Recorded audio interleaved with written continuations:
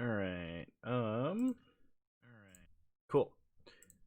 We are live. Just gotta notify the Discord here.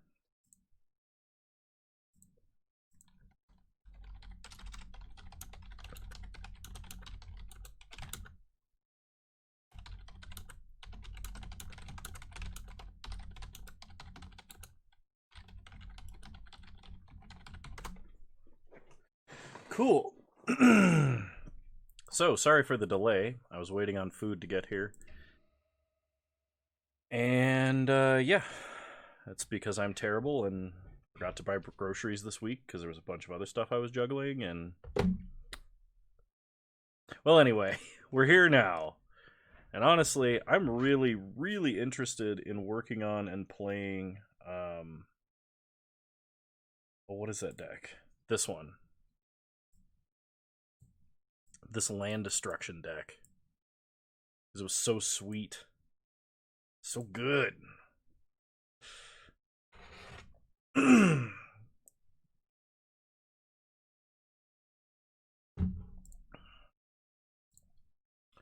whoops. I'm on the wrong... There we go. Now people can see my chat. Let's see.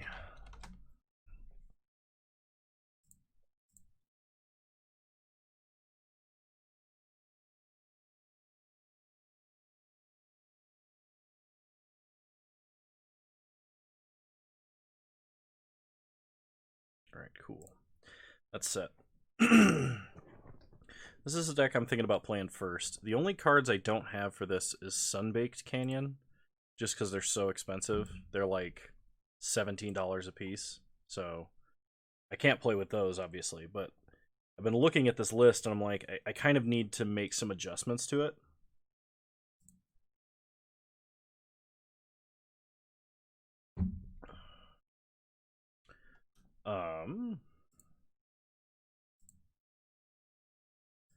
So one of the big deals is Chandra Acolyte of Flame post... oh shoot, I don't even remember what update that was. I think it was post the breaking and entering shenanigans that was happening with split cards. I don't even remember what deck was doing that.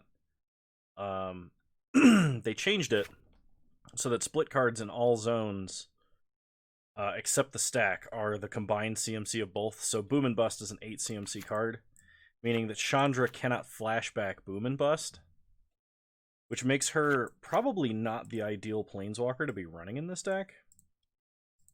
She's pretty good, like flashing back Lightning Bolt, flashing back Lightning Bolt, or flashing back Pillage, Cleansing Wildfire. Those feel great, but like we need,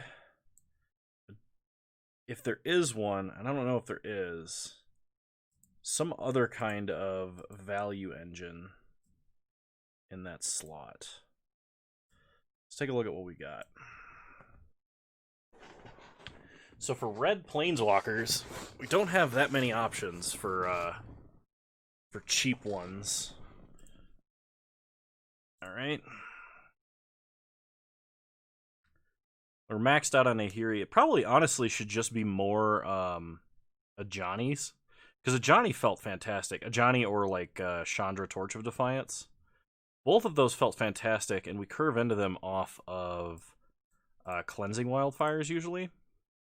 I think I also complained about not having enough basics, because I think I cut a basic from the stack. Let's see.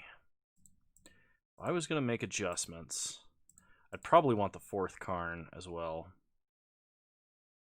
So originally this list ran Kaya basically as main deck Grave Hate. So let's cut let's cut the 2 3-mana Chandras, even though they were pretty great. I only have one Ajani. Okay. In that case, let's do another Pillage. This Pillage is fantastic. I was going to adjust Savai Triome because we don't need the black mana at all anymore. going to change it up to be...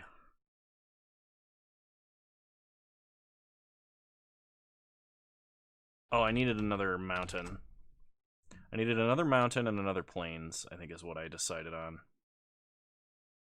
I don't want to go back and open up the video where I was rambling about it. Needle Verge Pathway feels great, but like... Actually might want that over another Inspiring Vantage. Is there any other...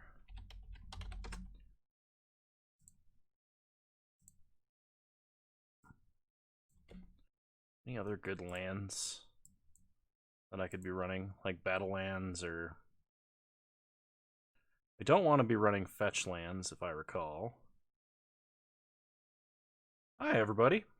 Kefka Kakarot and Malcolm Brood, welcome to the stream. How you guys doing? Let's see. I think... I guess it's just another snow-covered plains is what I need.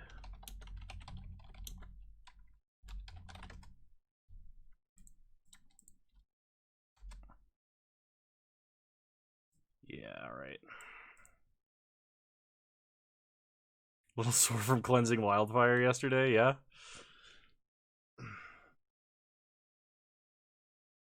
Did you get obliterated by the repeated ghost quarters for value? I was gonna see if I could work in a Karn. Another Karn, actually.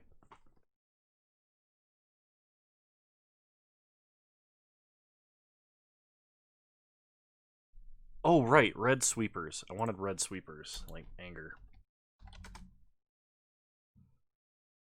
Oh, there's a Yargle Anger of the Gods now. I totally forgot that's a thing that exists.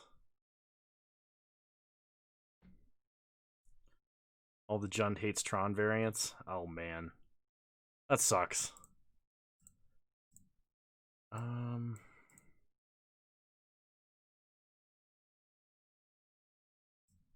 gonna drop Witchbane Orb because it's I'll almost certainly never ever wish for that.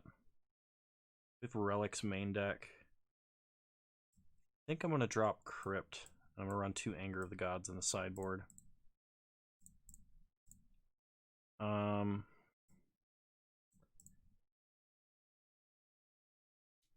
think I was debating about getting rid of Firebolt or something. I don't remember what though.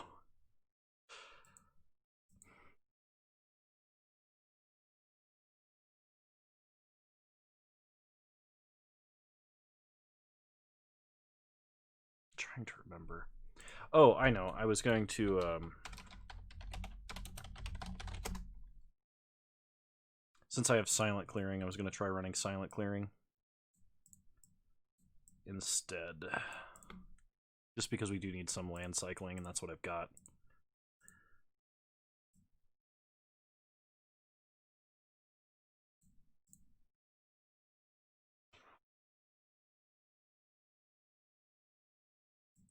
Alright, I think I'm done tinkering with this for now. So, I'm going to run this through a league. This should be fun.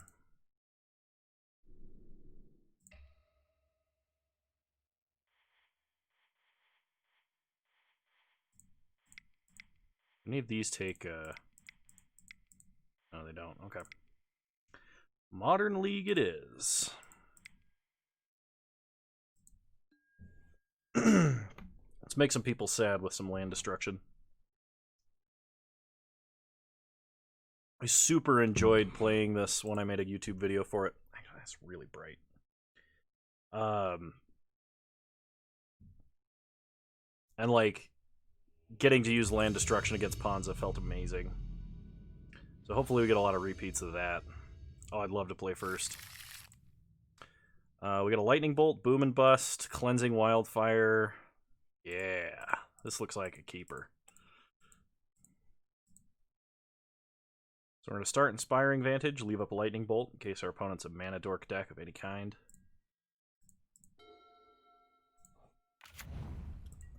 Pass the turn.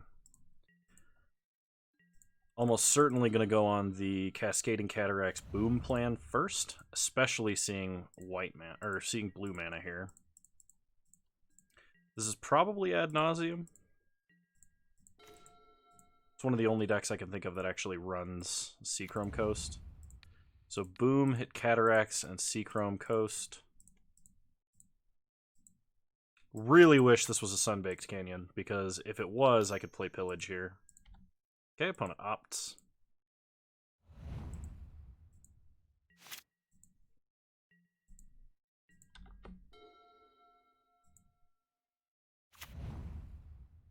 Okay, opponent plays a Hallowed Fountain untapped.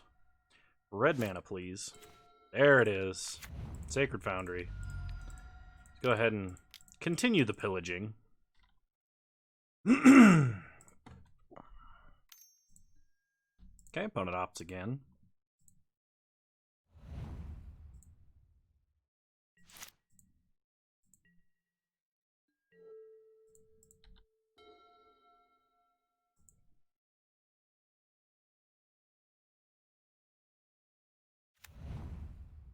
Alright, opponent plays a Flooded Strand, so we have to take a turn off of destroying lands here. And we're going to go ahead and Cleansing Wild... we're going to play Silent Clearing first, and then we're going to Cleansing Wildfire our own Cascading Cataracts. Love this interaction. Okay, opponent cracks Flooded Strand. Gets a Watery Grave. Untapped. Spell Snare. Okay. You've got a Spell Snare. Main decking Spell Snare. When did that become a thing in Modern? This is the second deck I've seen in a week that is main decking Spell Snare. It's also the second time I've actually run spells into a main decked Spell Snare, too.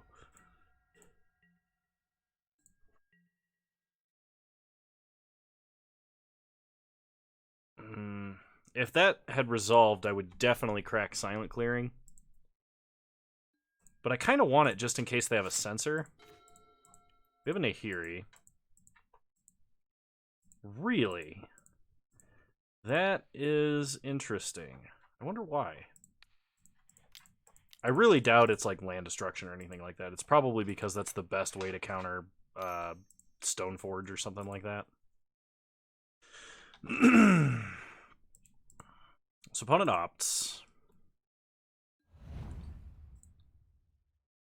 Pillage takes down their Hallowed Fountain. That's 3 lands we've destroyed.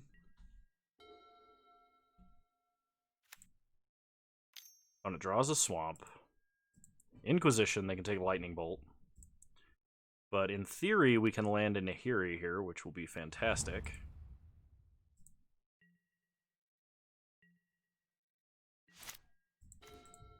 Another Boom and Bust. Yeah, we're going to take the time to actually play Nahiri right now. Got a feeling I'm not going to need this Day of Judgment, so I'm going to loot it away. That's the plan, Judd.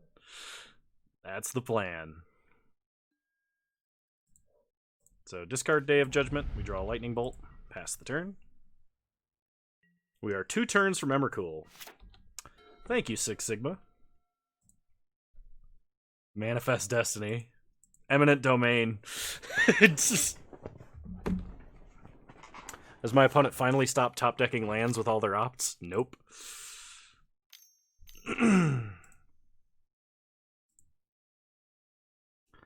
So, flashes back Snapcaster for an Inquisition of Kozilek. So they're going to Inquisition me, they're going to take Lightning Bolt, and then we're going to boom again.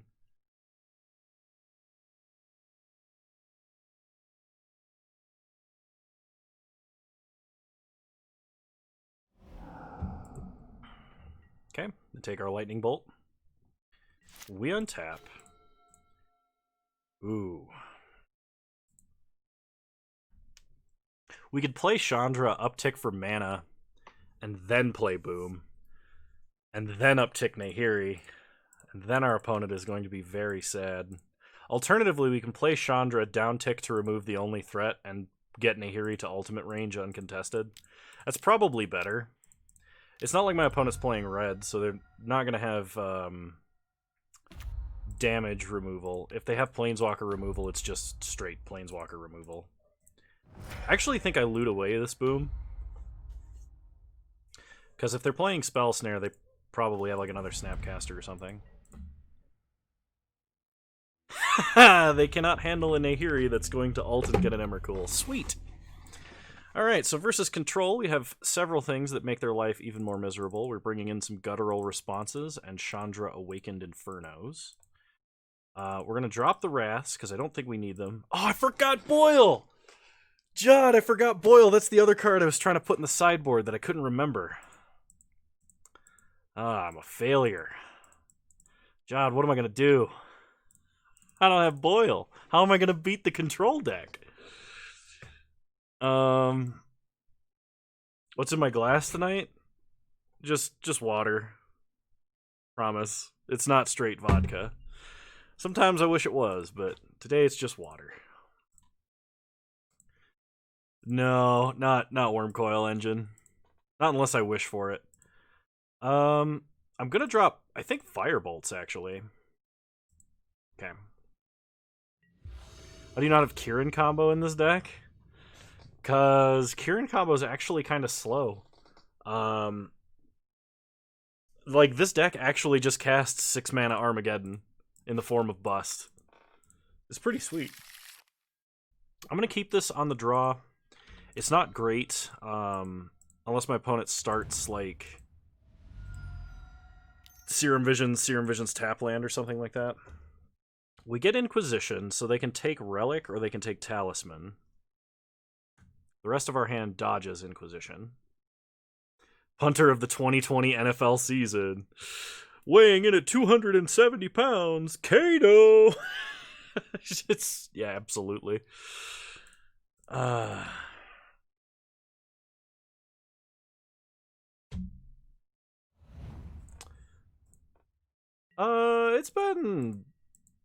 It's been good. Opponent takes Talisman. It's probably good for them. We're gonna play Relic off of Darksteel Citadel.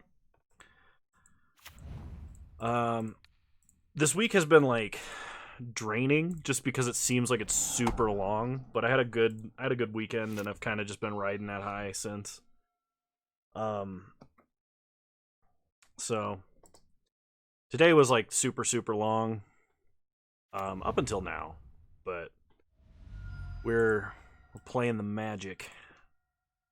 What's going on during these weekends? Oh shoot, what did I even do this weekend?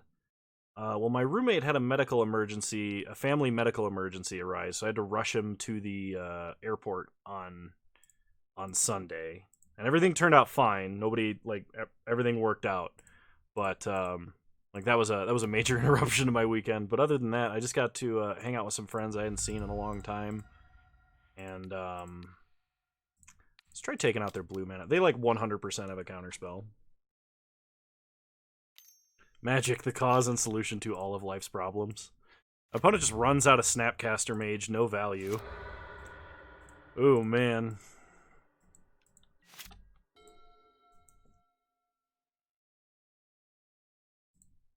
I just realized I should not be auto-yielding when I have an active Relic and my opponent only has one card in graveyard. Opponent draws an island. Not stonks. Agreed.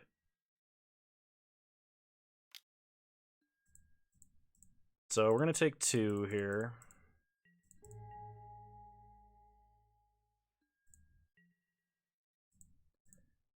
And we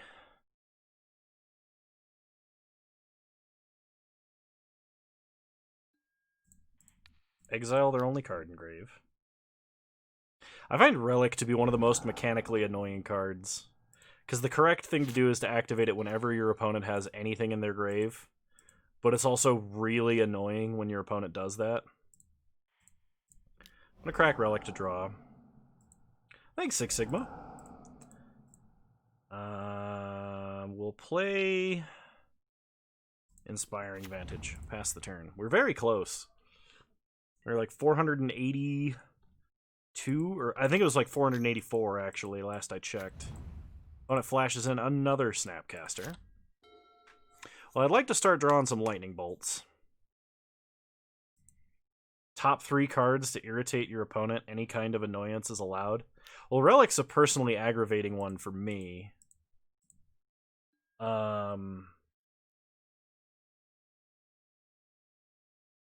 Annoying cards to play against, like legitimately annoying.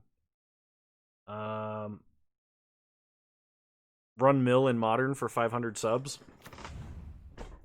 I'm pretty sure that I played Mill for today's video. I wish I had kept in the Wraths. And I wish I would stop drawing lands. So we're going to play Silent Clearing, sack Silent Clearing. Lightning Bolt? Alright.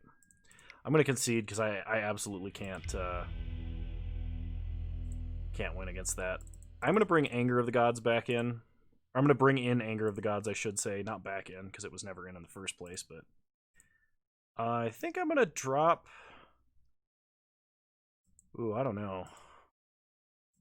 Maybe I don't need Relic. Maybe I only need 1 Relic.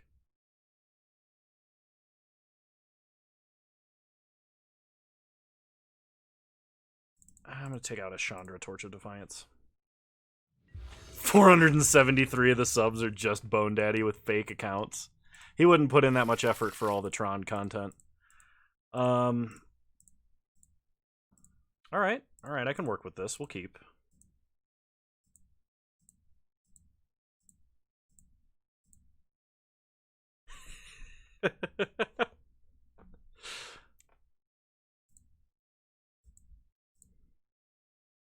Then it's Jawest. I still have stuff that I need to send to Jawest and to Bone Daddy. Stuff that I promised them, physical goods.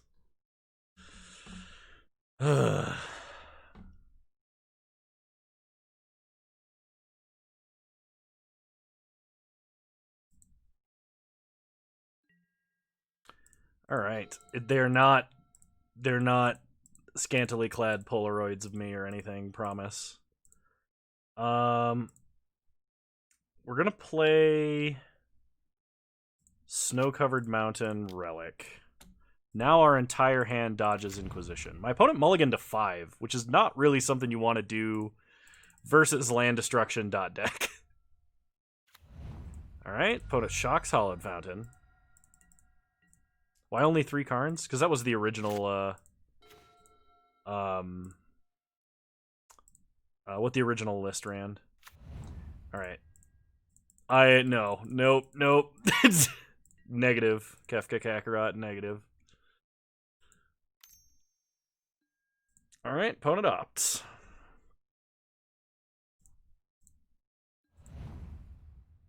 I would really like another red source of basically any kind.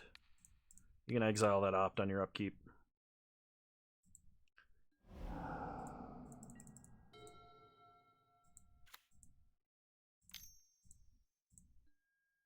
Opponent Inquisitions, so they can take Guttural Response now.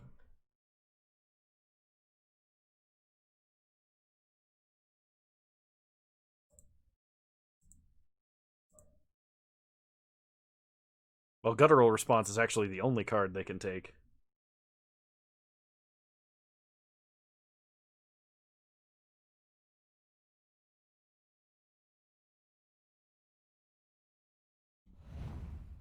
Okay. You got the spirit. You know what's up. You fit right in here. Alright, I'm just going to crack Relic to draw a card, I think.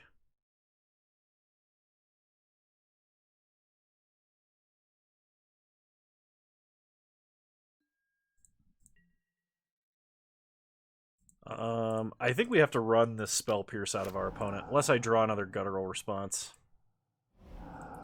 Okay, Darksteel Citadel is not exactly what I wanted to draw, but it will work, I think.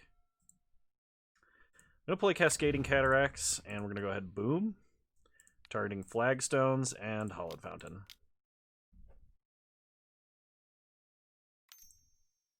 Spell. Oh, Thought Scour. They're Thought Scouring themselves.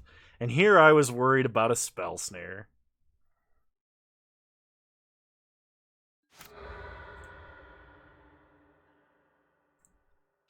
So we'll get a Sacred Foundry tapped because we drew our only planes. And we need double red for stuff.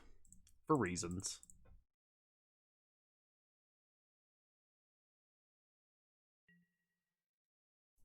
But look at this. My opponent's trying to play a 3-color control deck, and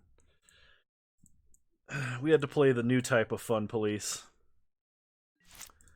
Rather than beat them down, we just had to make their life miserable. Play Darksteel Citadel.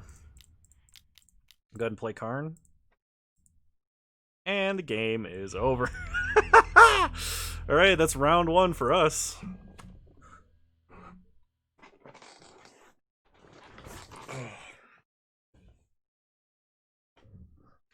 No, I'm just forgetful. I'm forgetful and busy. Also, thanks for joining the Discord, Kefka Kakarot.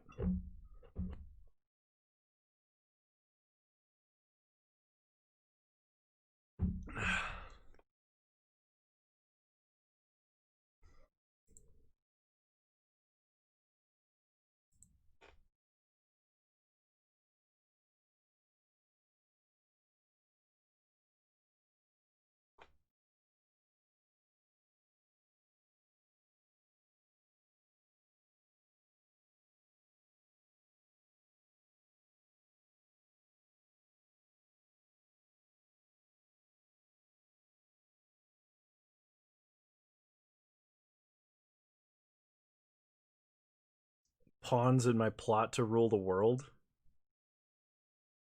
Bold assumption I could make a plot that good.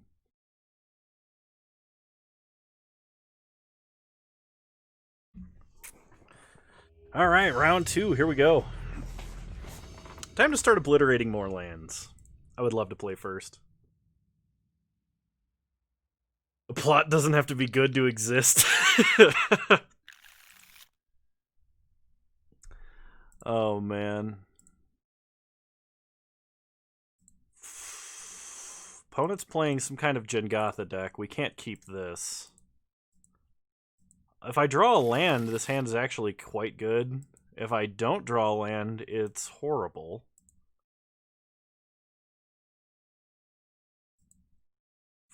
Did my opponent mulligan? Nope, they kept 7. I'm going to keep this just because of how many threats we have. And I'm going to put back Chandra as she's going to be the hardest one to cast.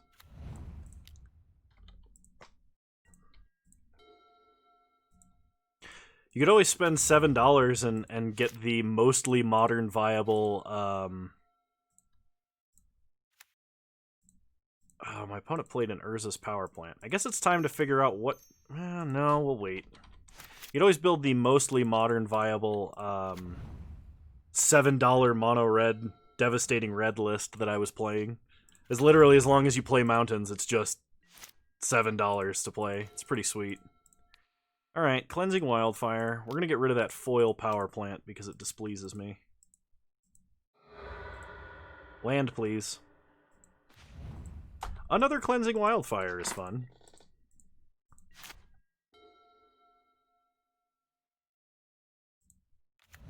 Yeah, that's right. O-Stone? I think I will see to it that you will never play an O-Stone. Or that you'll never activate an O-Stone.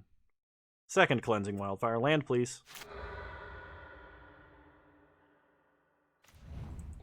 Lightning Bolt. Alright. Well, if I could play literally anything in my hand, I'd feel great about this. I'm going to hold on to Lightning Bolt because it's possible my opponent plays Karn, Great Creator. Are you kidding me? I've drawn 2 extra cards, and I literally just need to draw a freaking land in a deck that runs 24. We even got the double Cleansing Wildfire versus Karn. Or versus Tron, I mean. Alright, Ancient Stirrings for our opponent.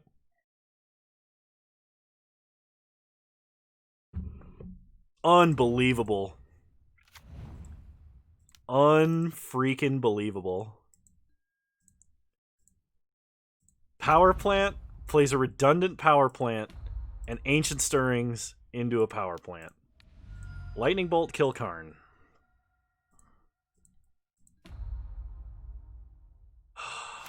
Untap. Well, I guess we lose. Because I can't draw land to save my life. And they drew the 4th freaking power plant. They're just rubbing it in. I don't even care anymore. Fine.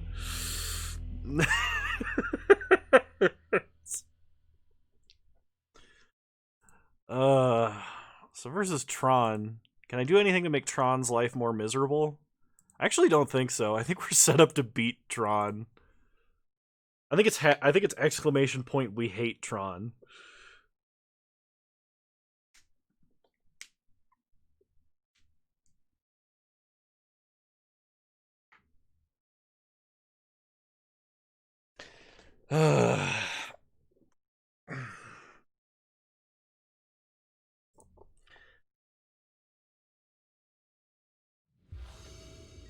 Alright, we'll play first.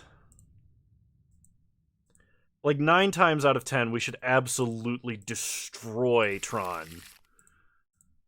Boom and pillage, but no indestructible land. I'm gonna mulligan. This will do the job. This I will keep. I'm gonna put back Chandra. And we're gonna start Sacred Foundry. Let's play like we've done this before tonight. Alright. Sacred Foundry tapped. Pass the turn.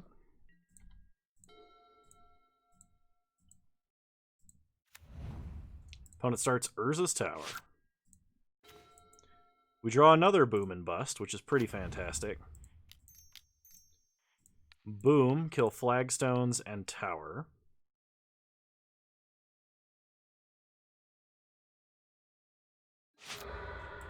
Alright, Flagstones trigger. Let's go get another Sacred Foundry.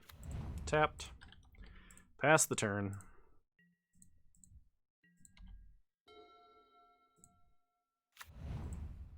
Opponent plays a Sanctum of Ugin. We draw a Silent Clearing. Play Darksteel Citadel. Play Relic.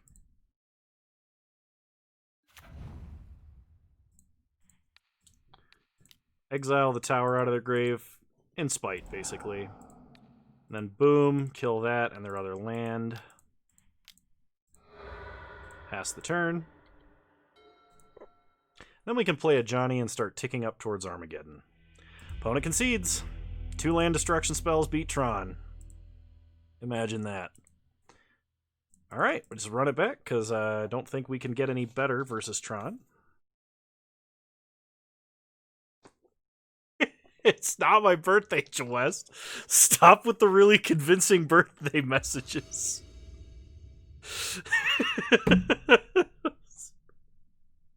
Every freaking time with you guys. Alright, we got Cleansing Wildfire, we got Boom and Bust. Let's do it.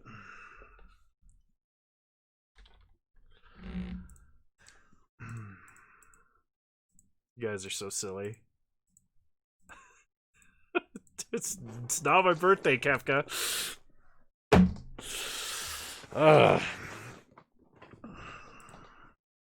Is my opponent mulliganing? Opponent mulligan to 5. Second for... Yeah, exactly. You fool Jod, you fool everybody. Alright, Darksteel Citadel is actually fantastic here. We're going to start Snow-Covered Mountain and Relic of Progenitus. Pass the turn. Jod, my birthday is 1 month before yours, minus 1 day.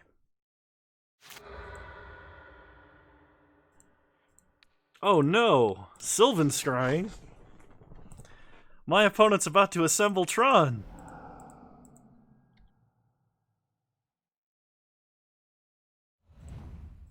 Opponent gets an Urza's Mine, sure. We untap, we draw Cascading Cataracts, play Darksteel Citadel. Boom. Take out the tower.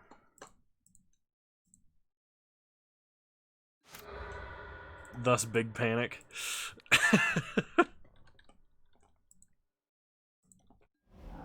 Alright, pass the turn.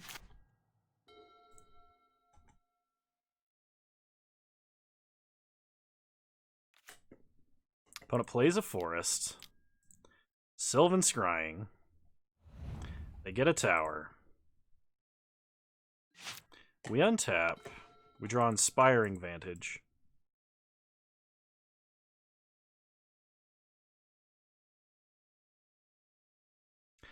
I think we Cleansing Wildfire ourself here.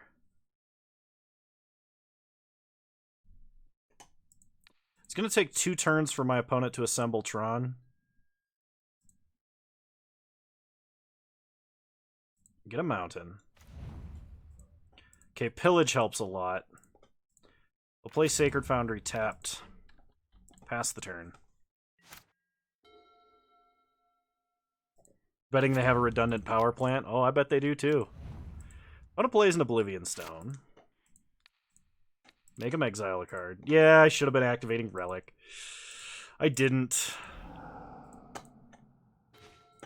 We draw Flagstones, so play Silent Clearing. Crack Silent Clearing. Nahiri is good, so we're going to pillage. We're going to pillage the mine.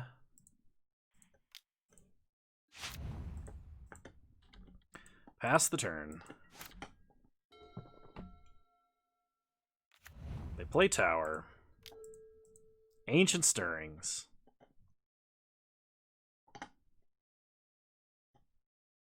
They get a redundant power plant.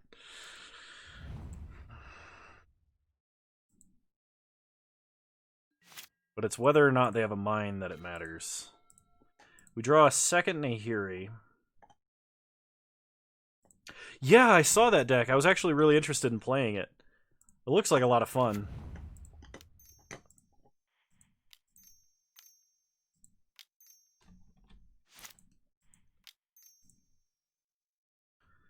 Play Nahiri. Uptick. We're going to discard Inspiring Vantage. Third Nahiri. Don't get cocky. You'll always pay for it. Okay. Yeah, I might hit you up on that, because that sounds like fun. I actually think I have most of the cards. Just because... Oh, opponent put Jingatha in their hand? Okay. They played the power plant, so they don't have any cards we don't know about. I'm going to crack Relic to draw. It's unlikely that we need to have Grave Hate. Okay, we draw land. Untap. There we go. Uptick Nahiri. Yeah, we'll loot away... you know what? We don't need the land. And Armageddon. Say goodbye, Jojo. Red-white garbage, Ponza. Sir, do you see what I just did? I just cast an Armageddon versus Tron. With an active Nahiri that's about to ult.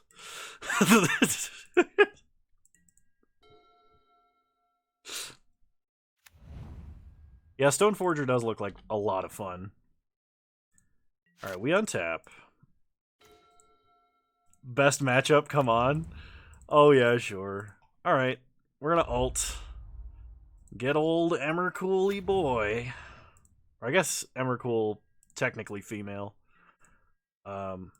If you believe the Zendikar lore of the merfolk who inappropriately mentioned that Emrakul was an angel and built an angel statue of her. When in fact she is not an angel. Go ahead and lightning bolt him down to 2.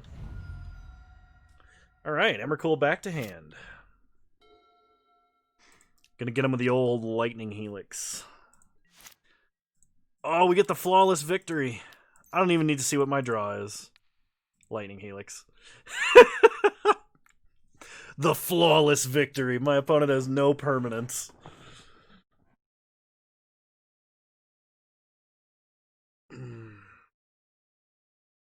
I think, I don't know if Big Monkey joined the Discord or not, but they showed up last stream. It was good.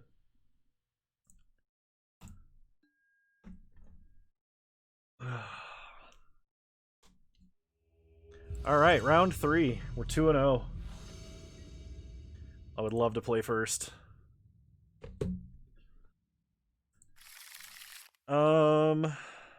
Almost. If this had a single indestructible land, this hand would be amazing, but I'm gonna mulligan. Azorius deck, huh? They're naturally immune to much of the land destruction.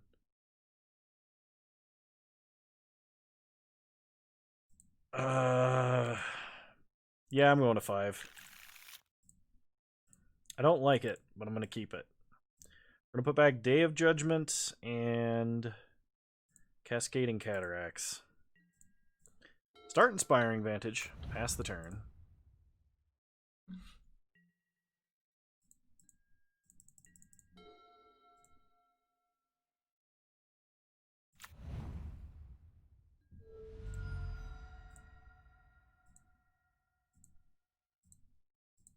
Alright, opponent starts Scalding Tarn, cracks Scalding Tarn, gets a Blood Crypt untapped into a Swift Spear.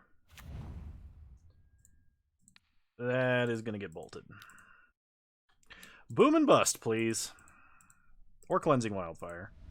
Unbelievable. Mutagenic Growth to save it from the bolt. I should have waited. I should have waited till post-combat. Now I take extra damage for my sins. We draw another Inspiring Vantage, play it. Bolt on our turn. Yeah, this looks like Luris, like the shadow, all-in shadow burn type deck that they're playing right now. Mutagenic Growth is just, it's basically a free lightning bolt with a Swift Spear out that loses them life. Well, they take our land destruction spell. And they are not stuck on one land, which is very bad for us. We draw Cleansing Wildfire, so play Cascading Cataracts. And we're going to go ahead and play our Cantripping Rampant Growth on ourselves. It's pretty sweet. Get a Mountain. We draw Nahiri. Nahiri is really good. If my opponent can't play a threat next turn, Nahiri starting to tick up would be really sweet. But it bolts our face.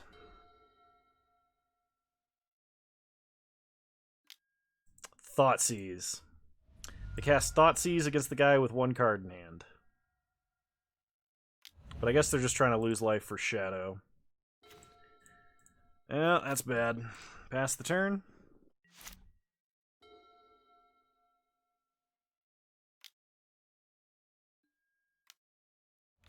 Opponent plays a Scourge of the Skyclaves. Alright, we need a Day of Judgment off the top. Yeah, I really dislike playing against this deck as well. Alright. Next game. So versus Shadow, I want timely reinforcements. Probably over Firebolt, because Firebolt doesn't actually kill anything like other deck. It kills a Swift Spear when they can't cast any other spells, which is super unlikely. Anger of the Gods is much the same way. It's a decent sweeper, just not versus their deck. Glass Casket is good. I guess it's technically a decent removal spell for us. I think I like it better than Firebolt.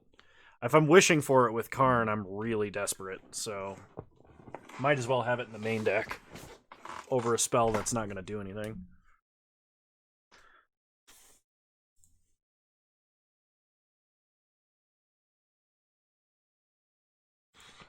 We got a lot of people watching today. Welcome, everybody. I'm glad to have you.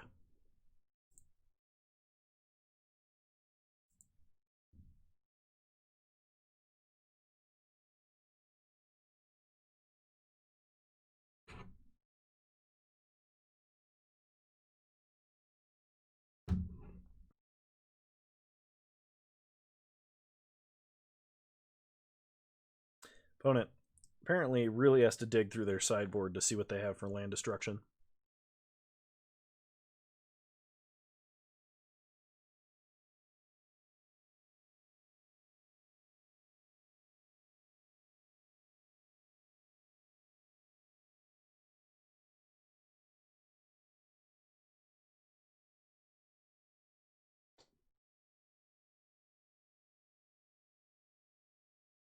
That's true. I primarily make YouTube content right now because it's most convenient with my life schedule. I put up about an hour of footage every day at noon, with occasional double uploads and stream VODs going up at Friday at 1 p.m. Mountain Time. Alright. I would love to play first. Hopefully we can jank our opponent out.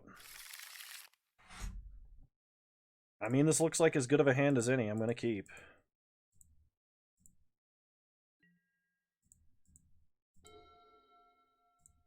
Start Inspiring Vantage and play a Relic.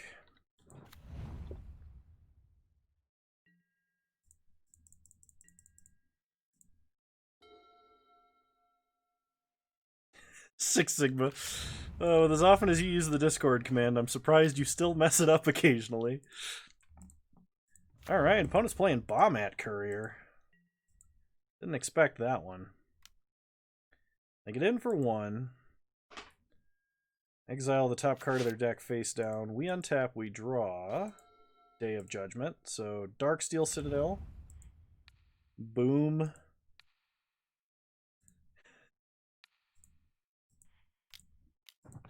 That's right. The Kano ribs back.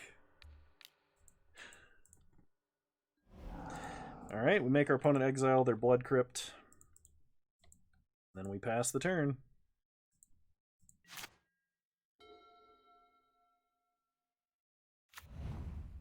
Alright.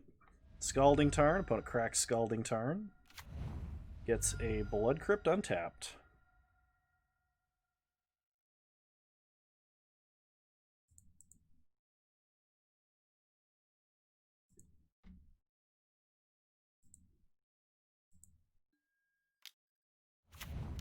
Plays a Seal of Fire, exiles the next card of their library. We untap. We draw another Relic. So we're going to Cleansing Wildfire ourself. We will use its ability. We're going to get another Mountain. We draw an Inspiring Vantage. Okay. Play a Sacred Foundry untapped, and we will Lightning Bolt the Bombat Courier.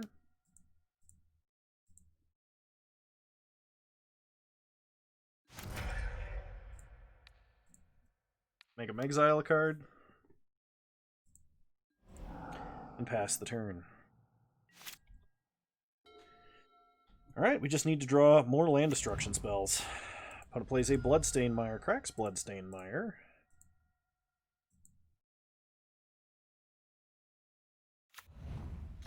Gets a Blood Crypt untapped.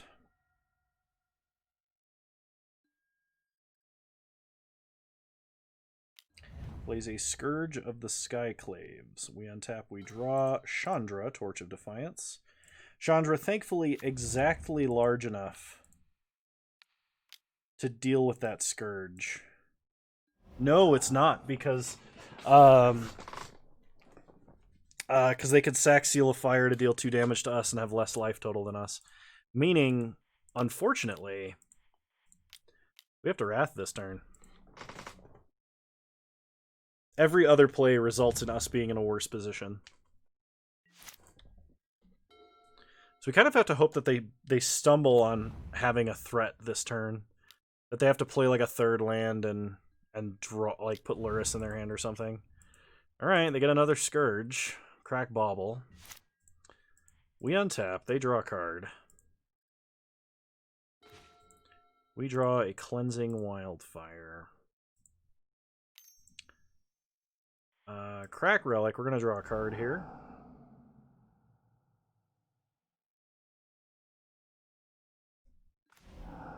Okay, Lightning Helix could be good. So they hit us for 2, down to 14. This increases to a 6/6. We Lightning Helix it. It does 3 damage, gains 3 life, reduces its toughness by 3. Lightning Helix kills it exactly. Alright, so we Cleansing Wildfire ourselves first.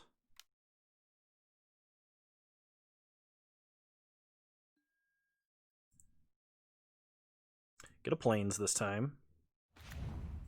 We draw another Cleansing Wildfire. So then we Lightning Helix. Would love to see them crack Seal of Fire here. It's just one less thing we have to worry about. We're playing another league after this. How much are leagues? Leagues are, depending on, I think, the league, it's between $10 and $12 to enter usually. And yes, we will be playing another league after this at least. I don't know if we're playing it with this deck. I do want to play some Innistrad Supreme Draft because it sounds like a lot of fun. I mean, if you don't crack Seal of Fire, you still lose it. Alright, well, opponent did have a mutagenic growth, so it survived by 2, but we shrunk it to a 3/3. We're going to need some hard removal, and we've already used one of 2 Wraths. This is pretty bad. Opponent Inquisitions. Would I be interested in some Yawgmoth? Define Yawgmoth.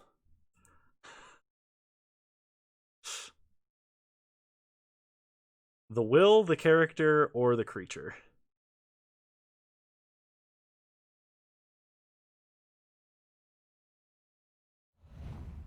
Opponent takes Cleansing Wildfire.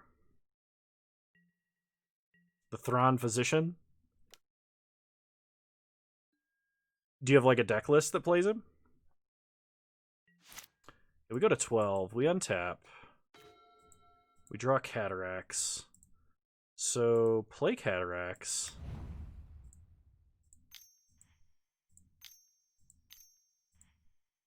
Play Chandra. Uptick Chandra. I don't think we have anything that can get us out of this, though, is the problem. We hit a Sacred Foundry. Play Relic. Crack Relic to draw. Okay, we have a Lightning Bolt. It's unlikely that our opponent gets into Bolt range, but I guess theoretically possible.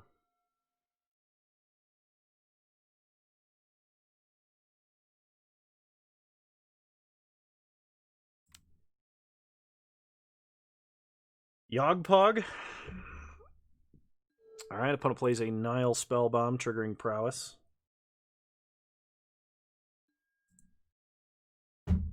I definitely cannot play this list. At least not optimally. I don't have all the cards.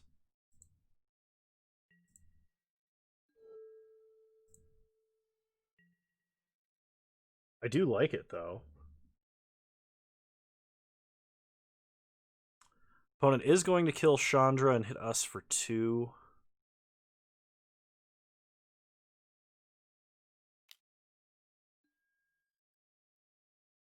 Let me see what I'm missing. I know I'm missing the Verdant Catacombs. I know that's a problem. So opponent hits us for 2. We go to 10.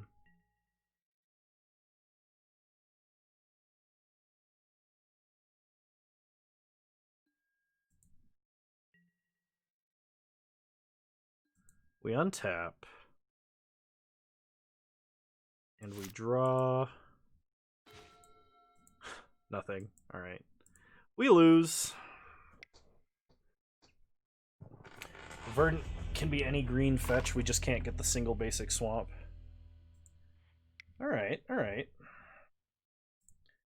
I'll look into playing that after this league. Because it does look like a fun deck list.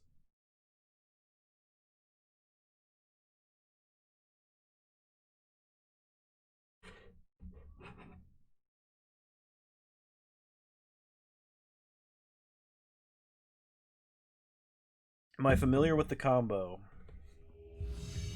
I am not, but it looks like Undying plus Yawgmoth to put the counter on Young Wolf, and then kill your opponent with like a Zulaport Cutthroat.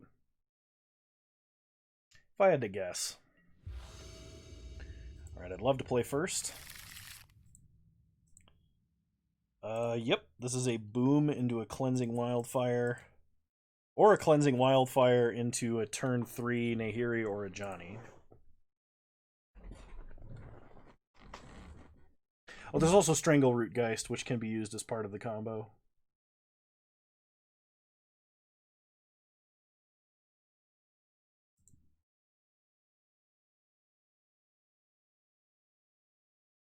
Then you can draw cards until you can chord for a Cutthroat. That's awesome. Alright, we're going to start Inspiring Vantage. Pass the turn.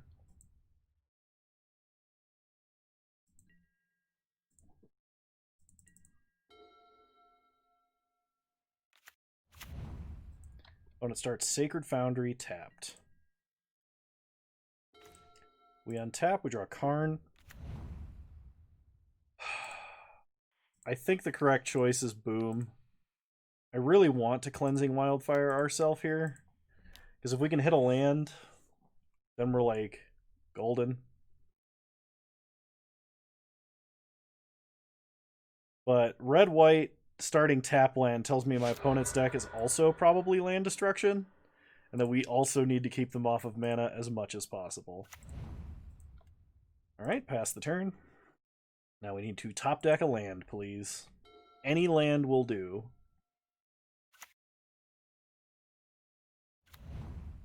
Okay.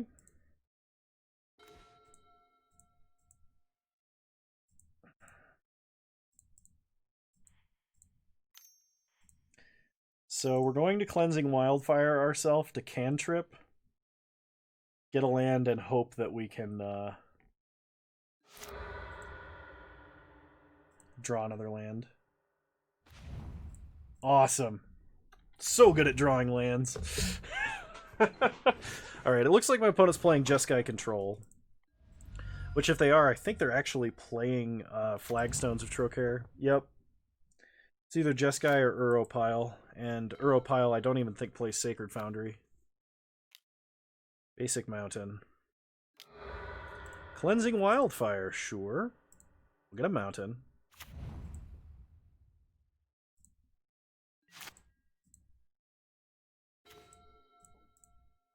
Pillage the Tri-Land.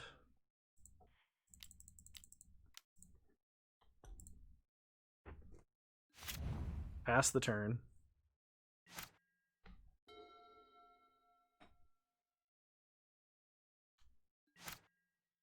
What? They don't have another land? Flagstones.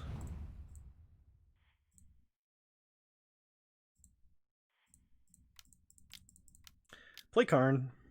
We're gonna wish for Trinisphere. Odds are they have a Bolt, so Liquid Metal Coating is not good here. Trinisphere. Pass the turn.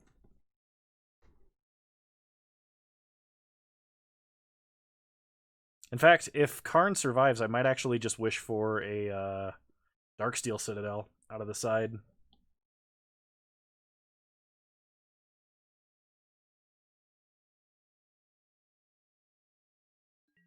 I have a love-hate relationship with Trinisphere. What's wrong with 3-ball? I think in terms of number of times I've cast Trinisphere versus number of times any of my opponents have cast Trinisphere, is overwhelmingly in favor of me playing it and not my opponent.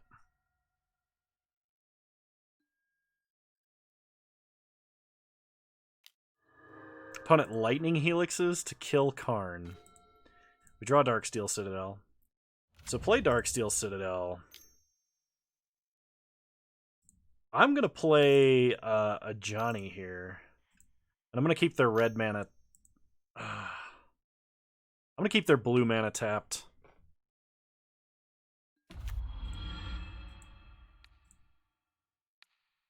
Because my opponent missed a land drop, meaning that for them to have another land, they have to top deck it.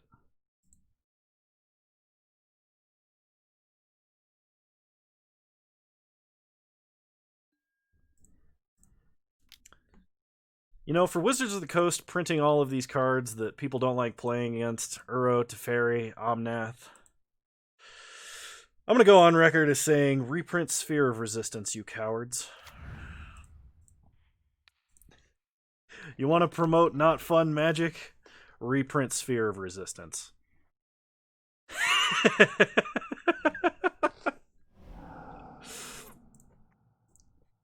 said that on tape. Yep. Oh man. I really think they should just print like a white enchantment. It's just 2 white to cast. No, defense grid's not punishing enough.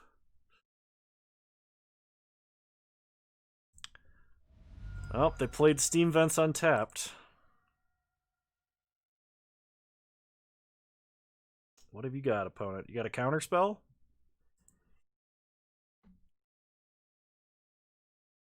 Why is Sphere of Resistance so bad? So the number one rule of all of Magic ever is symmetrical effects are not symmetrical.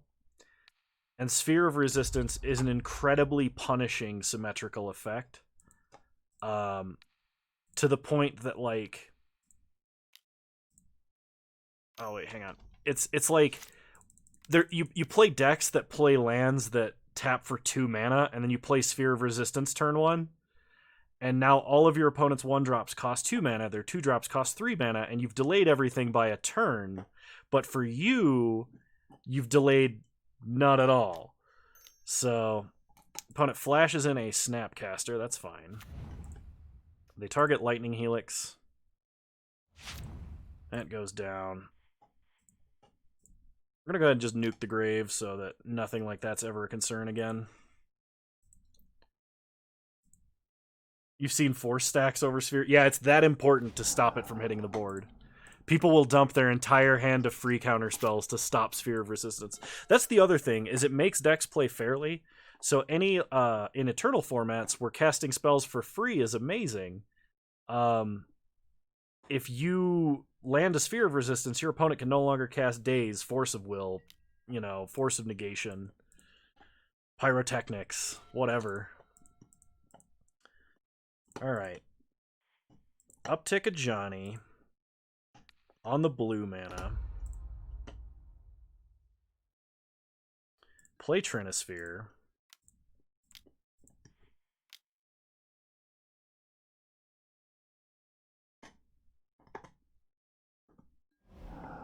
Opponent does have Force of Negation. Now, see, if I'd landed this Trinisphere, Force of Negation couldn't resolve because they don't have 3 mana to cast it.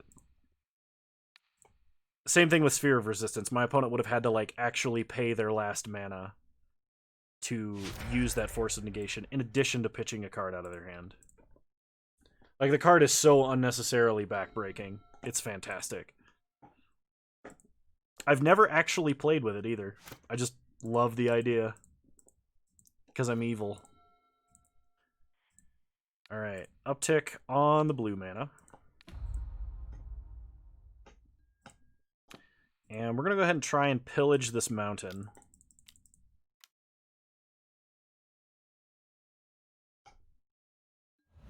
Sweet. Pass the turn. So our opponent is playing Jeskai Control, they just can't do anything. They played an island, scariest of all basics. We untap. We draw Karn. Uptick on the blue mana. Control, yes. I think Karn is slightly more important here. Because with Karn, I can wish for Trinisphere again. Because I exiled it. So, wish with Karn. Grab Trinisphere. Pass the turn.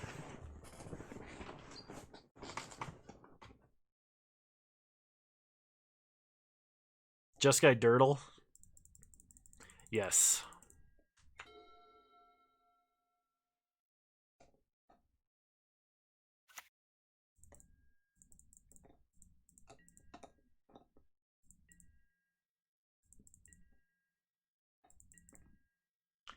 Alright, we untap. We draw Darksteel Citadel. Play Citadel. Uptick a Johnny to 7, so a Johnny is at ultimate.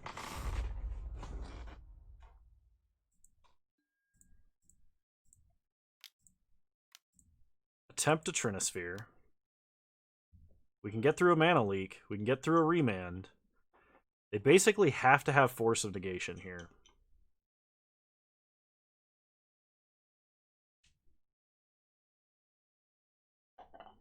And because they don't have red mana, it's not like they can bolt our Planeswalkers at the moment. The best part about this is, if they don't have remand, no worries. Sounds good.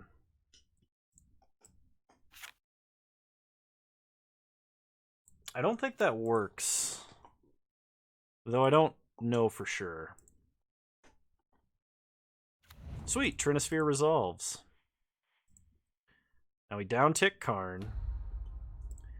We wish for Liquimetal Coating. And we cast a Lightning Bolt out of hand. Nice.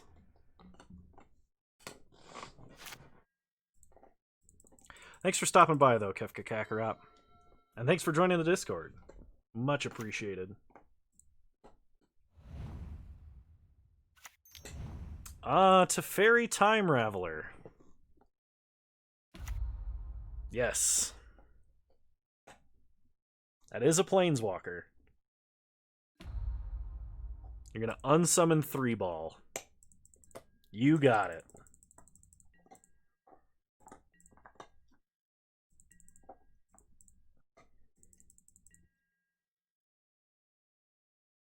So we untap.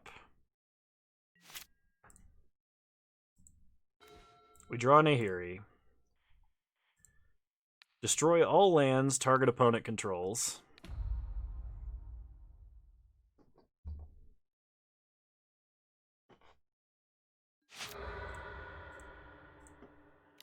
Play Coding. Because quite importantly, Coding can shut off Teferi, so they can't even uptick him.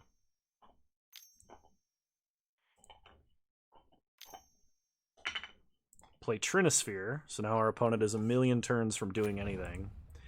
And they definitely can't cast counter spells or anything. So on their upkeep, shut off Teferi.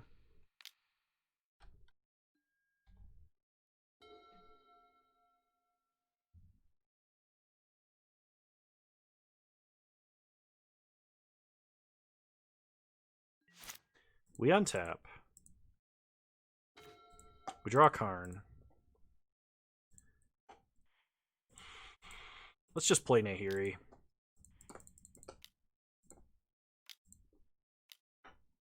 Settle the Wreckage in the Sunforger deck. 2 mana kill all your dudes. It seems like fun. Loot with Nahiri.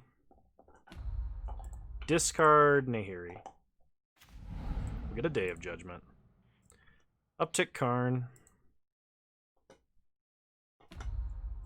Okay. Pass to my opponent's turn. Shut off Teferi on their upkeep.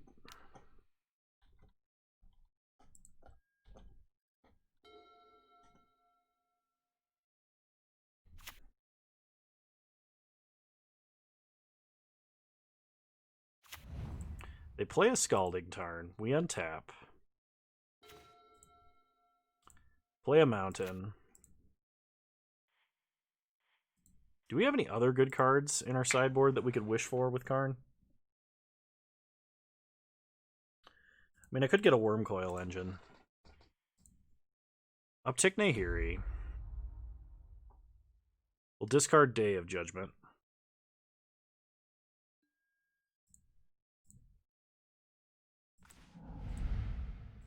Boom and Bust. Yeah, Jod, you asked about it. You said that's how I was gonna win, so we're gonna go get a Wormcoil.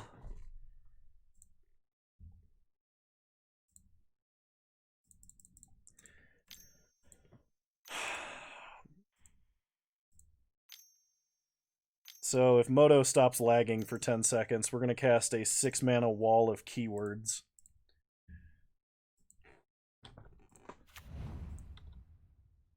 Pass the turn.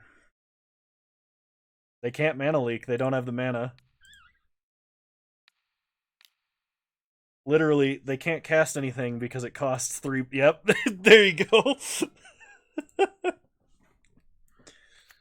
3 ball, too strong.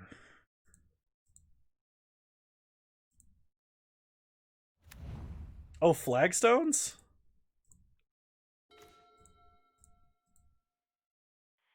Alright, let's go get Emrakul. And end the charade.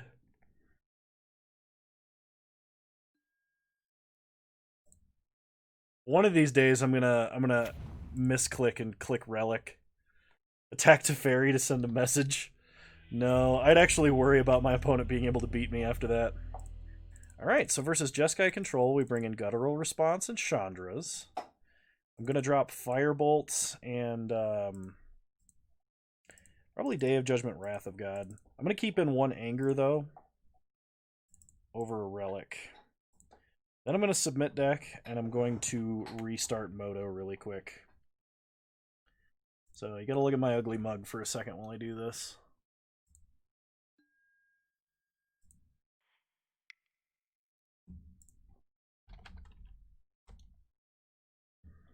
It's just lagging so bad, and this is like the only way to fix it.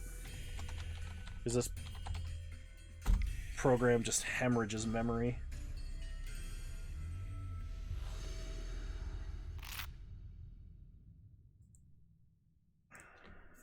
Alright. It's starting back up.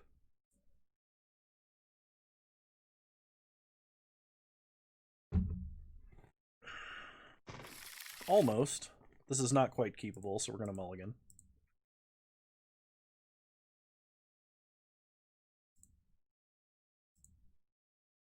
My opponent also mulliganed 6.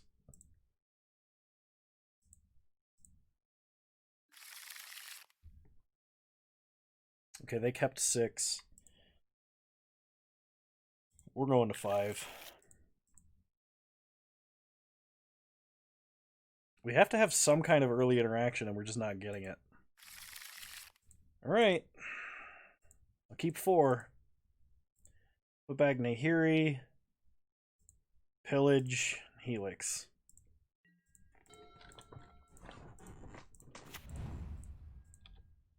Probably going to lose this one. Just, you know, if I had to guess. Play Flagstones, pass the turn.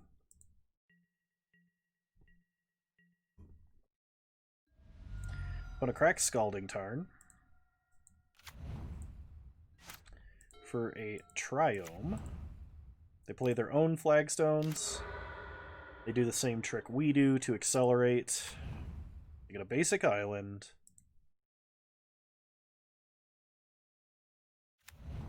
And a Hollowed Fountain. We need to top deck a red source right now.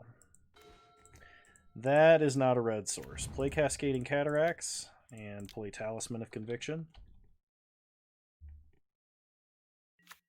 Okay, that resolves. Shoot, turn off auto yields because Guttural Response actually could matter.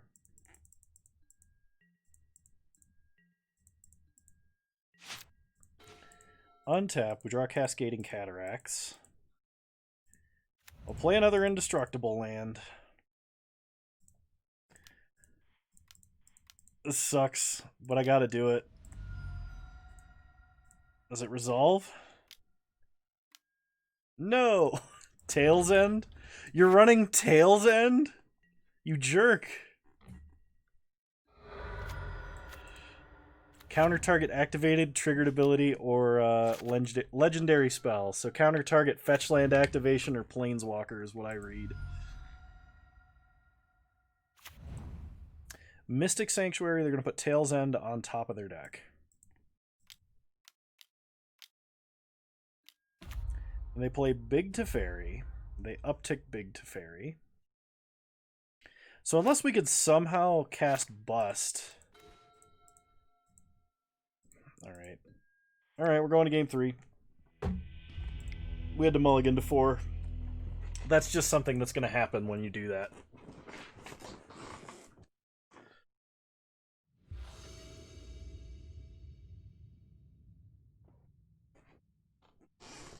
Alright, we'll play first. Can't keep that. This works. We'll keep this. We'll put back Nahiri.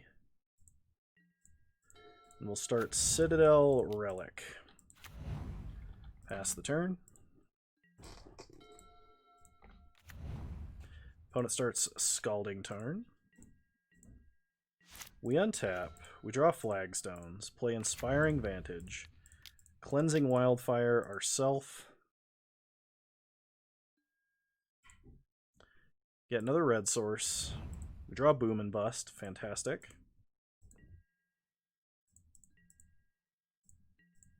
Okay, pass the turn. Exile that land out of the grave.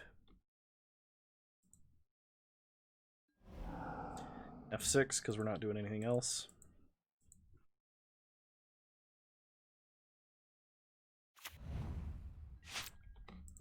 Opponent plays a Raugrin Triome, which we kind of expected. And a Snow-Covered Island. We draw a Sacred Foundry.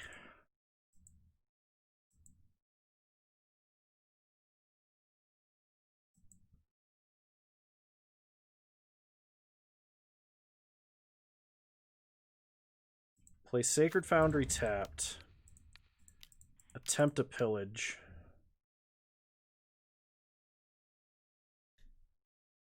If my opponent has counter magic, this is gonna hurt. And if they don't, we're probably gonna win. No problem. Thanks, Jod. Thanks for showing up. It was good to have you. Okay, opponent mana leaks our pillage. That's fine.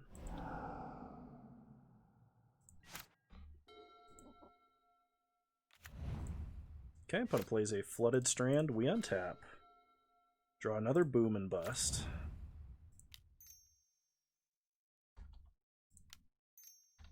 Oh shoot, actually what I want to do is this. Boom, try and take out a land.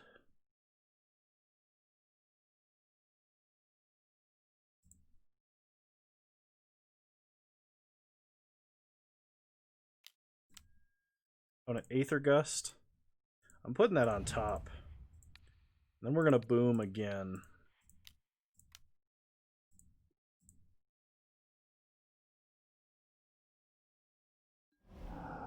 Opponent Force of Negation. Wow. That's fine. So what did they pitch? They pitched Remand. Impressive.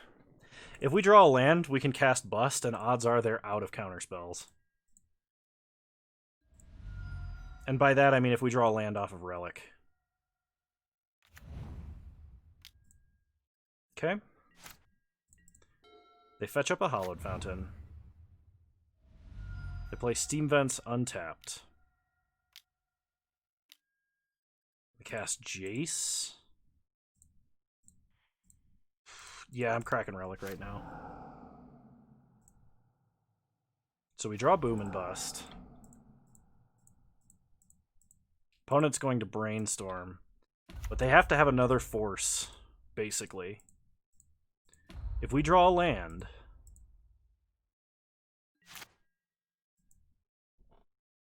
They put a card on top.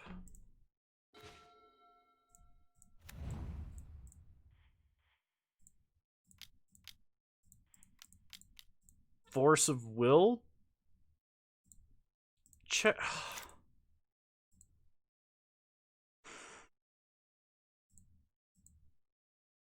Crap, do we cast Karn here? Is one better than the other? I think we cast... I think we just gotta go with the Bust.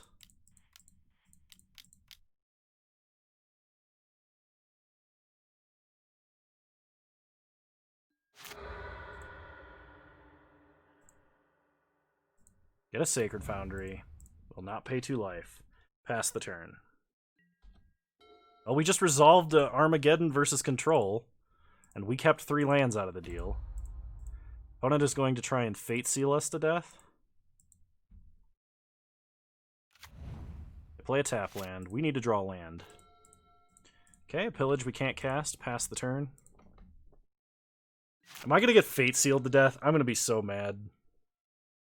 This is almost universally the wrong thing to do. You should almost always be brainstorming. There are some edge cases, and that may have been one of them, but like... Okay, opponent shocks.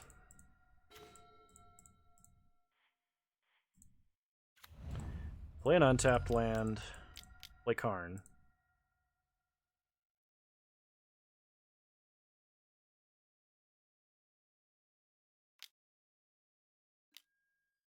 Alright. So I guess our opponent beats us simply because now they're drawing more cards than us. So they can resolve lands, keep counter spells up. Yep, there it is. This opponent Fate Seals us again. Yeah, we draw a Talisman of Conviction, so we're going to play it. We'll pillage the Prairie Stream, I guess. We need to somehow like draw and resolve a Karn, which I just don't think can happen. I probably should have played Karn and wished for Pithing Needle first. But remands a pillage.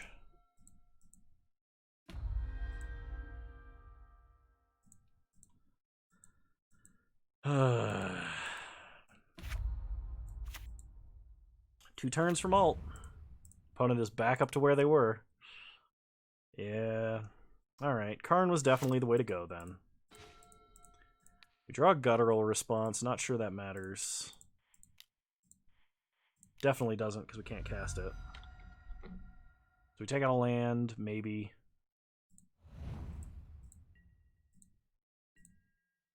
But at least if we draw Karn, we can play the Karn with Counterspell backup.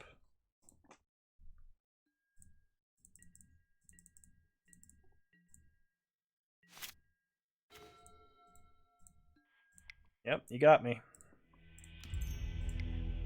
Super close. I made a mistake, I think. I don't know if it was technically a mistake, but we're 2-2. Going into round 5.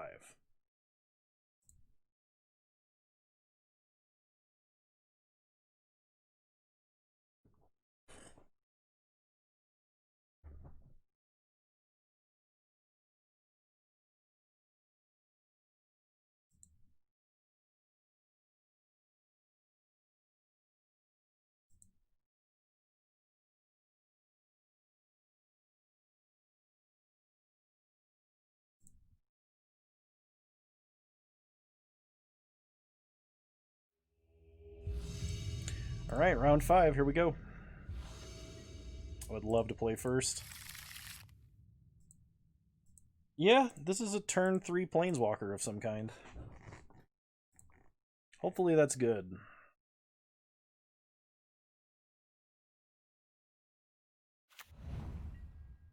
Main deck Leyline of Sanctity.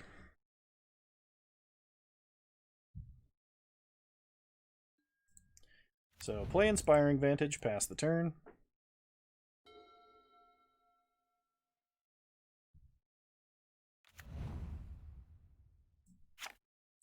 Oh, this is oops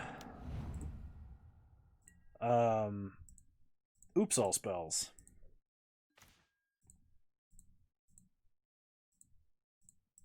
I mean, in that case, I'm probably just cleansing Wildfire them. Because they're not running basics.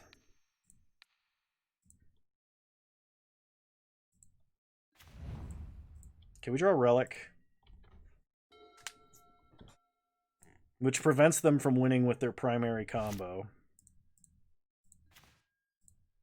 We also draw a Pillage. You know what? That's meaner. Let's do that.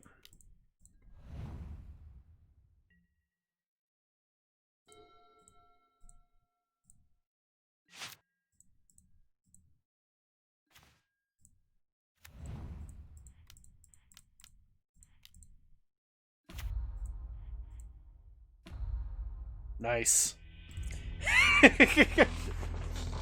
All right. So versus... Oh, they win with haste, don't they? We don't want to anger the gods. I don't think we have sideboard for this. We're just we're just gonna run it back. Always have it. Never didn't. I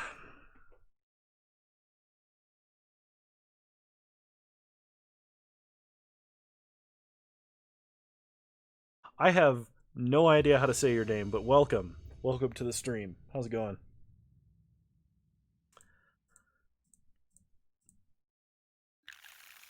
We're gonna keep this. Hopefully it's fast enough. We have 3 land destruction spells, 2 of which are cantripic sinkholes versus our opponent.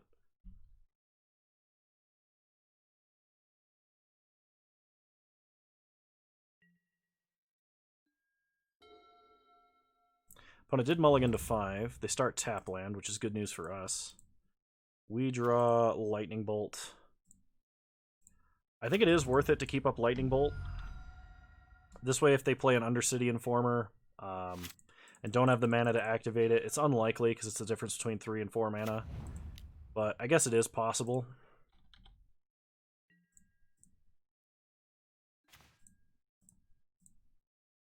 Alright, I don't know if they play basic lands out of the sideboard.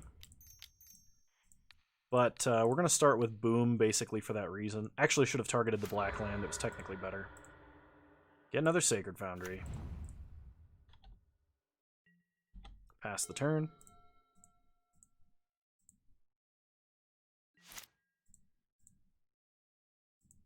We untap, we draw another Lightning Bolt, play Cascading Cataracts, play Talisman,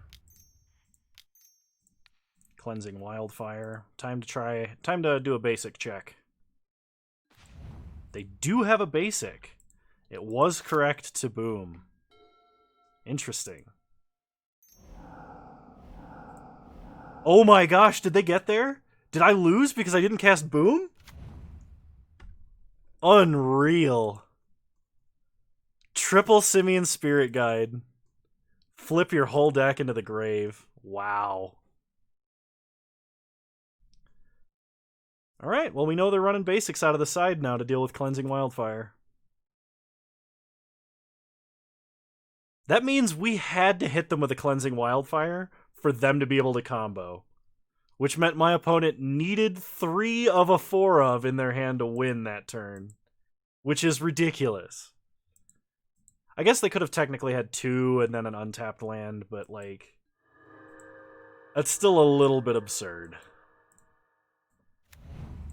Alright, you win. Game 3. Well, now we know.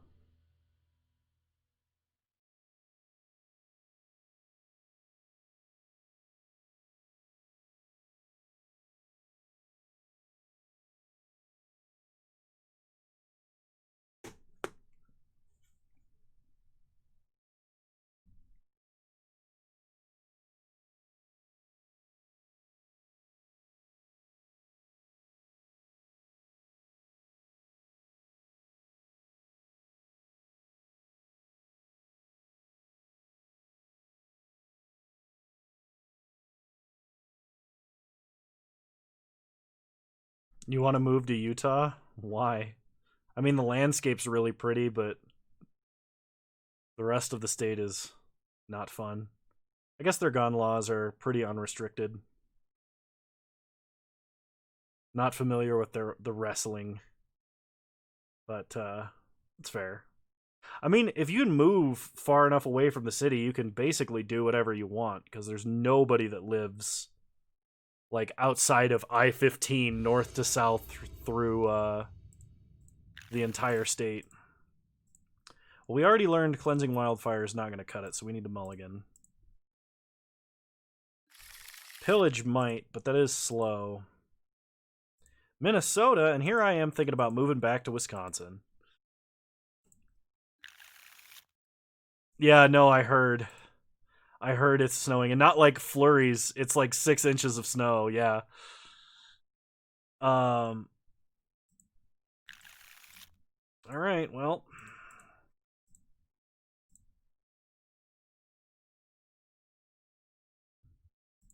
Putting back the pillage. We're gonna try and play a turn 3 Karn. Like Oreo on my blizzard snowing.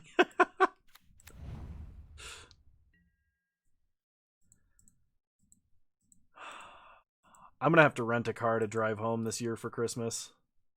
My Challenger is just not gonna cut it.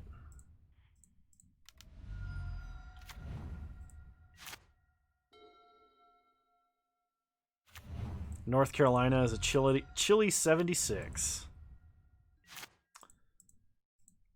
Land, please. Ugh. Needed to draw land so bad.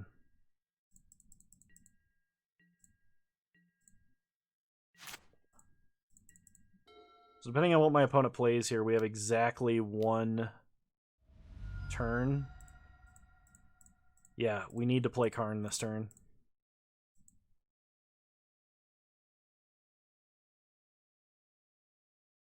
Because Nahiri can only hit tapped artifacts. She can't hit an untapped Charbelcher. Okay, gotta hit a land. Land? Alright. I hate losing to this deck. Oops All Spells in Modern was fun when you had to play 3 basics and play like 3 land Spy. It's not fun now that it's like an actual legitimate combo.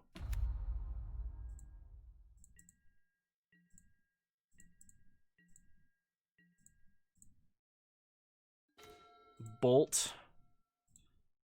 That might change something.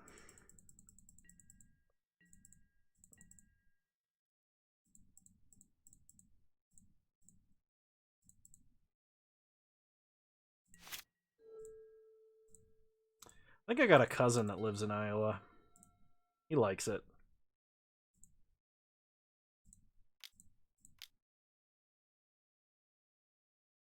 Am I just gonna get belched? I got a feeling I'm just getting belched. It's the full-on 7-mana hardcast belcher. Ugh, why?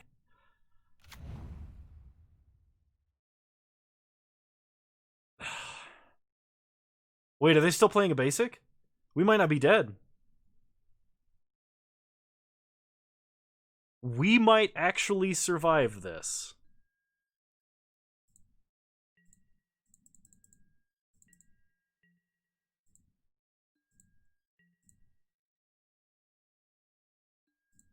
And technically our best odds are if we Lightning Helix their face end step.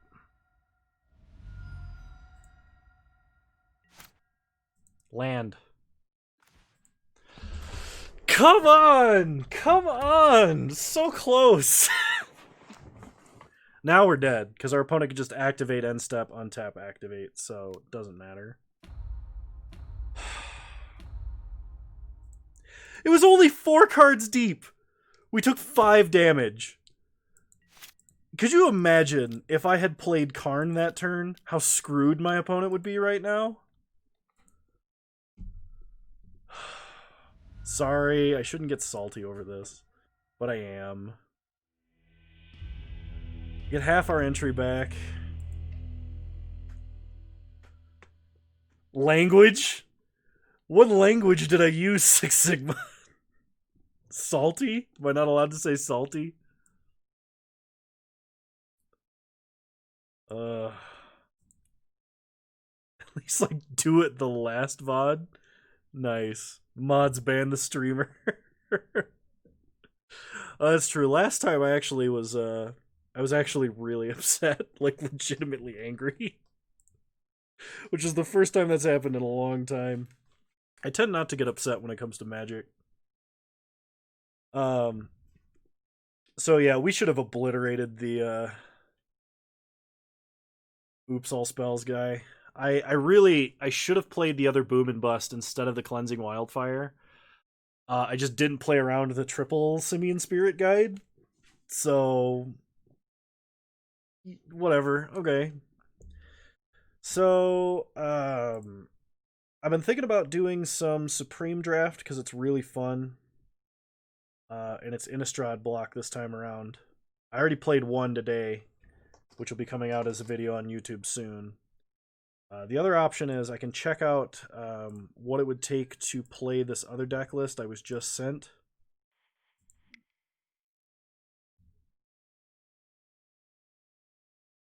I only have one Nurturing Peatland. I'm actually missing a lot of this deck, it looks like. Wow, yeah, I'm actually missing more of this deck than I thought. I thought I was like just missing the Verdant Catacombs. One moment. It didn't even load all of the correct cards from the main deck. It's missing 2 creatures. Oh, it's missing 2 Birds of Paradise. Yeah, I'm going to go ahead and play Supreme Draft then, because I don't want to spend the next 30 minutes trying to figure out where I need to get these cards and how much they cost. It wouldn't be that difficult, it's just slightly more than I know I have tickets for, so we're going to play some Innistrad Block Supreme Draft. At least one.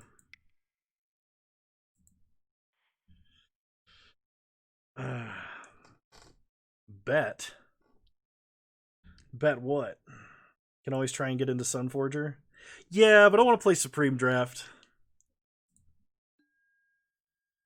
So we're going to load up a Supreme Draft here.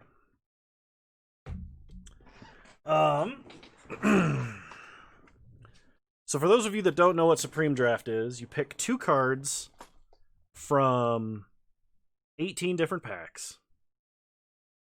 And 2 cards each pack, and you try and build a deck. Next Stream Night Sunforger. I mean, like, I don't know how long this is going to take. We might even have time after this. We'll see. Depends on how up for it I'm feeling.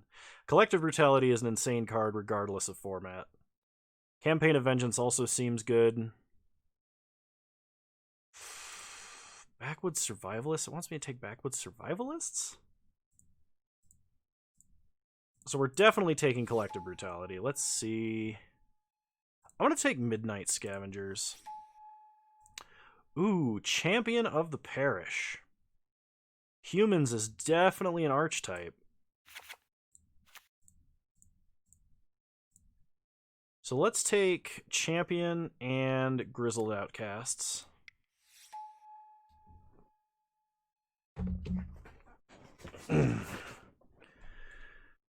We've got Bound in Moonsilver.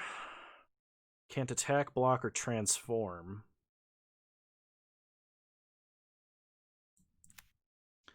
Okay, that seems like a good card.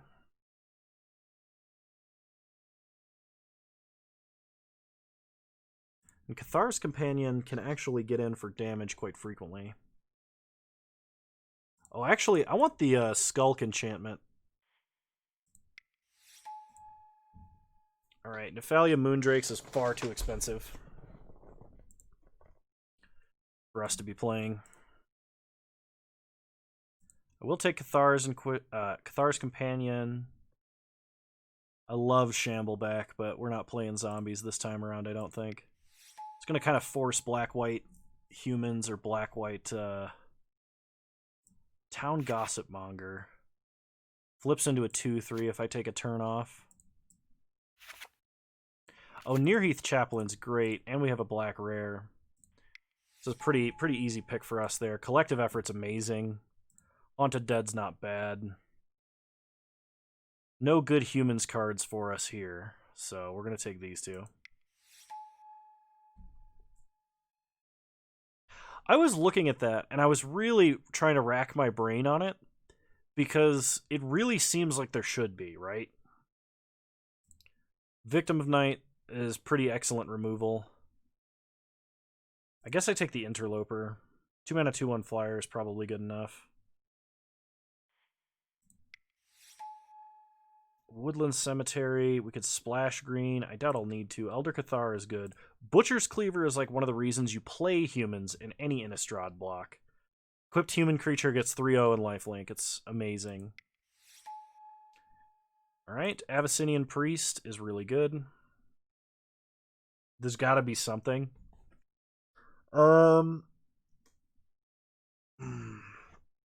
You would think.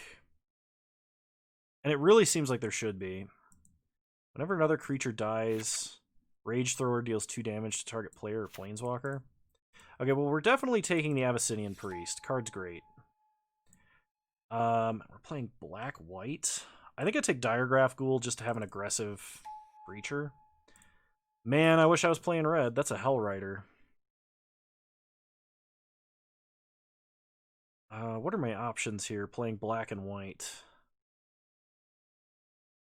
Farfog Boneflinger is kind of just attrition-y. The unequip cost is the hardest part to crack with that combo. Oh yeah, the Sunforger activation. And you can only get red or white. Can you get instants or sorceries that cost less than 4, or is it only instants? We'll take Boneflinger, and I like Undying Evil. Only instants. Okay. So Dauntless Cathar seems good here. Warped Landscape is a little ugly. Hinterland Logger is actually quite aggressive, so I'm going to take that, because green might be a good splash color. We'll see. Thraben Inspector, Unruly Mob, love them both. Skiersdag High Priest is one of the reasons you also play humans. Another Unruly Mob.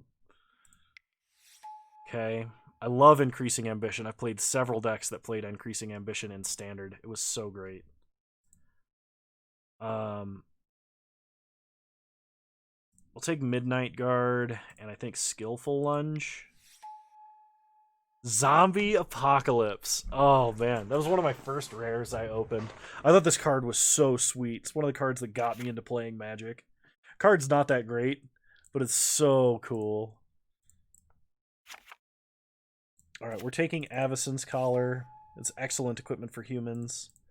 And Silverclaw Griffin is pretty good top end in a black-white like attrition deck.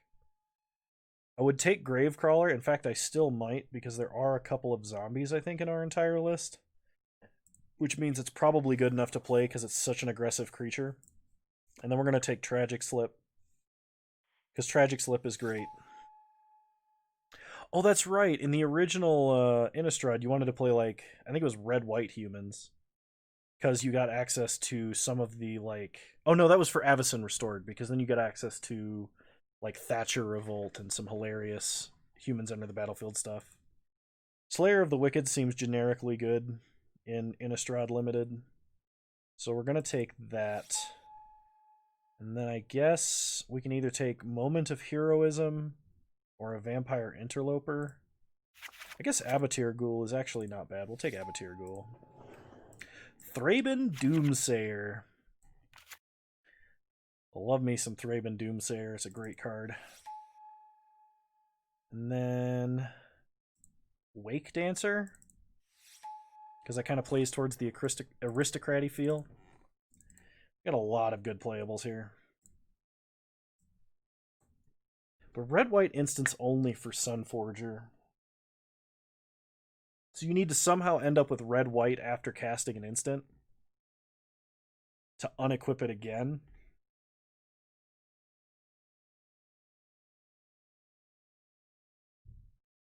Are there any instants that are red or white that make 2 treasures? No, because the only one I can think of is Pillage. Or not Pillage, the 4 mana, discard a card, draw 2 cards, make 2 treasures. Can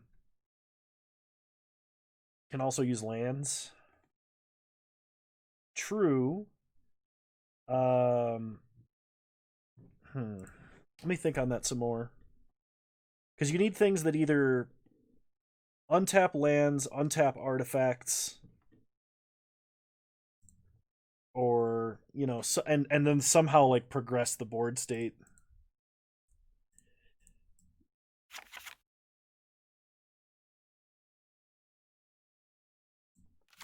Okay. So, let's start by cutting cards that don't directly contribute to the super aggressive game plan we're going for.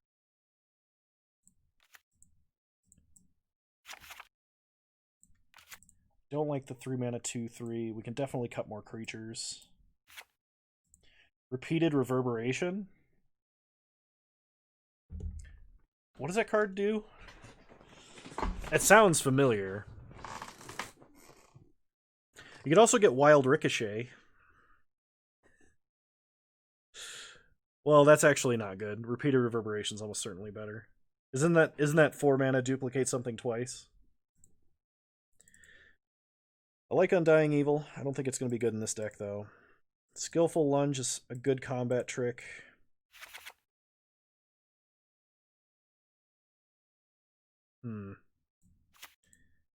Giving our creature Skulk, is that going to be good? Probably not, actually. I think the game plan is to just cast a bunch of creatures extremely consistently.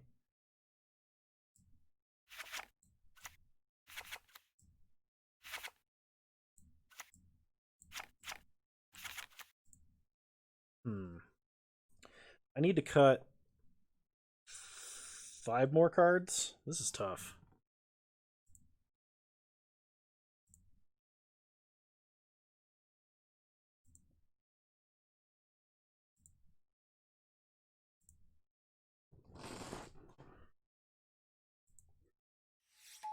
Maybe we don't need From Under the Floorboards, even though it is kind of a board state in the can card.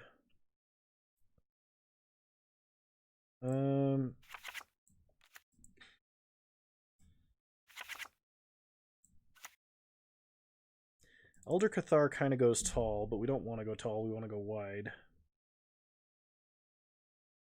Oh, it also copies activated abilities like the Unequip. Yeah, but if you go and cast it, you can't target the Unequip ability that cast it. That's the problem. If you can, if timing restrictions allow you to, it will fizzle because while you can target it while it's on the stack, when the ability resolves, it's no longer there, and then Repeated Reverberation can't copy the Unequip trigger because it's no longer there. Or the Unequip activation. I know this because I used to try and cast Reverberate off of Epic Experiment. Oh, it's when you next cast? In that case, it's perfect.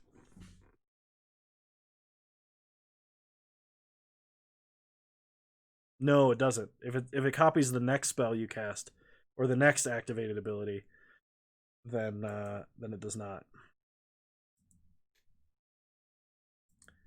I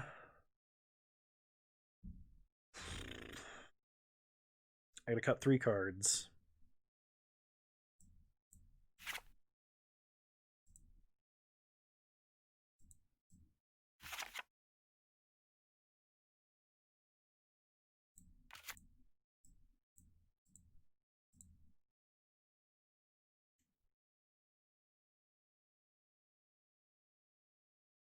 I'm gonna drop Midnight Scavengers. I need probably 1 more creature and 1 more non-creature. Cut Cathar's Companion, and I'm gonna cut Victim of Night. I think double black might be hard. Alright. Play some Orzhov, human attrition, aggro nonsense in Innistrad block Phantom Draft. Phantom Supreme Draft, excuse me.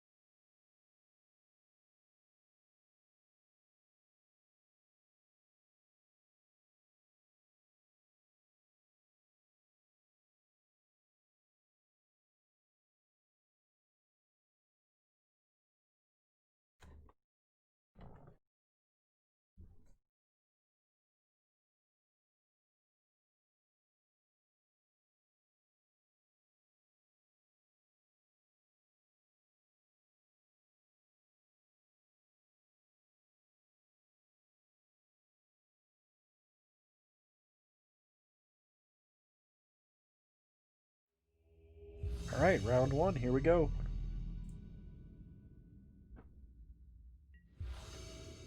Would love to play first. I'd love to have a hand with land. Much better. So I'm going to keep this. I'm going to put back Bound by Moon Silver, I think.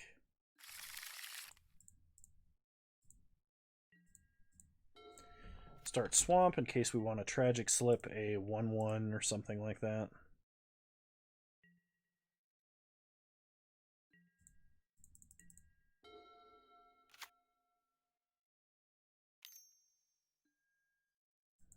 I'm going to plays a Thraben Standard Bearer. Kill it.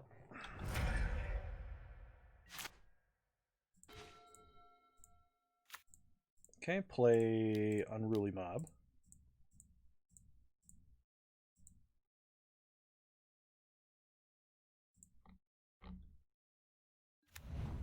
Pass the turn.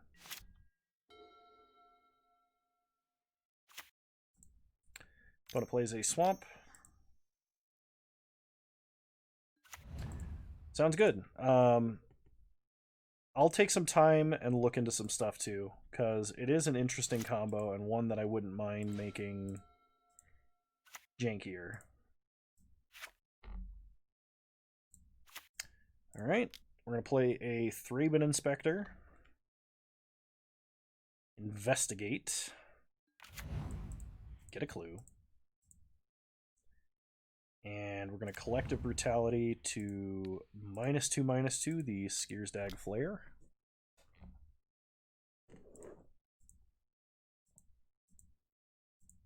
And get in for 1.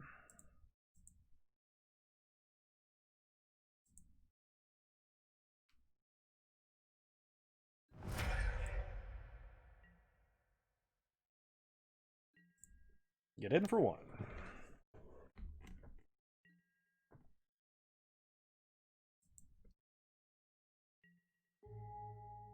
Okay, opponent goes to 19.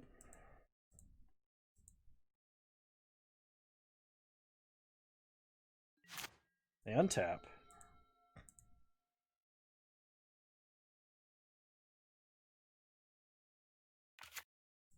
Play a forest. They are 3-color.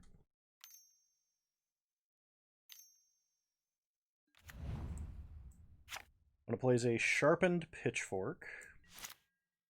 We untap. We draw a Butcher's Cleaver. Go to combat.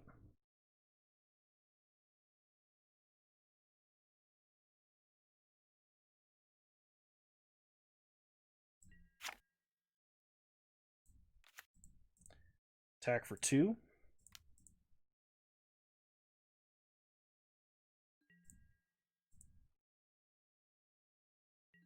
Opponent goes to 17. Play Butcher's Cleaver.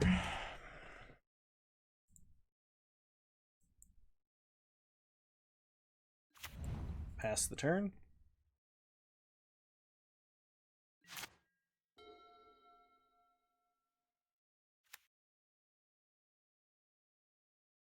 Opponent plays a 4th land.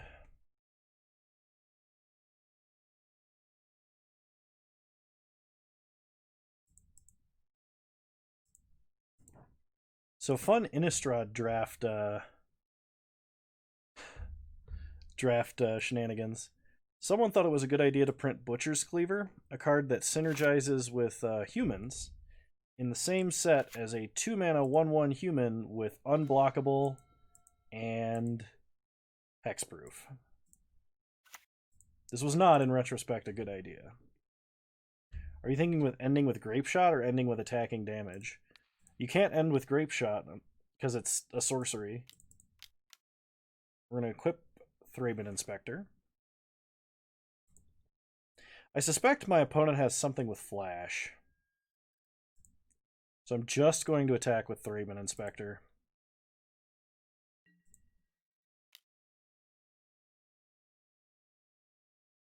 In fact, I don't think in Modern there's a single Storm card that is an instant other than Weather the Storm, and that's... Nope, there's Wing Shards.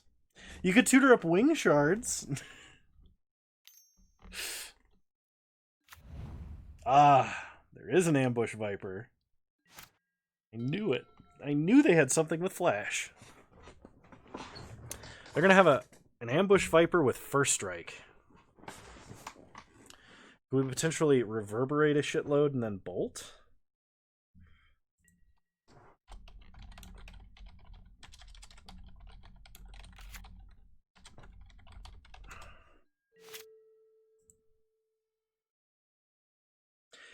It only copies loyalty abilities. Not activated abilities.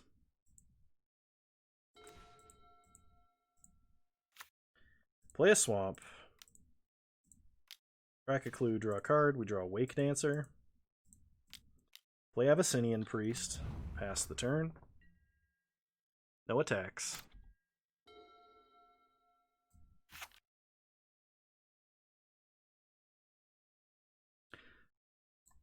It's interesting to me. Well, I understand why they did it for lore reasons, but Abyssinian Priest and Sigardian Priest are the same cards, same stats, same type line, everything, but flavorfully. Angel of Flight Alabaster.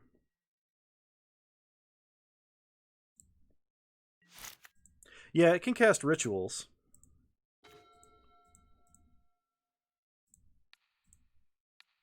Tap the life-linking First Striker. Or tap the First Striking Death Toucher, excuse me. Go to combat.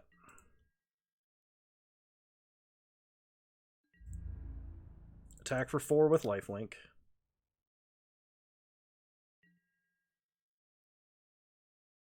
Other than Chance for Glory, is there anything that gives you additional combat steps that fits the bill?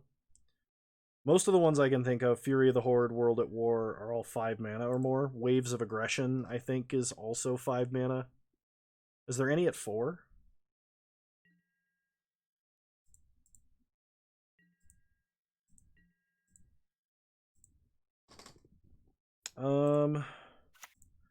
I don't think we're going to get full value out of this Wake Dancer, so I'm just going to play it.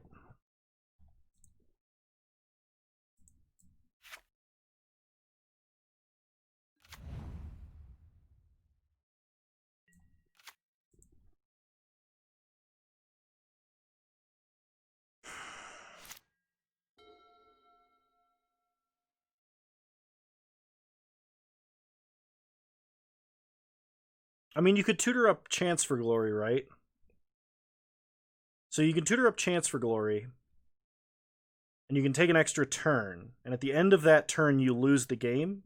What about tutoring up Chance for Glory and then tutoring up Angel's Grace on that second turn, saying you can't lose the game, and then tutoring up another Chance for Glory?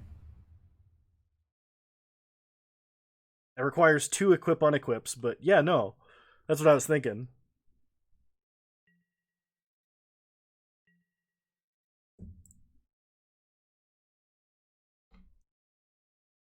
Alright, I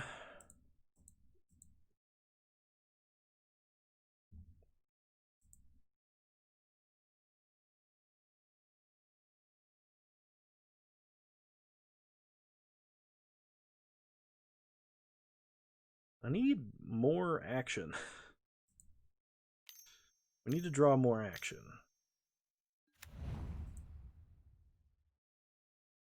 Shuffle Graveyard into Library, you mean? I don't think so. I think those are all blue.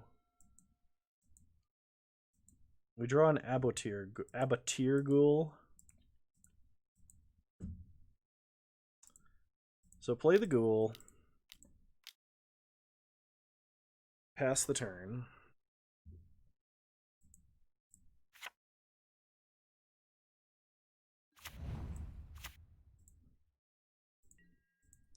So now we can have a giant first striking attacker.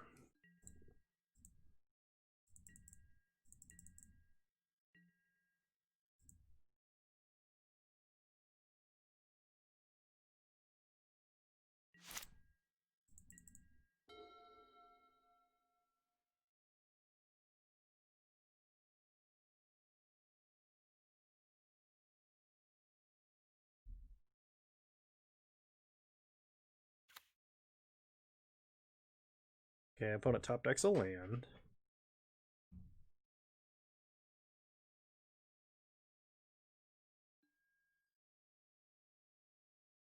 Lotus Bloom plus brought back.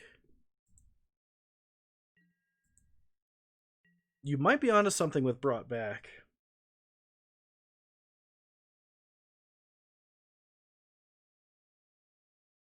Because brought back can get any permanent, right? That goes to the graveyard. So why don't you just bring back a composite golem? This is we're doing equipment shenanigans. Let's do Nim Deathmantle. Nim Deathmantle composite golem. Yeah, yeah.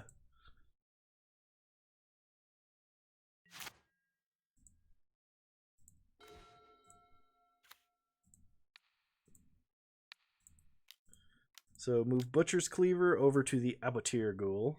Abattoir, the Ghoul. Tap the Angel.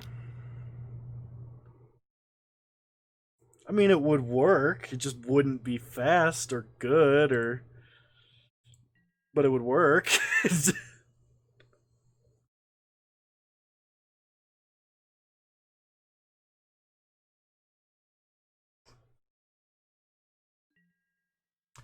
Is there any instant speed 4 mana or less spell that makes a lot of tokens?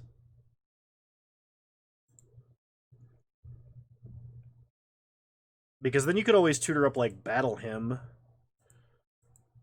cast something else with that's like crazy shenanigans, right? All right, opponent. This creature has first strike. You have a combat trick. 5 mana. Borrowed Grace. Creatures you control get +2/+2. Okay. Well, we get to kill one of them.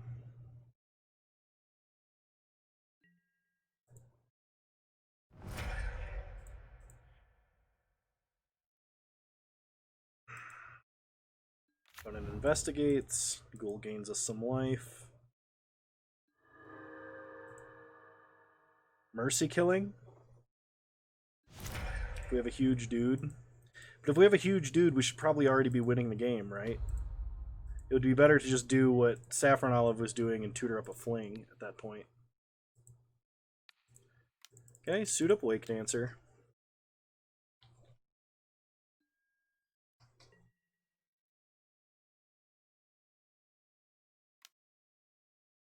Okay, I'm going to Crack a Clue to draw a card.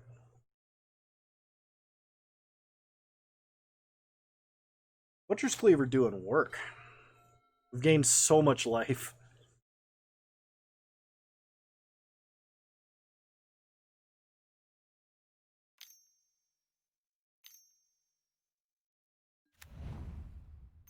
Opponent plays their own Abyssinian Priest, as well as a Crossroads Consecrator. Okay.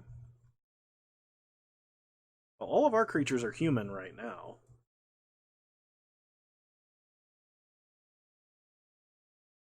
Attack for 4 in the air. That's fine.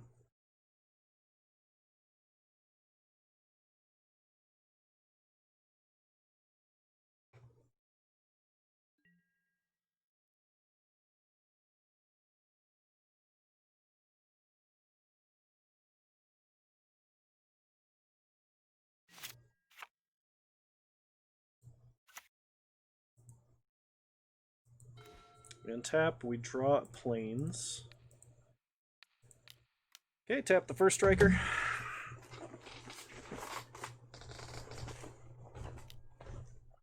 Go to combat, attack for big life linking damage.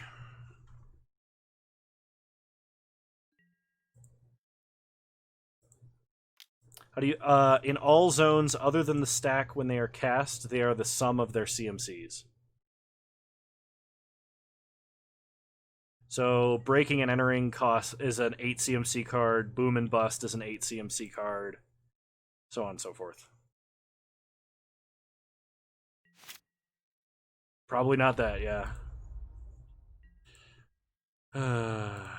Which is probably for the best, because there was a lot of shenanigans around those rules.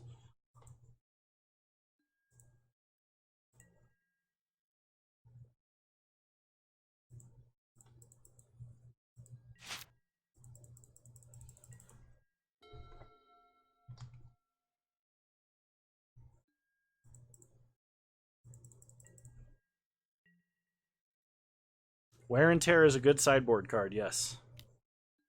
Because it can be tutored out from anywhere. I'll take 6 because we're at 33 life. That's not a problem.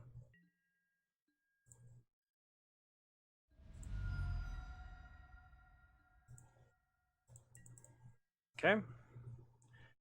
Untap. Draw an Avacyn's Collar, so play it. Now we have a Vigilance life-linking guy.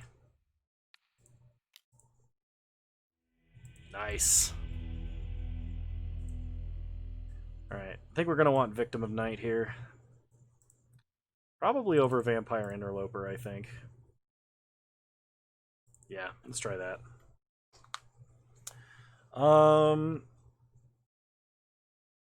Cloud Shift. What can we continually blink to create a win? That has to be a creature, right?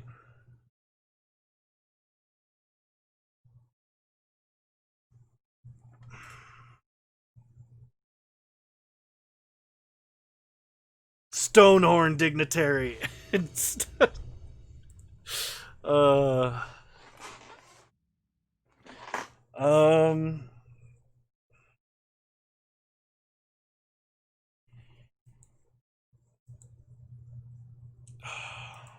I just keep thinking to myself, I'm like, what else, like, can we tutor up? That would be good. Well, I guess I gotta keep this one. Put back a Swamp and a Ghoul, I guess.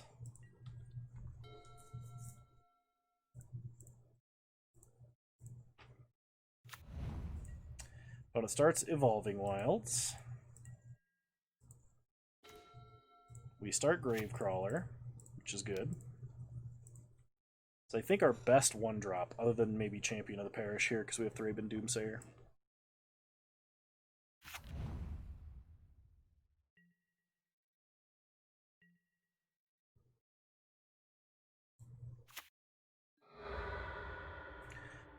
But it cracks Evolving Wilds. Gets Plains.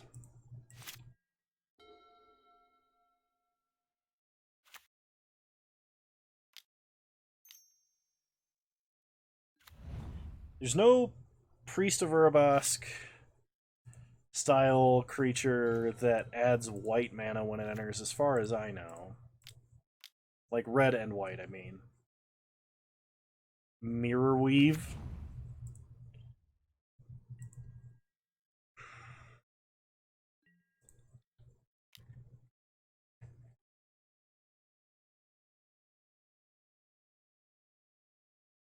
Can't you just tutor up Team or Battle Rage and call it a day?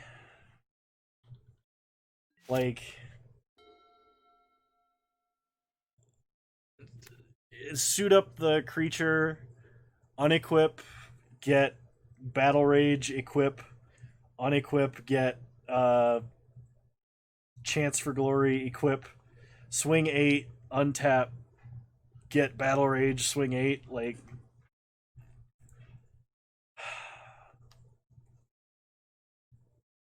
Battle Rage is bad compared to Fists of Flame? Why not both?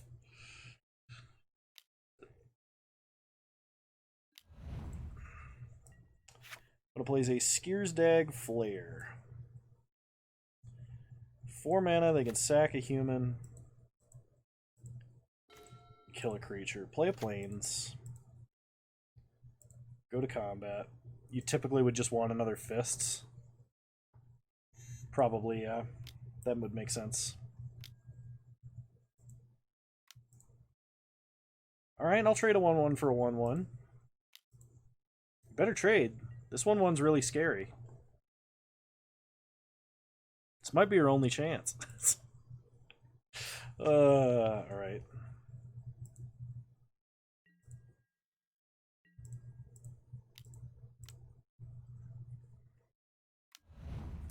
Lathrabin Doomsayer, pass the turn. I imagine our opponent is going to have to play a land and sorcery speed kill that, because otherwise it's going to create insurmountable advantage for us.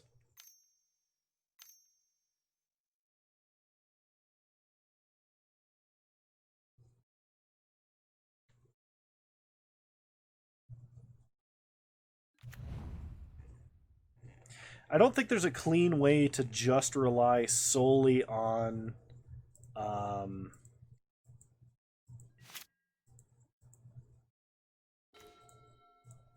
the tutors from your equipment, your Sunforger.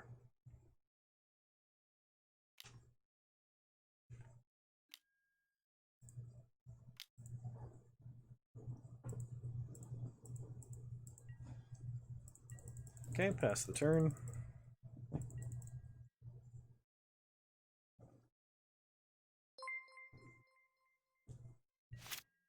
Whoa, Milk and Brood, thank you for gifting a subscription. Am I reading that right? Gifted a 1-month tier 1 sub to Six Sigma. Thanks, Milk and Brood. Much appreciated.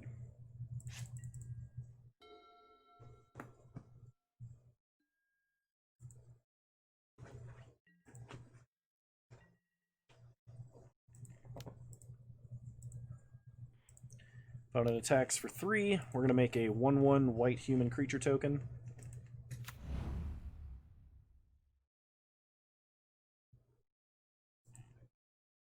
Shembliss? I know you. I saw your name in the stream chat earlier on players that joined, or on people that had joined but hadn't said anything. I wasn't sure if you logged in by mistake and was like, is this the ginger I met in high school?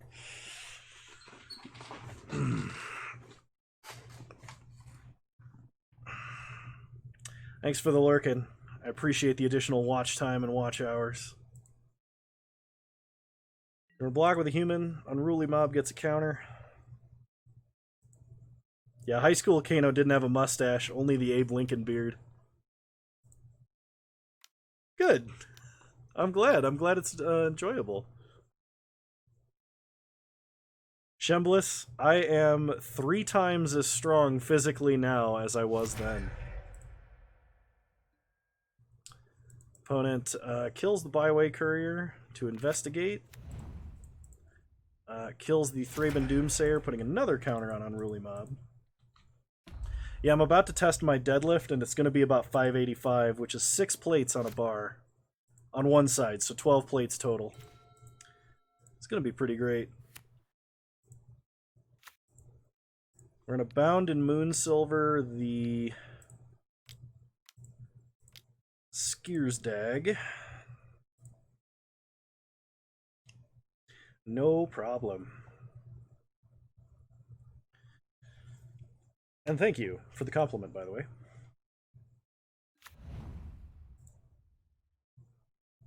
Alright, go to combat.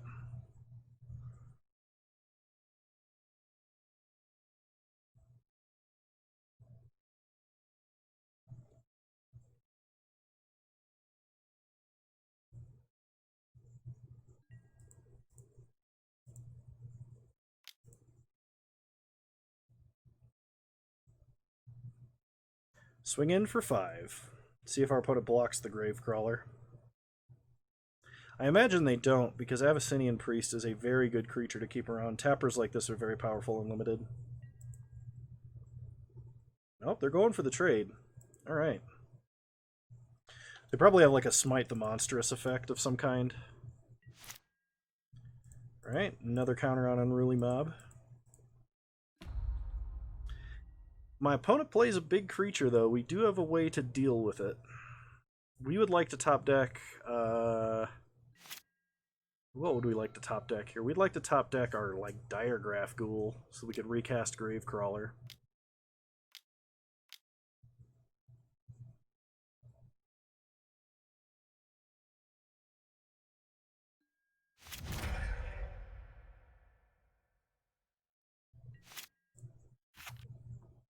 Oh, attack, blocker, transform. It's not an arrest. I thought it was an arrest. My bad, everybody. That was entirely my bad. Pass the turn. Oh, gosh.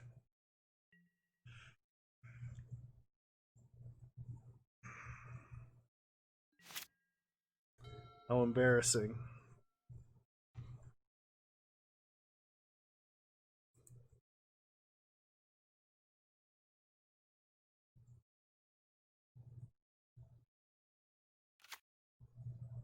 Opponent plays a land.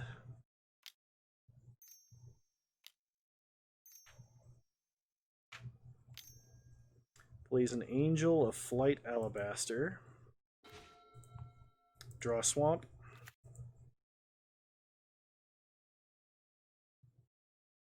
Hey, Shembliss, if you haven't seen it yet, I have a YouTube channel where I put up an hour of content a day. You should totally go subscribe there if you're not there yet.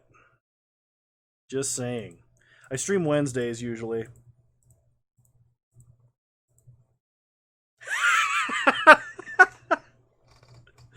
Oh, man.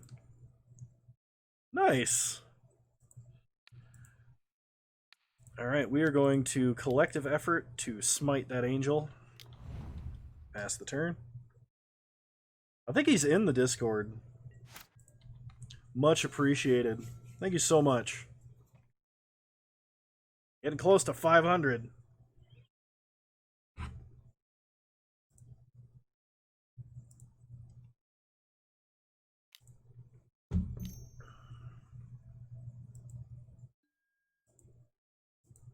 See you later, man.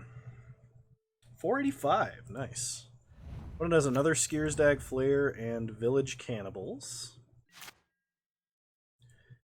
We untap. Draw Haunted Dead. Okay, that kind of puts us back in this game a little bit. Play Haunted Dead. We get a token, which lets us recast our Gravecrawler. Pass the turn.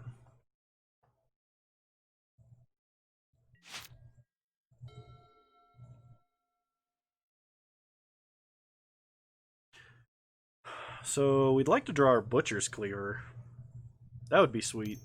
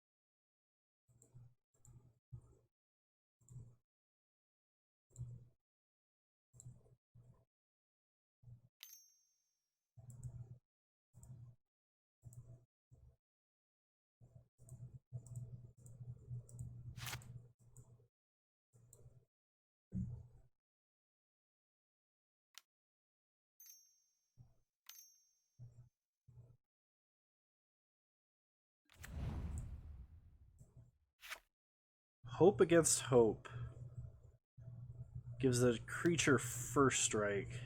Alright. We're just going to take 4.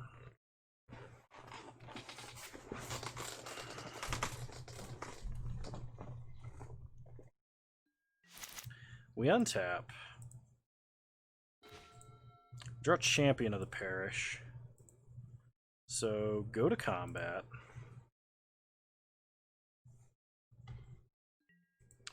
Attack for 5.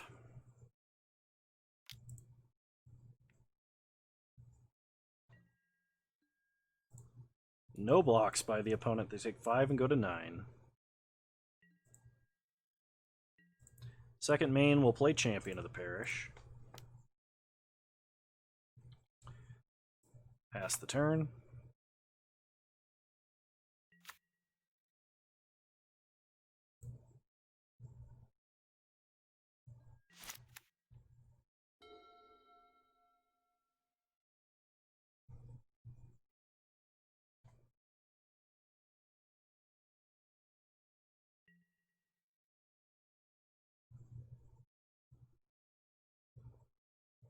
Opponent attacks for 5. No blocks. Take 5.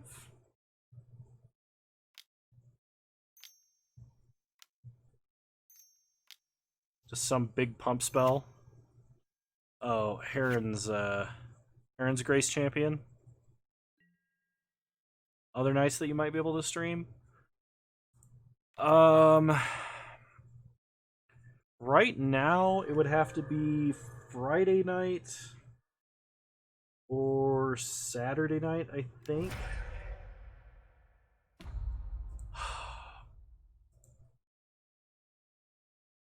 Oh crap, that grants them lifelink when it enters, doesn't it? Wow, we got completely wrecked. Alright. Go to next game. Yeah, it would have to be Friday or Saturday. And I generally, like... I haven't had the energy. But those would be the most likely nights.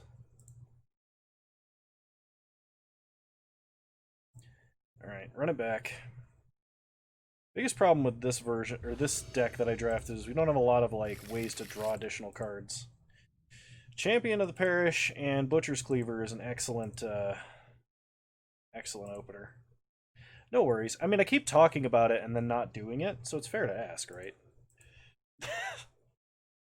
But, yeah.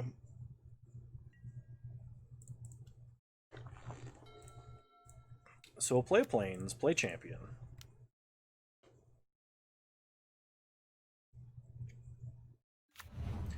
I stream, I'm streaming from it's Mountain Standard Time or Mountain Daylight Time, whichever one Utah's in. But I usually start my stream around 8 p.m. Eastern Standard Time. American, yes.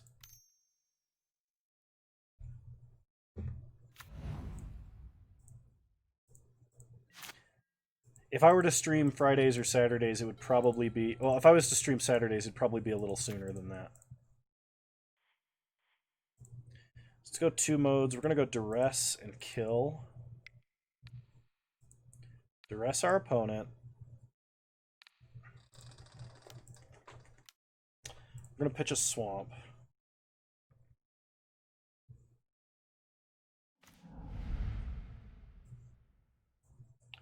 I'm going to take Tragic Slip. Pass the turn. So our, oh, shoot. Ah, I missed the damage. Wouldn't want me to get burnt out.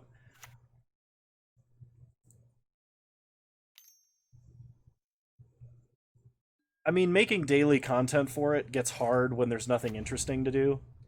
I could play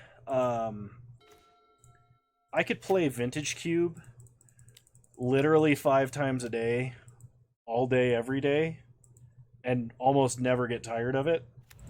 Unless maybe I like went 0-3 twice in a row. Constructed Magic I get a little burned out on quicker. Oh, awesome.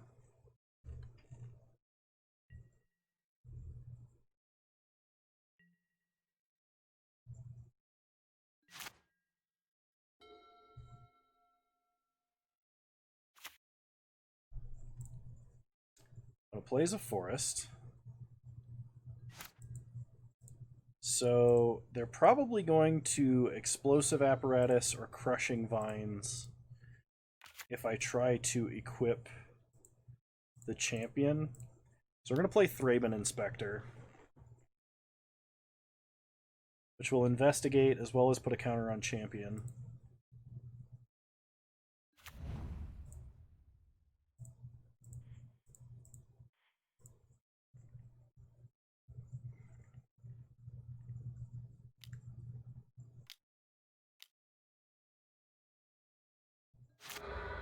Okay.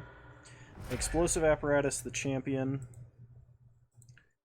They're almost certainly going to follow this up with Crushing Vines, because they have to do something about the Butcher's Cleaver. It's such a powerful card. We're not going to have a way to buy it back either, which is a problem, because it's Between like champion and butcher's cleaver, that's like two of the ways we're relying on winning the game. Two of the things we're relying on to win the game, I'm trying to say. Sometimes my English isn't very good, despite being a native speaker. It's terrible. We untap. Draw a Midnight Guard. Okay. Go to combat.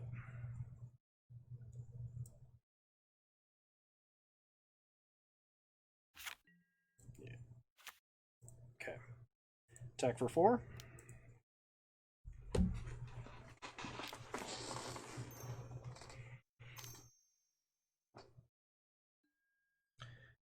Yep. They kill the Butcher's Cleaver, which is very disheartening.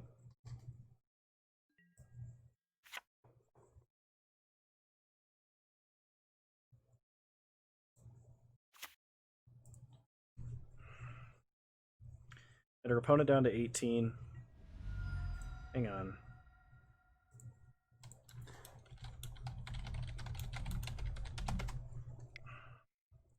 I'm gonna restart Magic Online again really quick because it's lagging so bad.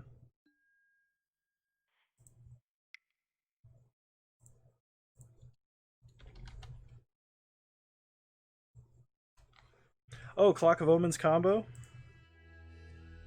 That's exciting.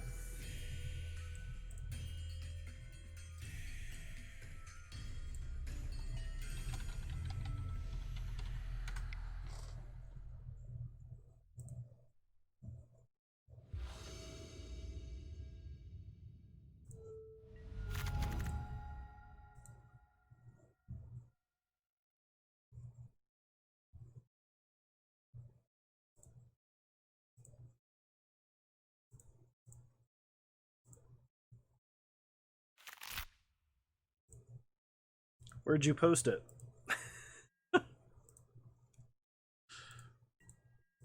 Alright, play Abatir Ghoul.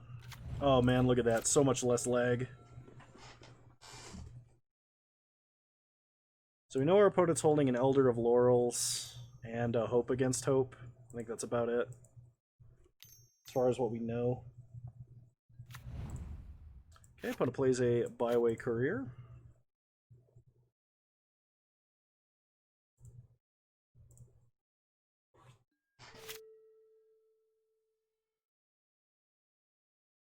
Me gusta. So you're playing that on Arena? Go to combat, get in with Abatir Ghoul. Abattoir? It looked like Arena's interface. It really did.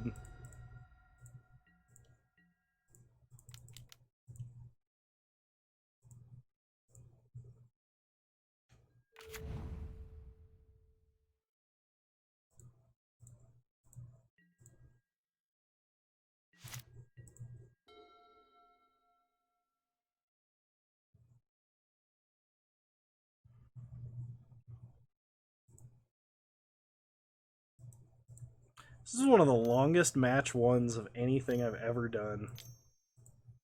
Feels like. Alright, opponent plays an Elder of Laurels.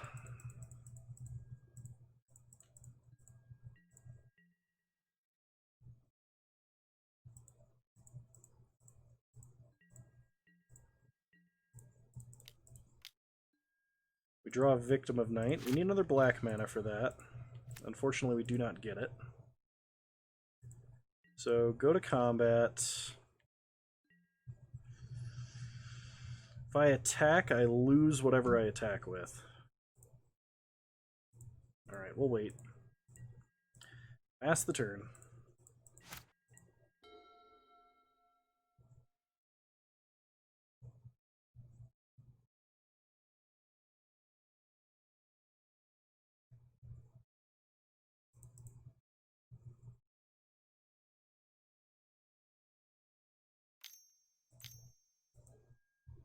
Alright, opponent plays a Skiersdag Flare.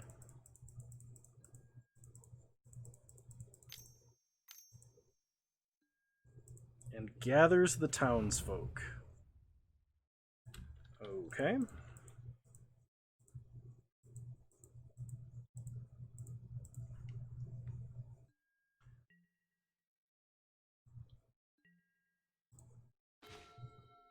We untap and draw Slayer of the Wicked.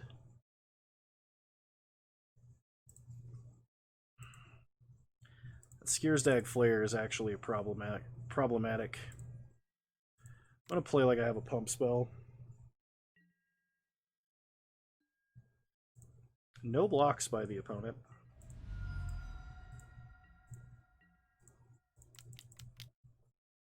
Play Slayer of the Wicked.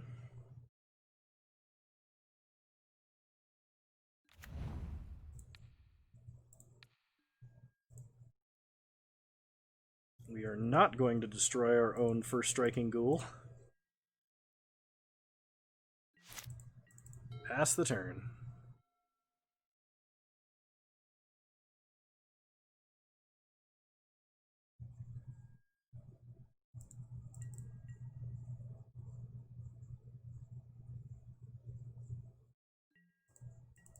Okay, opponent does not attack. We draw a Tragic Slip, which is quite nice. Go to combat. Attack with the ghoul. I should not have attacked into an Elder of Laurels. I'm like, oh, they're going to use the Skiersdag Flare. Alright, they block with the Flare. Now they change their mind. Don't block with anything. Interesting.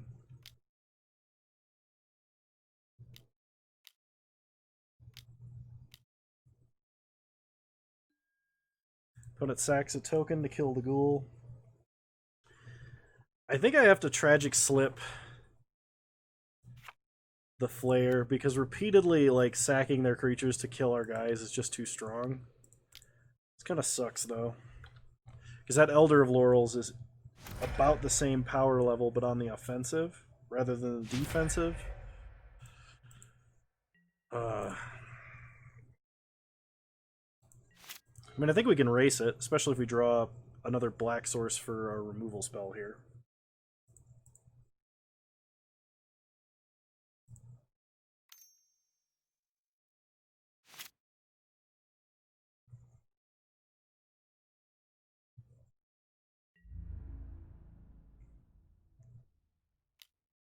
Opponent attacks for 6. No blocks.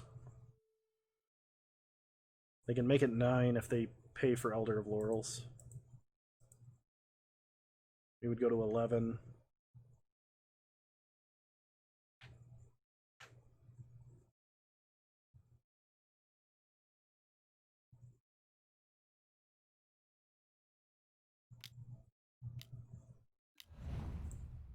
Borrowed Grace. Offensive mode only. We go to 8.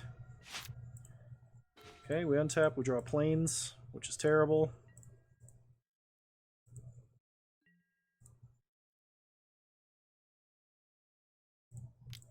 Attack for 3.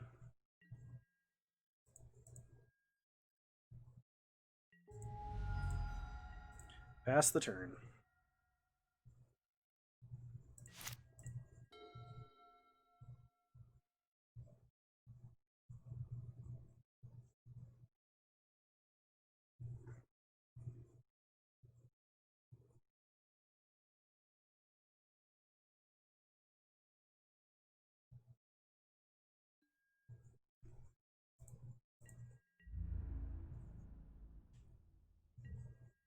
No attacks this time. Only drawing white mana the game. Pass the turn.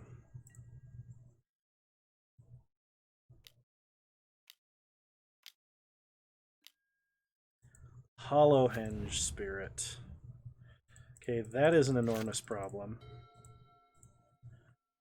Because that's something that can carry that Elder of Laurels buff directly into our face. Which is a problem. Hope against hope.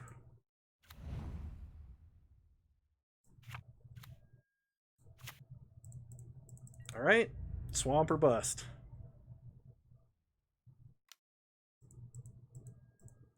When it hits us for 6, we go to 2.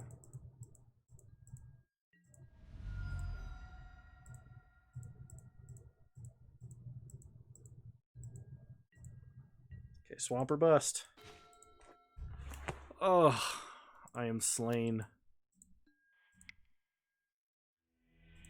Move on to round 2.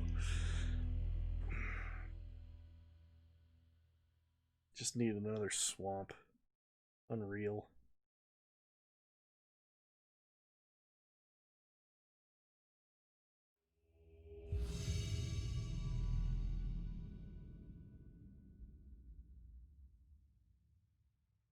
Alright, round 2. Yeah, tough beats. And we'll do. I'm definitely going to throw that together and try it, because it seems like a lot of fun. I'm enjoying the Maze Mine Tome edition.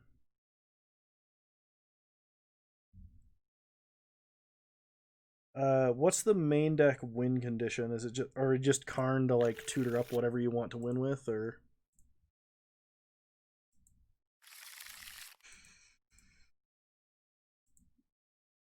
Fair.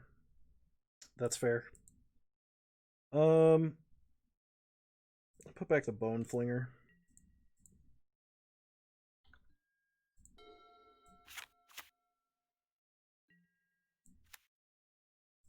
When it starts mountain, we start plains, pass the turn.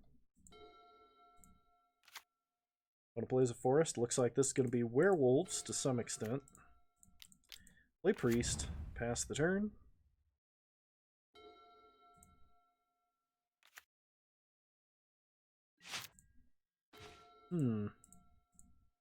Play a swamp, play champion. I'll attack for 1. Noxon, welcome. Yeah, we're still going. We're playing a really long Ravnica, or not Ravnica, Innistrad block Supreme draft. And apparently our opponent is running land destruction because they're mean. And limited of all places. Get in for 1, pass the turn.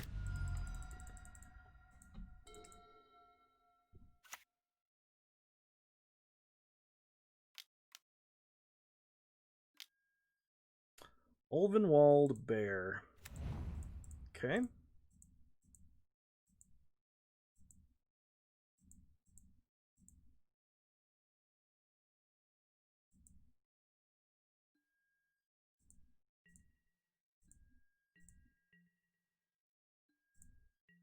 Alright.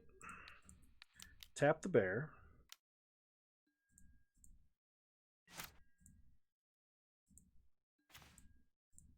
Draw Gravecrawler, play Gravecrawler. Go to combat. Get in for 1.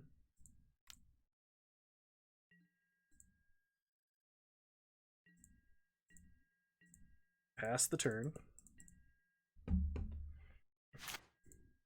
Yeah, if we could just top deck plains into plains, that'd be amazing. When it goes to combat, have the priest tap the bear.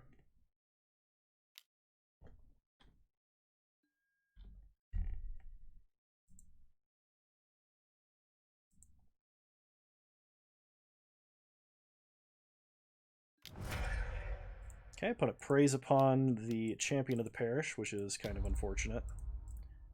Oh god. Somberwald Spider is a huge problem.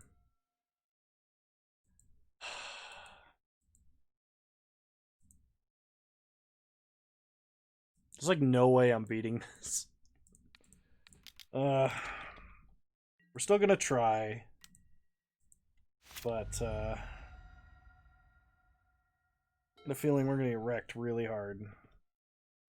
We need to top deck basically like plains, plains, plains right in a row. When it hits us for 6, sure.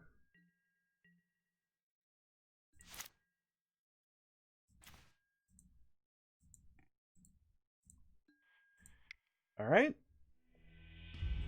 Next game. Bramble Crush. Main deckable? Question mark. Bringing in Victim of Night over Vampire Interloper because my opponent has giant reach creatures. Oh boy. Sure is getting to be that part of the stream tonight. Did you miss anything nuts? No, not really. We're currently doing a Innistrad Block Supreme draft, which is a lot of fun. I just died to not drawing a swamp for 8 turns, and now I apparently can only draw swamps. Much better. Noxon, thank you for granting a sub. Much appreciated. You're a wonderful supporter of this channel.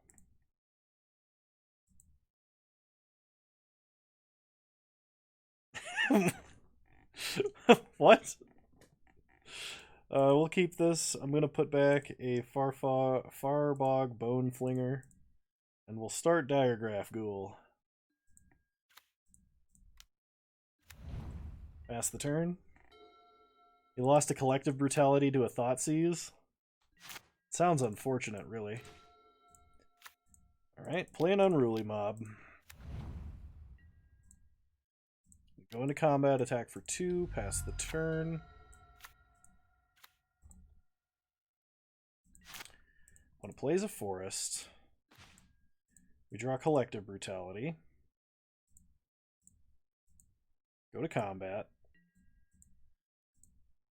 Attack for 3. I knew I should have pre-combat duressed. So hit my opponent for 2. What are the odds they have another duressable spell? Evidently very high. Take Bramble Crush from them, because fuck Bramble Crush. I can't believe that is a thing I actually have to worry about. They have like all the same cards as last time. Bramble Crush, Ulvenwald Bear. Play Thraben Doomsayer. Offer the trade.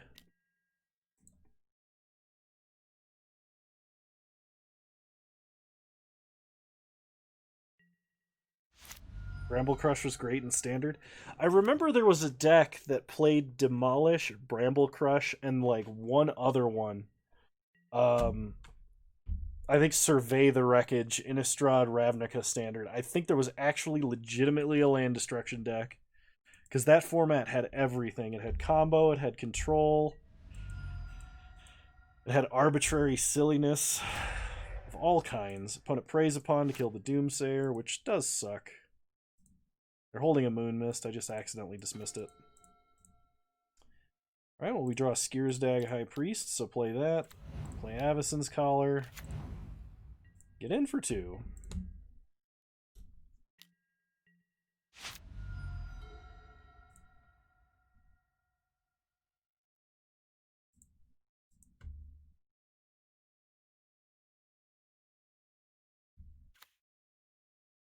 Well, I mean, like, it was balanced until people figured out that Drown Yard Control was the best deck, and then it was not fun to play at all. Alright, we're going to cast a Bound in Moonsilver. Go to combat. Attack for 3. Anyone remember Esper Drown Yard? That's something I never want to see in a Standard format ever again. What's your win condition? Oh, I mill you 3 cards at a time, and the rest of my deck is literally answers to everything else. Opponent plays an Ulvenwald Captive. We untap, we draw Tragic Slip. So equipped creature gets 1/0 and has Vigilance. Equip the Diregraph Ghoul. Go to combat. Attack for 3. I have no idea how I'm winning this right now.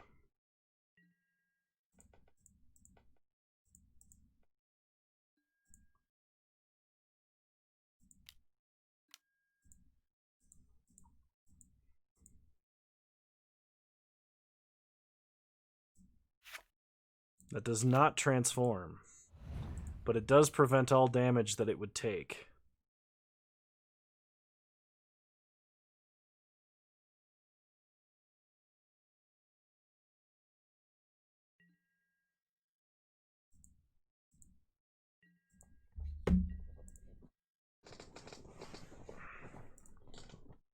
No, I remember in that Innistrad to Return to Ravnica Standard, I played 2 decks that I particularly remember. The first deck was 4-color control. It played Miracles, and you Dimir Charmed yourself to try and set up Miracles, which was awesome. The second deck that I played was Unexpected Results. Because that deck, for me, was so much fun. So we are going to escalate 2 modes, destroy a creature, 1/1 counter on all of our creatures, kill our opponent's creature, they increasing savagery, counters on our dudes. Yes, definitely jank as usual. Crushed Smallpox without lands? Well, yeah, because you're running things that are like the modern equivalent to Soul Ring.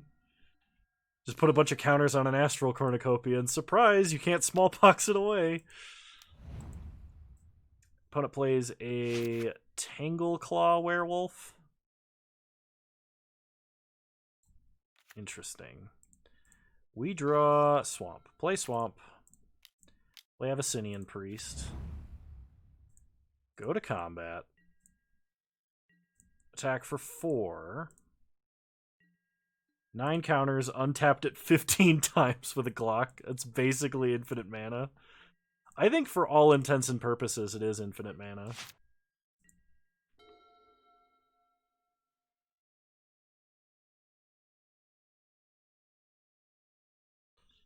I love Dice Factory. Like, any form. Just putting counters on artifacts to make absurd mana is hilarious.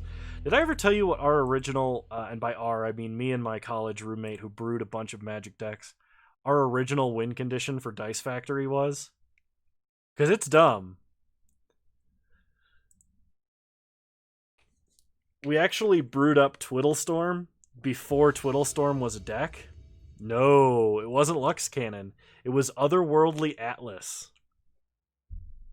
Because Otherworldly Atlas would draw you into all of the cards you need, as well as draw your opponent out of cards. It was both a engine to continue the combo and make your opponent draw out.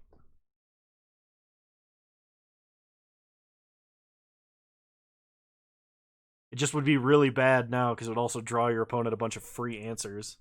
Because everyone runs free answers now. I'm gonna keep this. I mean, with my luck, I won't draw any swamps, but we have playable cards. Especially Abyssinian Priest, I feel like is going to be very important in this matchup. Draw Collective Brutality. Pass the turn.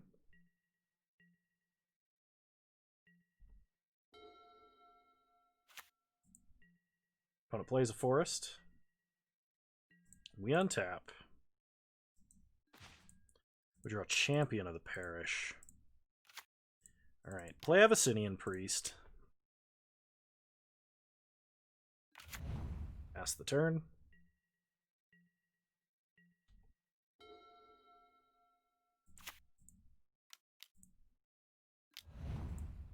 Opponent plays a Conduit of Storms.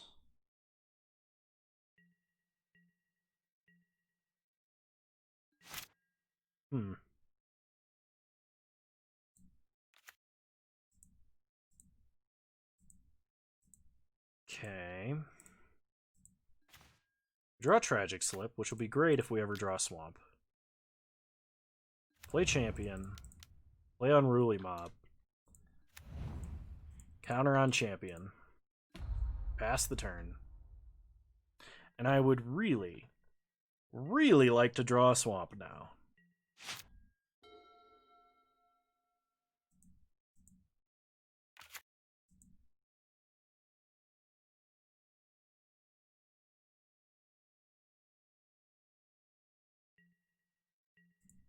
So opponent attacks. Sure.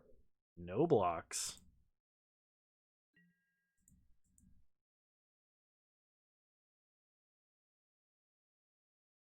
They're casting something on my block step. Main win condition for a typical Dice Factory deck. generally what you do is you play Paradox Engine and like a bunch of mill rocks, and then you just cast, like every time you cast a 1 mana mill rock, you untap all your mana rocks and stuff like that. Actually, it's probably Ballista. Six Sigma would know better.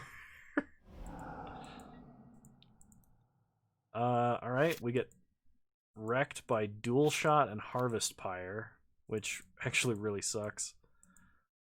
Swamp. We draw plains, which is just par for this deck at this point.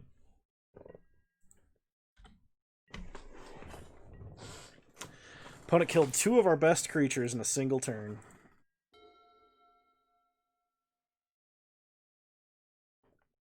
Yeah, Ballista just being a colorless fireball is probably the best, because you make so much mana.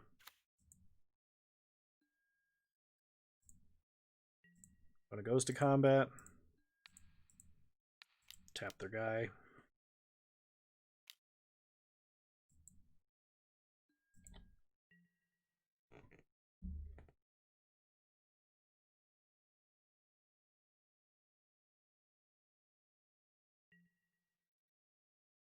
Second main phase, they don't do anything.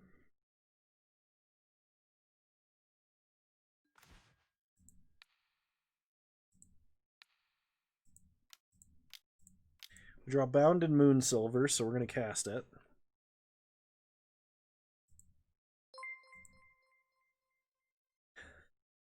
Noxon gifting another subscription. Thank you so much. Once again, a top supporter of the stream.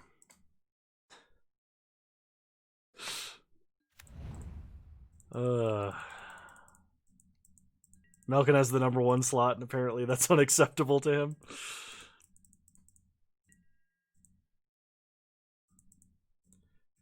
Alright, pass the turn.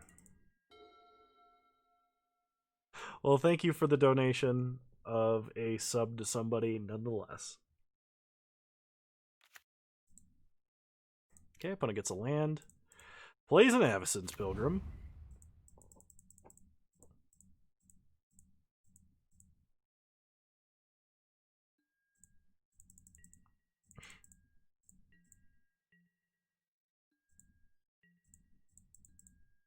Alright, we untap.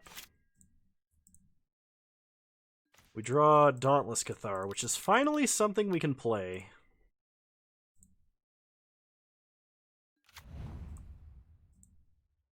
I think that's the first time I've had 2 people on the gifted sub leaderboard. I think ever.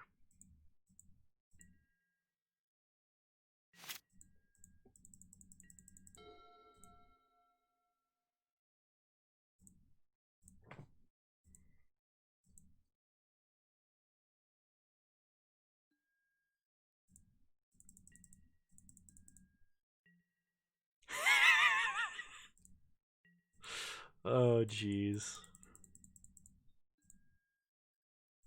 Alright, we untap. We draw a swamp. Finally, we draw a swamp. Okay. Go to combat. Attack for 3.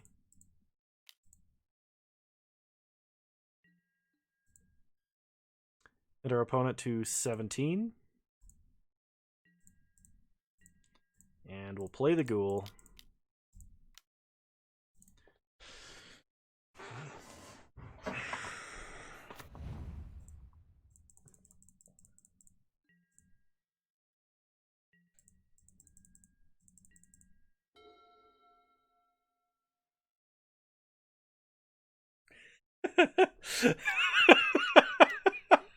uh,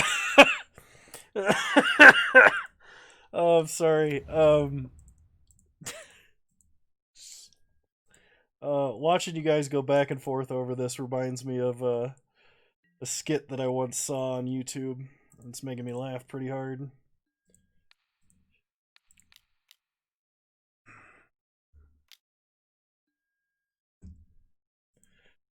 Alright, we untap. We draw planes. Play planes. Go to combat. Ooh, actually. Yeah, okay, go to combat. Attack for 6.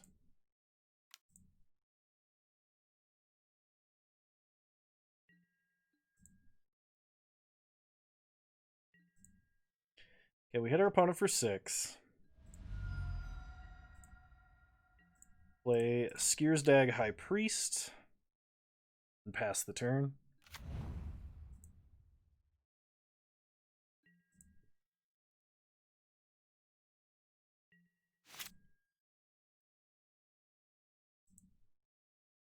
Okay, opponent's turn.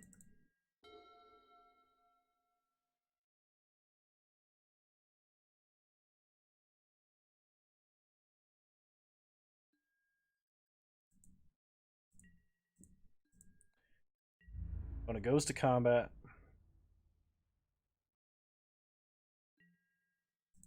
Passes.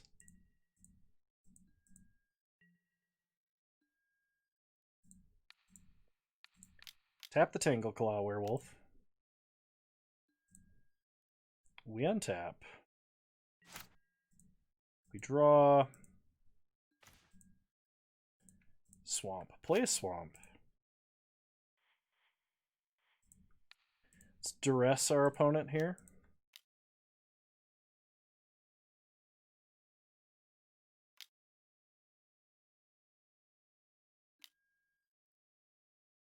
They're casting Moon Mist. Okay.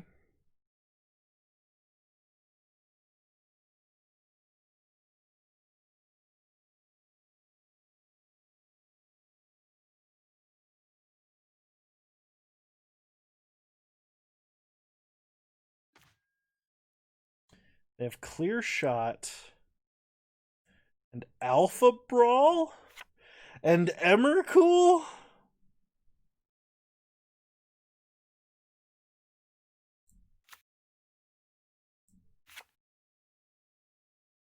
How much mana are they away from Alpha Brawl? 1, 2, 3, 4, 5, 6, 7. This costs 8. So take Clear Shot. Tragic Slip the Pilgrim. And it's time to start making demons. Skiersdag High Priest. We'll tap Dauntless Cathar and Abyssinian Priest. Make a demon. Go to combat and attack for 3.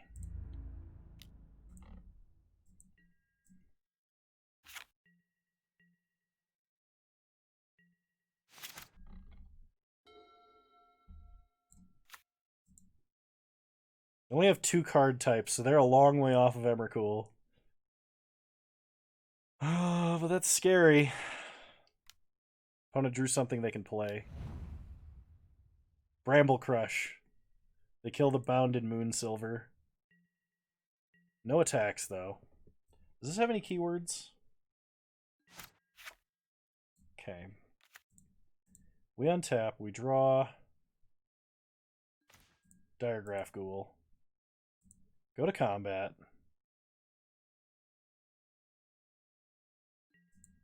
Attack for 5 in the air. It'll ramp them into Brawl next turn? No, because we can tap it on their upkeep.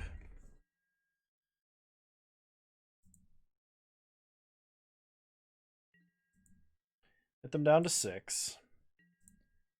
Play Diregraph Ghoul.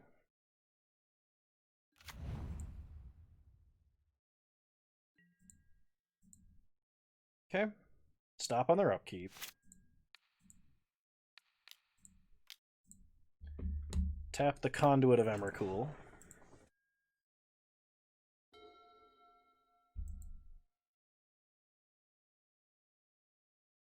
Nice. Whew, that was a long fought match. After a long fought match. Because I think our first league took us an hour, and it's taken us like 2 hours to get this far on this draft. It's probably closer to like an hour and a half, but still, it feels like an eternity.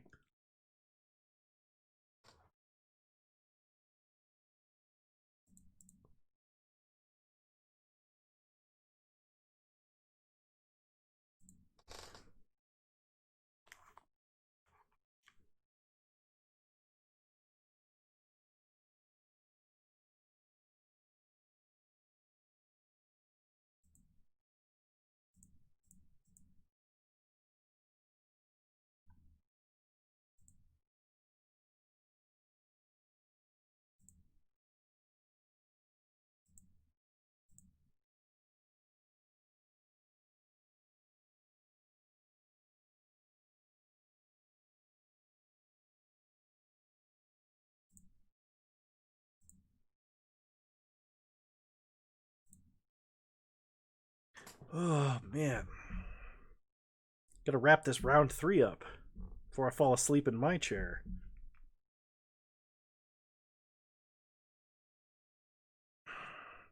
Alright, round 3. Here we go.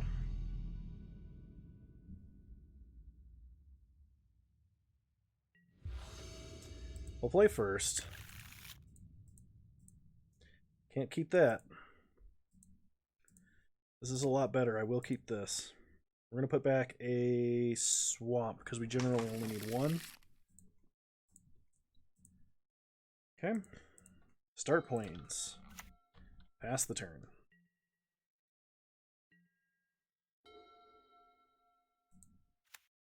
Opponent starts island. Okay. Draw swamp. I think I'm just going to duress.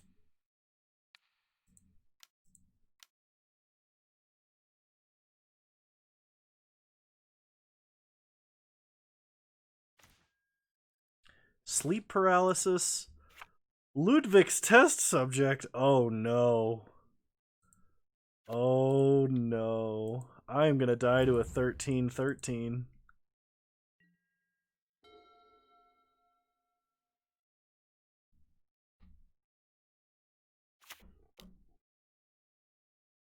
Here comes the test subject.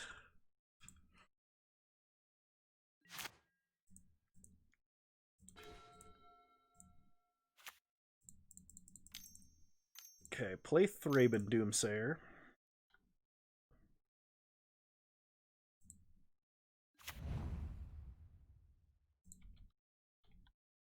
Pass the turn. Thank you, Six Sigma, for doing announcements, and thank you, Noxon, for attesting and giving your stamp of authenticity to my content. I much appreciate that. Opponent plays a Stormbound Geist. We draw a Bone Flinger. Play a Swamp.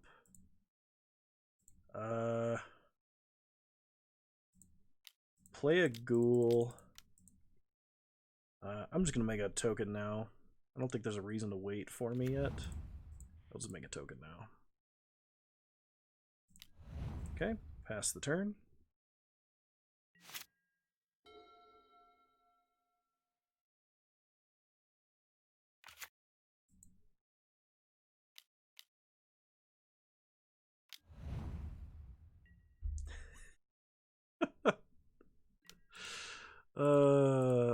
It's true. It's all true. On its sleep paralysis are token generator, which does suck. So we attack for 4, really hoping my opponent blocks the human token with Ludwig's test subject perfectly. There is no grinder profile. It does not exist. I am not on grinder.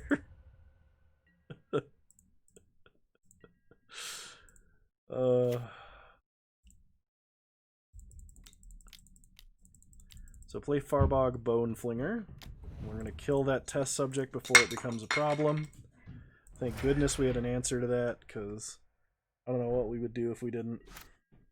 Probably die to a 13-13.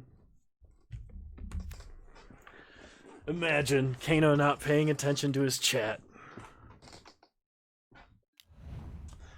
Mind Shrieker, huh? And an Unruly Mob. So they attack us for 2. We take 2. Untap. Draw Gravecrawler. Go to combat. Attack. No blocks for the opponent. Opponent is a very brave boy. Or gal, I guess. Play a Midnight Guard. Play a Gravecrawler.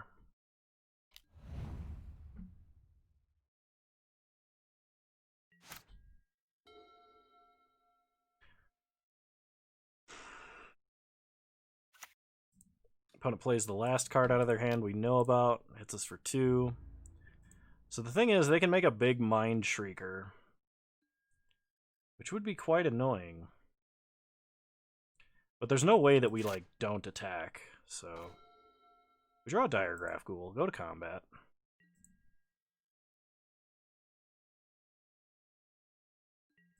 Right-click attack all.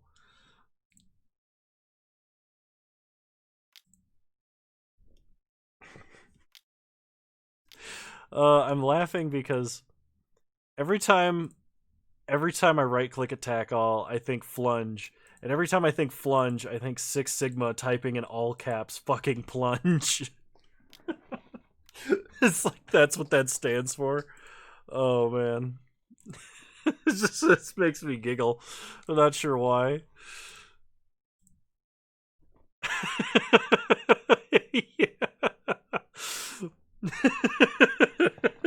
I was like, what does flunge mean? Does anyone know? And just without missing a beat, Six Sigma's like, fucking plunge. And I was like, whoa, really? And he's like, I have no idea. Oh, man. Good times. So opponent loses their unruly mob and takes 6 damage, going to 5. Play a Diregraph Ghoul, untap Midnight Guard, and pass the turn.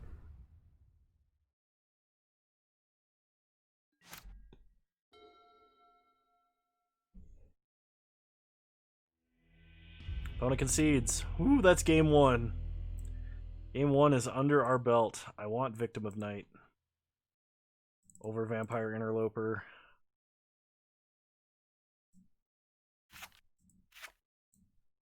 Yeah, we're just going to run it back. Shredder and Bell to mill yourself because you have Buried Ruin in play. Shredder can also get back any card out of Graveyard as its secondary mode. For the reasonable low cost of tapping it in 5 mana.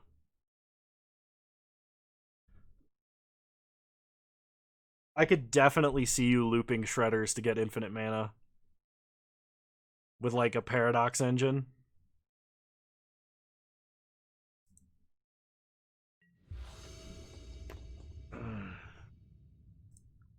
Unruly Mob, Haunted Dead. Something about this hand speaks to me, so I'm going to keep. Yeah.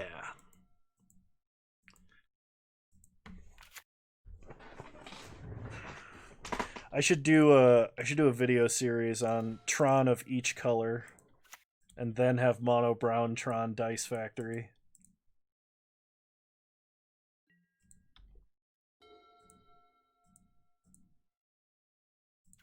Yeah, that's the only one I haven't been able to figure out. I know what to do for Black Tron, I know what to do for Red Tron. I have no idea what to do for White Tron. Blue and green are normal-ish.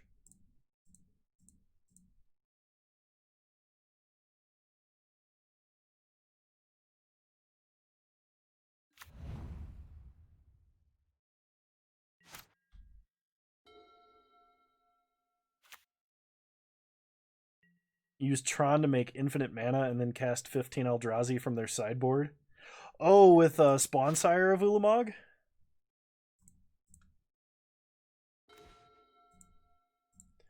Okay, play Plains. Play Unruly Mob. And I smell an instant speed combat trick, so we're just gonna pass the turn and leave up Tragic Slip. It smells like removal in here. Aha! A Midnight Haunting! I knew it!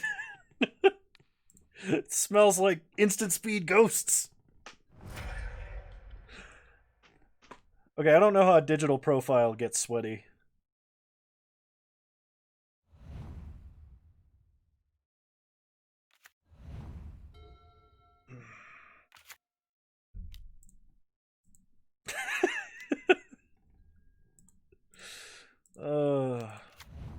What plays a Drog Skull Captain? Why can't Slayer of the Wicked kill spirits?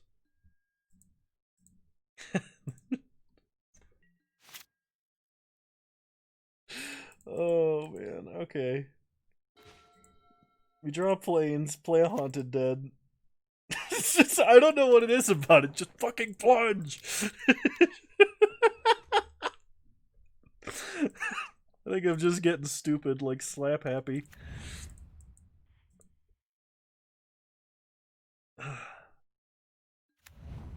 Pass the turn.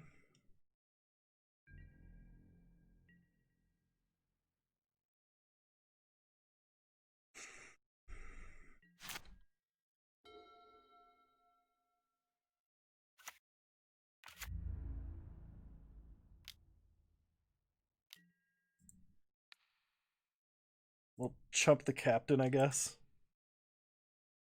And pump up the unruly mobs. Let them get even more unruly.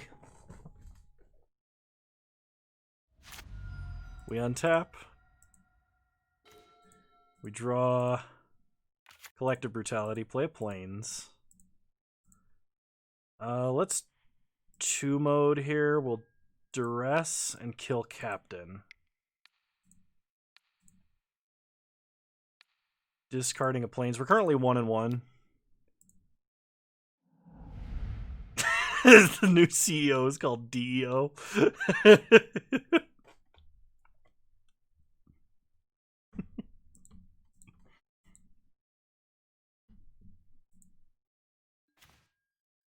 They have Snapcaster for Midnight Haunting, and that makes me really sad. But we killed Drogskull Captain. What does Guardian of Pilgrims do? Enters, creature gets 1/1. Okay, go to combat. Why did I dismiss that? We're going to attack with Haunted Dead.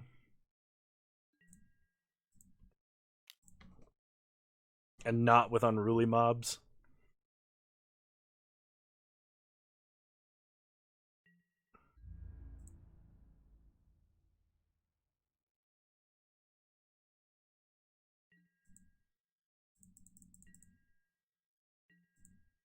Alright, pass the turn.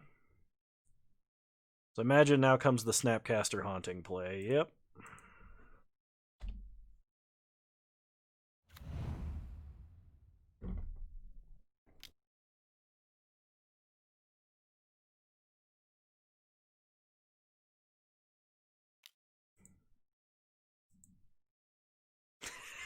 It's not my birthday.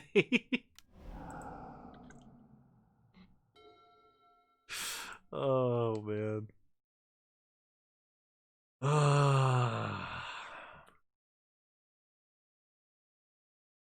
You crazy kids. Always wishing me a happy birthday every day of the year.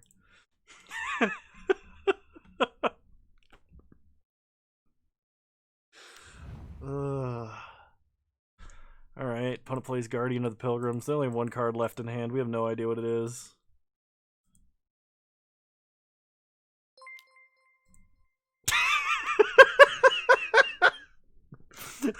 I just see 1, 2, 3 has gifted a sub.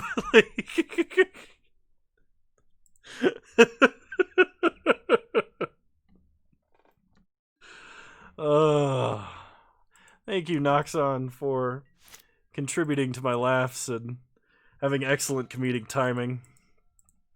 Oh, man.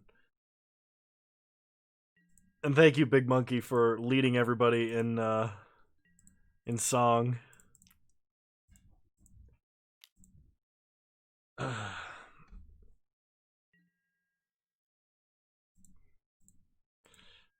Alright, opponent blocks down our unruly mobs, which honestly... Oh, great, they got something... Yeah, alright, okay, cool. Yeah, we're just going to game 3. I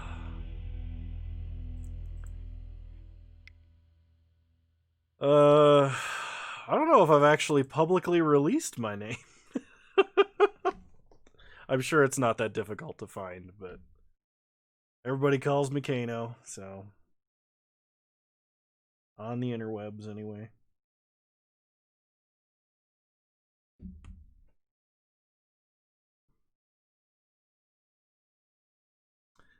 Six Sigma, I'm gonna put you in your place when you. I'm gonna upload that video of me doing 585 for a deadlift. Also, the Kano you punt emote is my face that got blown up in the middle of a deadlift. If I had white mana, this hand would be great. Yeah, we'll mulligan. Alright. Champion of the Parish, Thraben Doomsayer. Let's do it. The back of plains. Well, facts will not stop me from yelling my incorrect point louder. Six Sigma, I didn't realize you were running for president.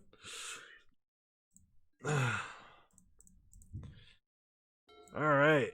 Play a champion of the parish.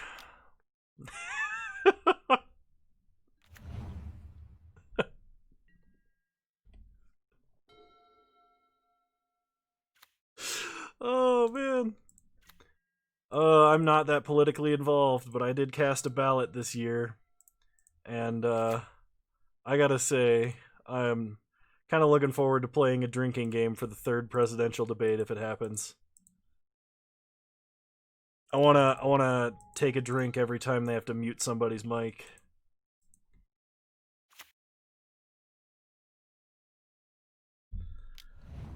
Opponent plays a Mind Shrieker. We untap. We draw a Victim of Night. Thraben Doomsayer. Pump the champion.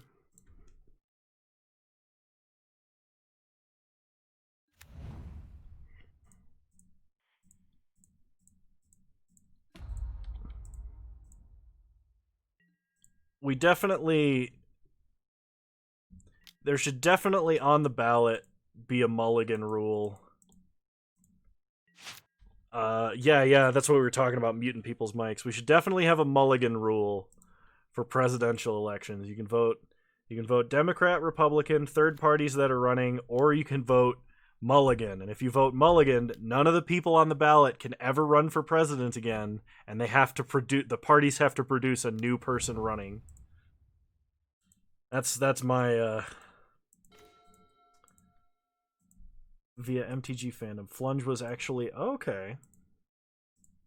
All right. Joe Rogan versus The Rock. Oh no.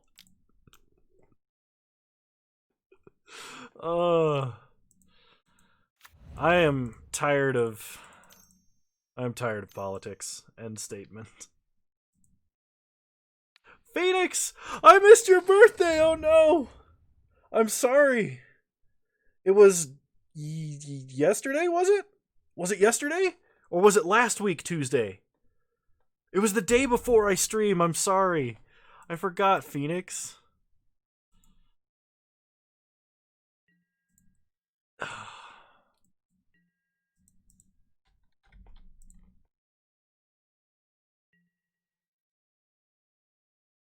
I forgot to play turns, too. Oh, I'm a terrible streamer. How about we play a game of turns after this? I got time for a 2-man of turns. Opponent plays a Stitched Drake. We untap.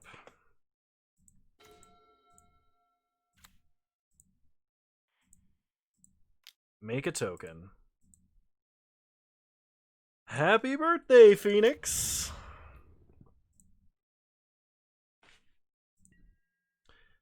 Oh shoot, I forgot to play another creature so I can't attack. Never mind. I can't believe me and Kano share a birthday.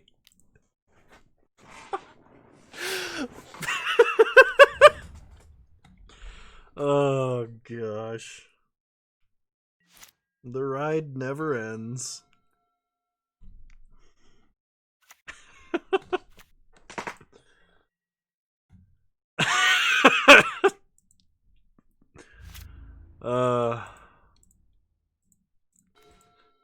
There's got to be a fourth trap joke in there somewhere. Play an Unruly Mob.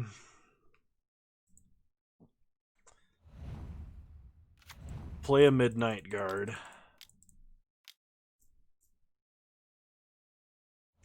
Make a really big champion. Make a the human. I was like, what? Spirit, soldier, human. Make a human token.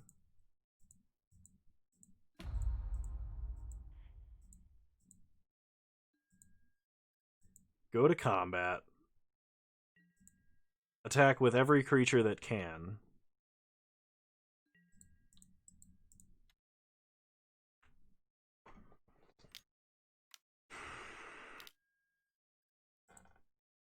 So my opponent has some kind of instant here. Oh, they're activating Mind Shrieker. They got it up to an 8/8? They can actually block down our champion of the parish. Wow.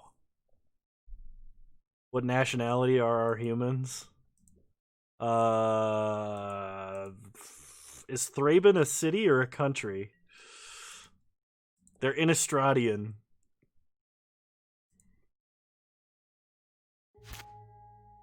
Alright. Opponent's turn. Probably. Probably nowhere good.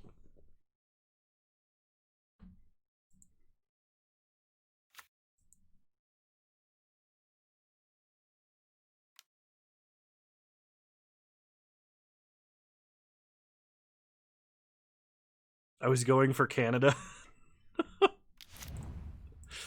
Alright, opponent plays an Unruly Mob. We draw... Swamp. How many Chalice do I currently have? Chalice of the Void? I think I have 2 Chalice of the Void. I can check really quick. 1 second, opponent. This is important.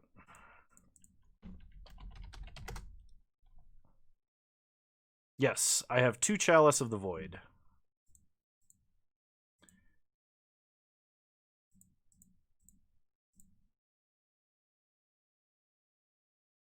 Attack like this.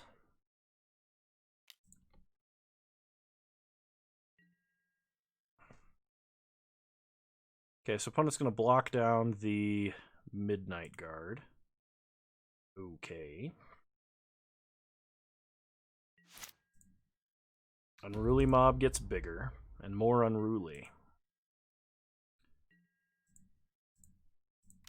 Play or turn Dauntless Cathar into a spirit. Flunge comes from fencing. Not the Tom Sawyer kind of fencing. Okay, I kind of got that. Yeah, that sabers and foils. Yeah, you got me. I'm following. Is it just to, like, swing wildly? Because that would make sense.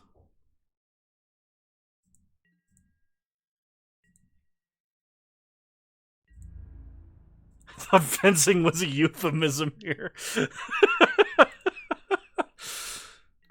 Oh, no. Combination, a flying lunge. Okay. Brutal.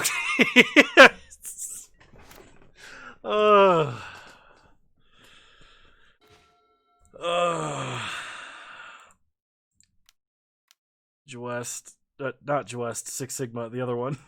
Shit. Oh, I'm tired. Too tired for this shit. Alright. Go to combat. You both show up as green on my screen frequently. Like in my own little personal chat that I've got going on, your names are always like the same color but slightly different.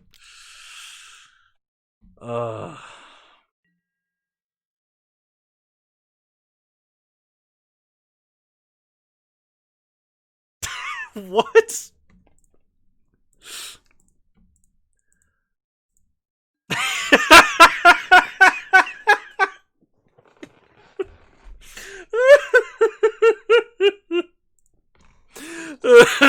Just Bone Daddy with the fucking comedic timing of the century.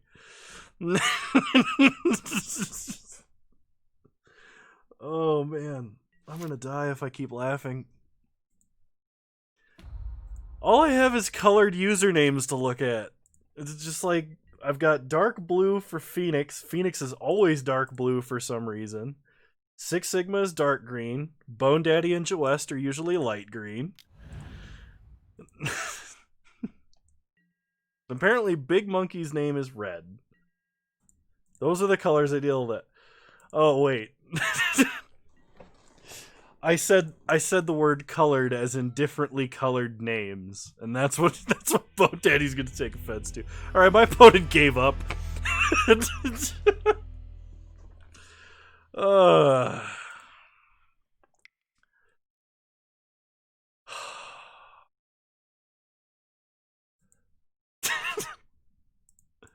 Okay. So it was Phoenix's birthday yesterday. Legitimately. Oh yeah, now you're all green.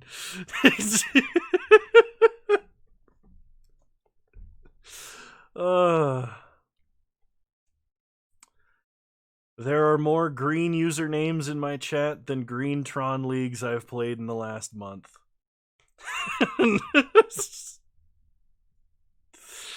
Okay. We're going to play a two-man of blue-white time warps. All right, I don't know where the voting thing comes from. That's a lie, and you know it, Tron streamer.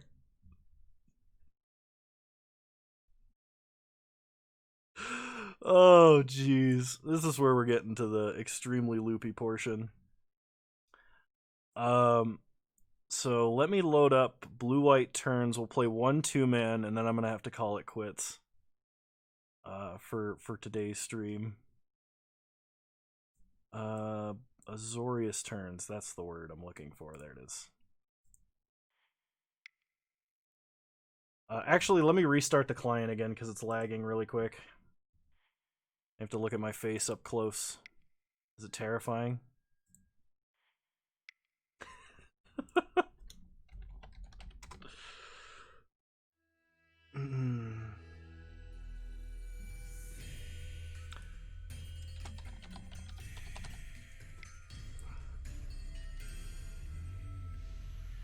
Blocked birthday as a term. Oh god, you got the new grinder profile pic. Yeah, I had to again wait for it to show his face in high res. What do you think I got this 4K webcam for? Cursed Kano wink. Anyway, let's go ahead and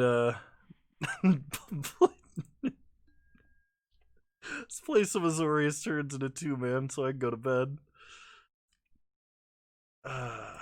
Alright. 20 play points, let's do this. I need to go to church. Oh man. This is why I stream. I can have a chat talk to me like this. It's great. It's great. I laugh until I can't.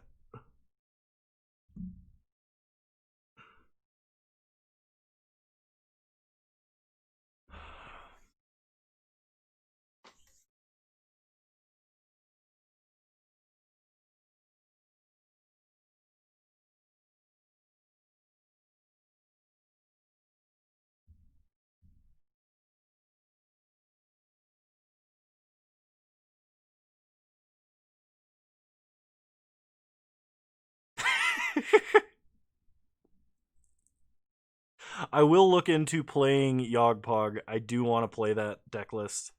I'm missing more than just the lands, and a lot of the cards I'm missing don't cost much, if anything, so I probably will get a hold of them. But that's a deck I want to get a little bit of practice with, and I'll probably play in a league for like Mad Meta Magic coming up. And if I like it, I'll play it on stream. But it looks really fun. So I'm pretty excited for that.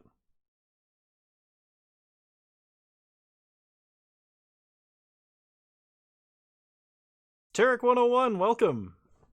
I don't know how long you've been here. Or if you just showed up.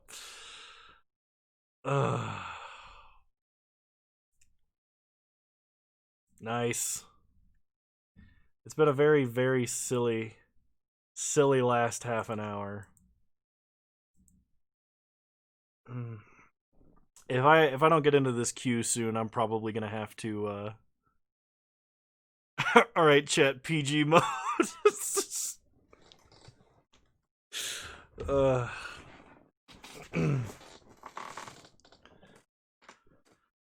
Oh man. Oh, that's true. You do. You got to go back and clip that.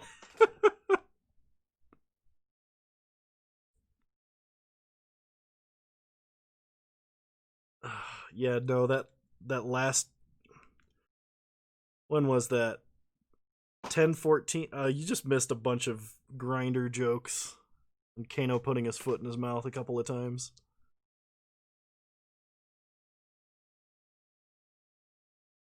Um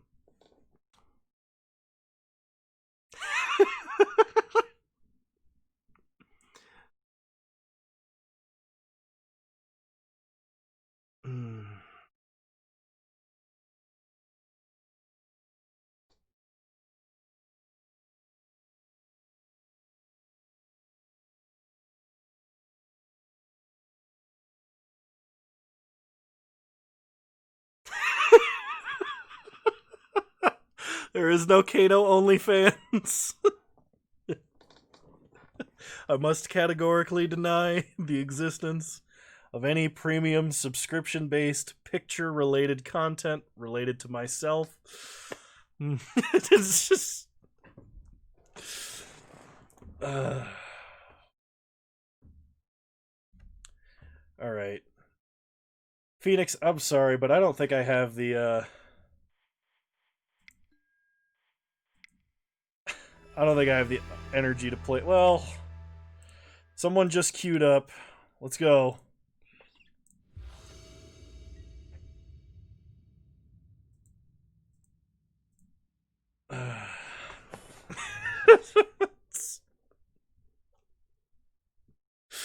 Oh, man.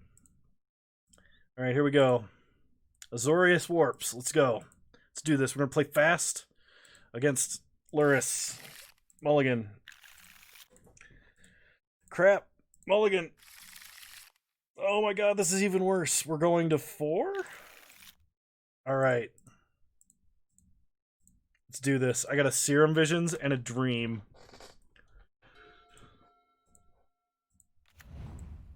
And it's Boggles. No, it's Hardened Scales. Okay. If we perfect top decks, we can do this. Put Exhaustion on top, Flooded Strand on top of Exhaustion. Pass the turn.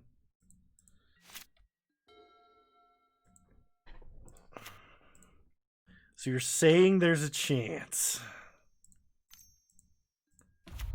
Okay, Ravager probably means we're just super dead. Play Hallowed Fountain tapped.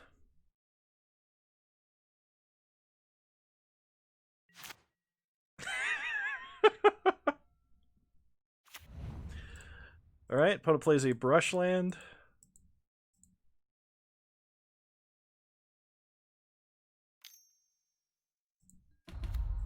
Arcbound Worker.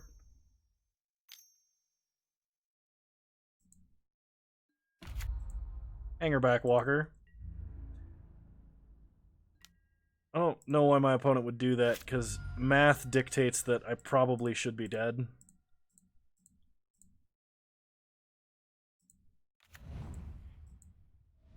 Flooded Strand.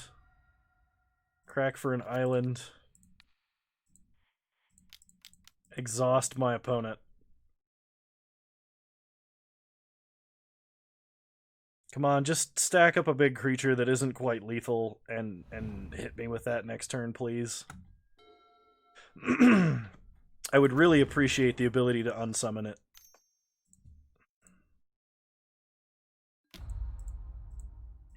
Oh no.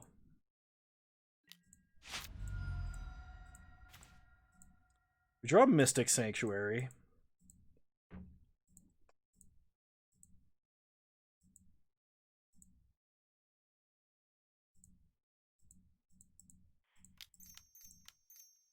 Play Teferi. Mystic Sanctuary. Put Serum Visions on top of the deck.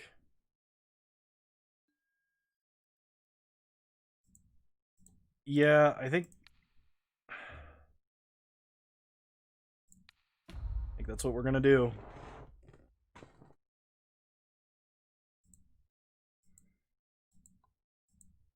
Hardened Scales is a deck that can only kill us in, I don't know, a trillion different ways. Most of them involving Ravager.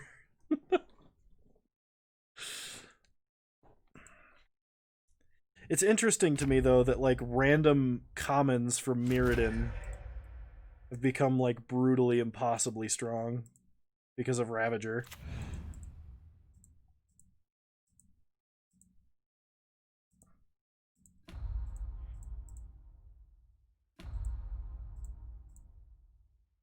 Indeed.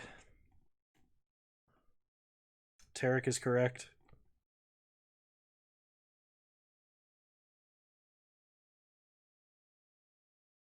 Can they just, like, stack a Thopter big enough to kill me?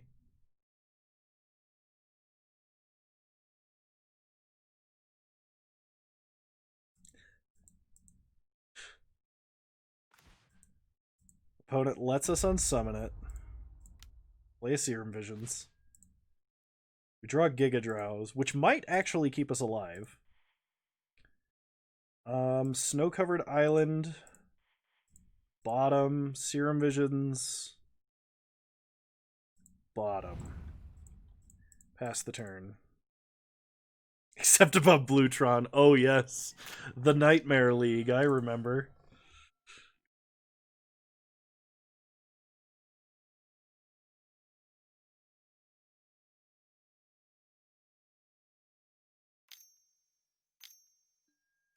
When it replays Ravager. Second Ravager.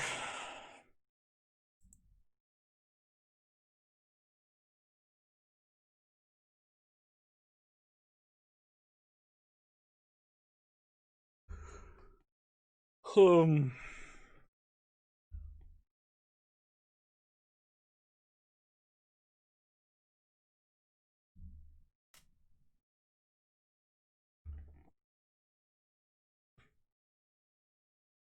It's times like this I miss having the Hercules recall in the sideboard.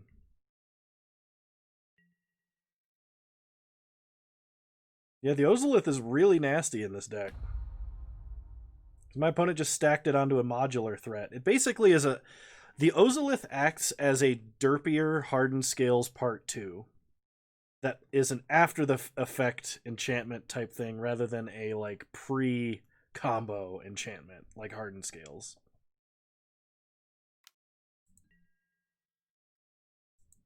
Okay, opponent hits us for a lot. Teferi down.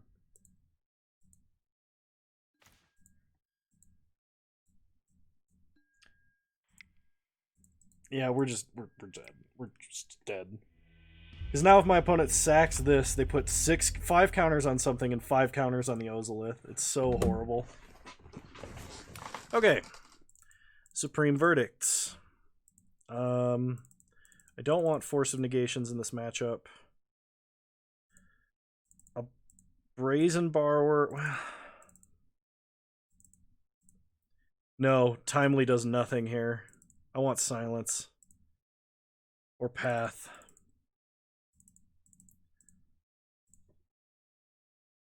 Like, anytime Hardened Scales is going to do enough damage that Timely matters, they're killing you in one hit, is the problem. And Chump Blockers don't do anything because they just fly over them. Ugh. And almost all of their spells are colorless, so we don't, like, Aether Gust. Aether Gust does nothing.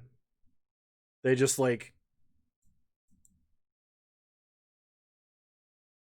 They attack, and then, like, we can't pre-combat tap because they'll just sack everything onto the one creature that remained untapped and kill us that way, so Giga Drowse doesn't do anything. I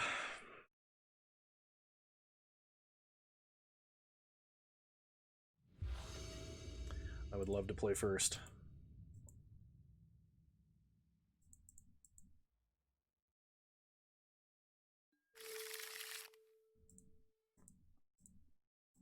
I think this is about as good as I can hope for. So we're going to start Prairie Stream tapped. We do need to draw land, though.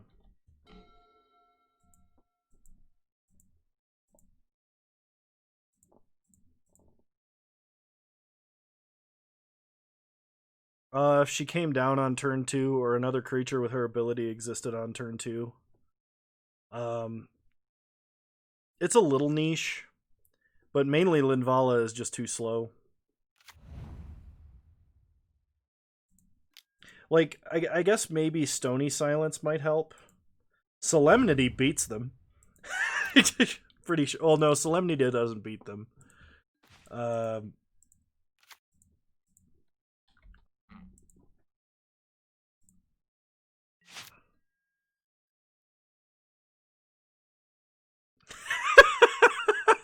Is that just time stamped to me saying the F word?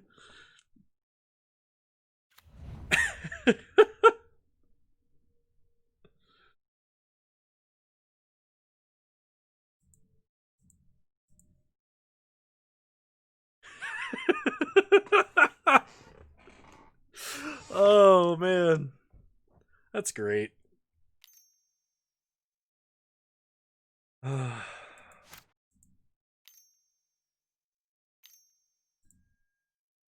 But it plays a Ravager.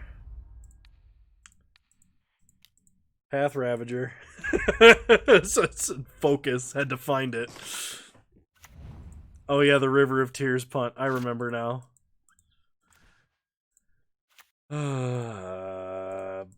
Yeah, we're flashing and Dictate this turn.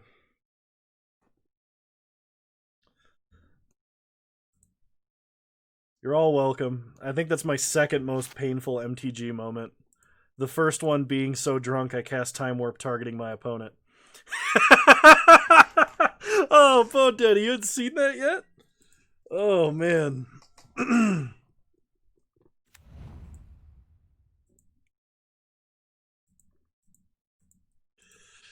It was pretty good. If you watch it back in slow motion, you can pinpoint the exact moment my heart rips in half. Opponent plays Ozolith. That was the most cursed league of anything I've ever played. Alright, opponent plays Ballista on one.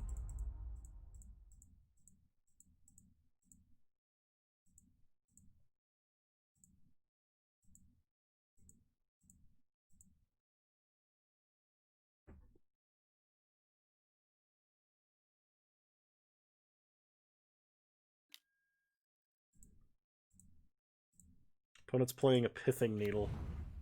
Probably on Teferi, which would suck.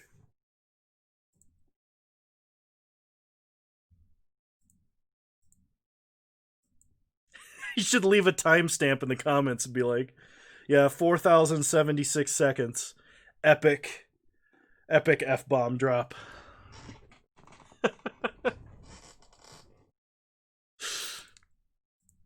Yep, opponent names Teferi. Time Raveler.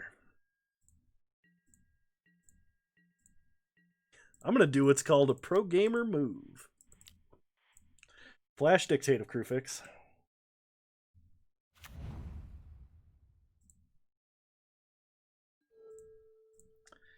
Alright, we untap. Oh yeah. Getting him with the Temporal.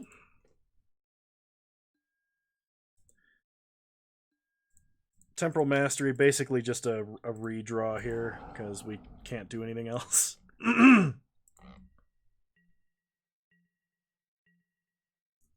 Untap. We draw a Snapcaster, and... it's your boy, Explore.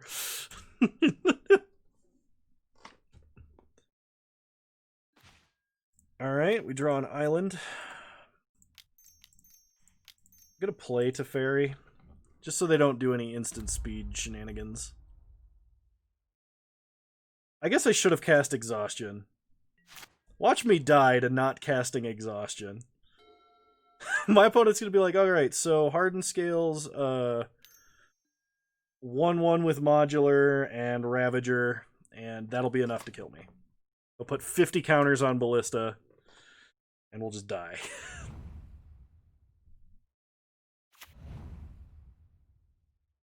I can't uptick, it's Pithing Needled.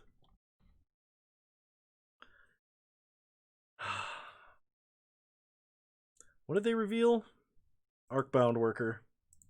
Oh no.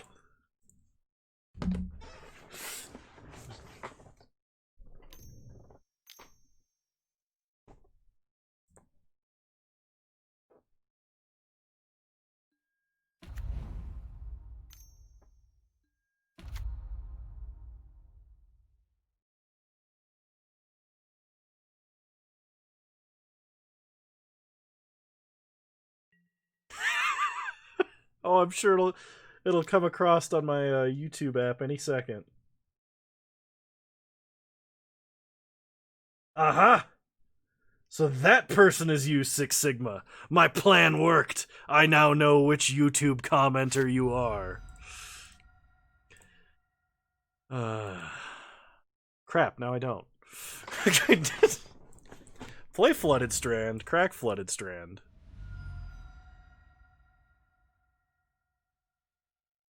Now he'll DM you his OnlyFans. Oh, jeez. Time warp ourself. Let's see if I can robotically go through the combo quickly here. Next turn. Draw some cards. Yay, a land. Alright. Play Snow-Covered Plains. Time warp ourself.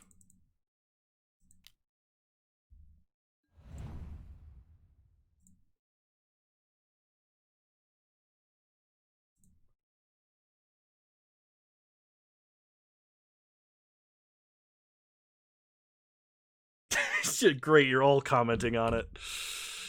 Alright, I cast a Time Warp, untap.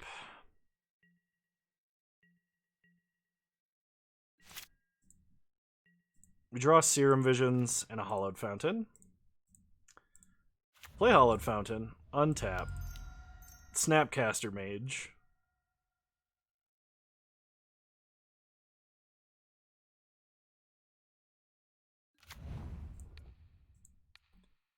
Target Time Warp. Time Warp ourself.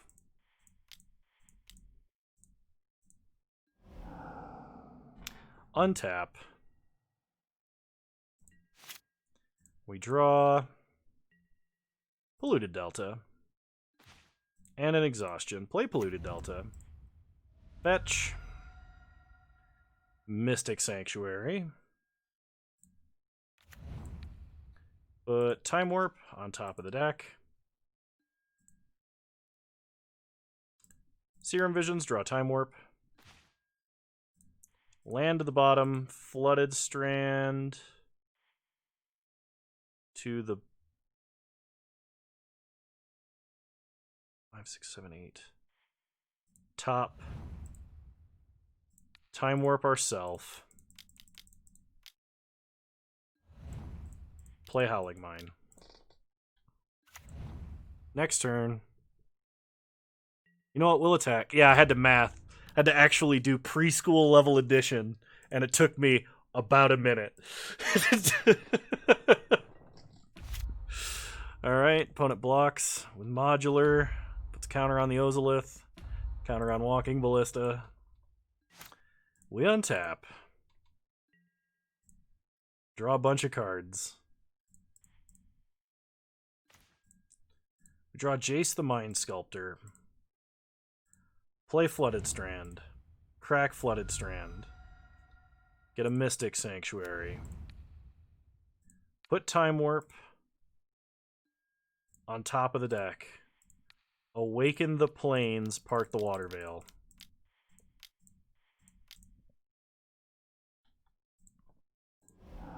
No, it's just going to be a Park the Water Veil win, I think. Untap. Draw Time Warp. And Prairie Stream and another Park the Water Veil. Awaken the same plains with Part the Water Veil.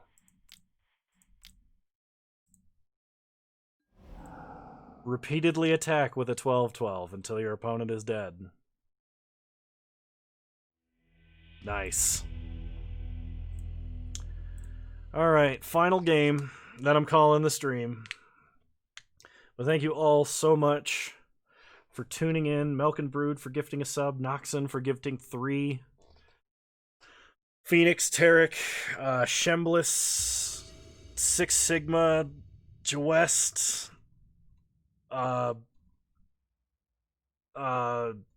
Big Monkey,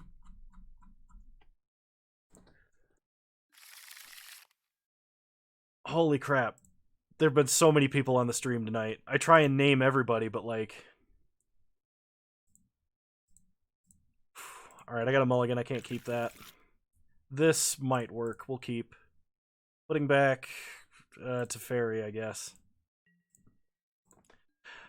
Bone, he actually, while trying to type Discord, typed Discrod again. Doing his announcements. It was pretty hilarious.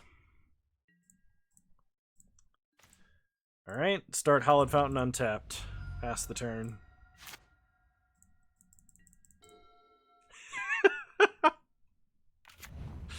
Opponent plays an Inkmoth Nexus. Into a Walking Ballista. Path Ballista.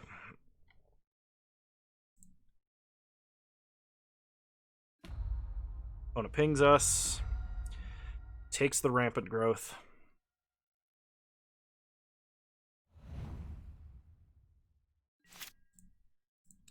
We draw to Fairy Time Raveler.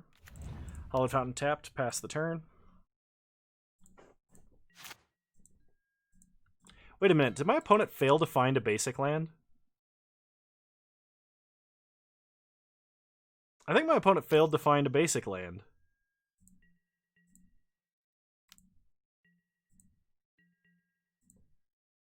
It's not like you tried to transmute a Telaria West to win with a River of Tears. In my defense, I barely play any of those cards ever. Pass the turn. We're gonna have to Flash Dictate this turn, and I really, really hope that we draw interaction, because I do not want to die to Inkmoth Nexi. Yeah, they must have been holding their only basic.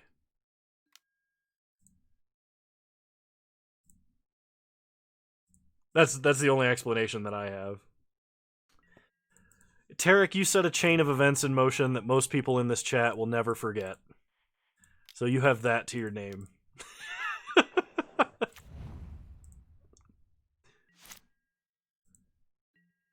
We draw Serum Visions, as well as a Temporal Mastery, but in the wrong order, which is really disappointing. Play Snow-Covered Island. Play Teferi. We're going to bounce Hardened Scales. We draw Mystic Sanctuary, which could be good here. We're going to cast Visions. It only works if we uptick, yeah. Serum Visions to the bottom.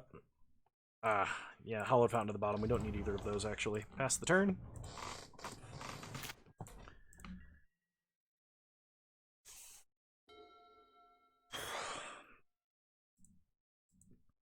Instant Speed Visions is fun. But it plays a land. Apparently they have more than one basic. And they were all in hand. Don't understand why we can't undo a scry on the client. It's because a card is now in a hidden zone. Technically, in Magic legalese, it's not cool.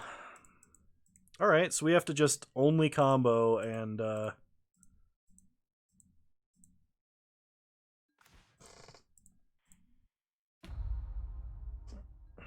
never fail to combo. So, Time Warp ourselves, because we can't Mystic Sanctuary this turn. Oh, I guess I should have Mystic Sanctuary to put Serum Visions on top. Well, I may have just punted this game away. We Draw Silence. Silence matters. Untap or uptick to Fairy. Play Mystic Sanctuary. Put Time Warp on top of the deck.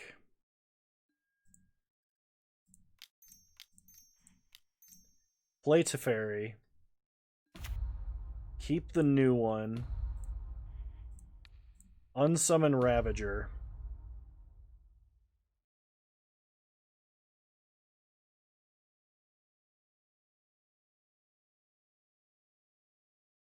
The 12k for what? Are you talking about the silly Sharpie altars? Because I'm supposed to be doing about 3 of them, most for Jawest, and I just I don't have the time to like be finishing those right now. And before I do, and until I do his, I'm not doing any more. All right, opponent's upkeep. Silence.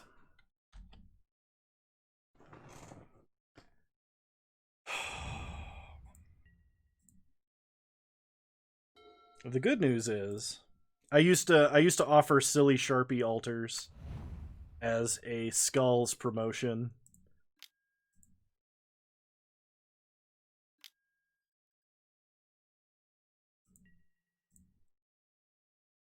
We might actually just be dead. Because double hardened skills, that's 6, 7, 8, 9, 10. We're dead exactly. We're dead exactly because I didn't Mystic Sanctuary Serum Visions. And with that punt...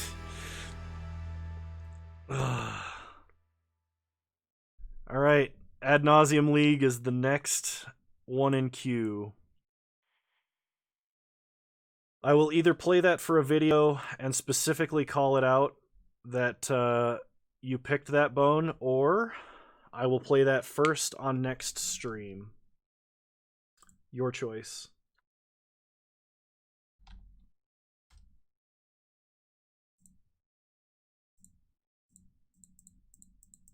I actually can't click that link right now. Alright, next stream will be Ad Nauseam and Bluetron.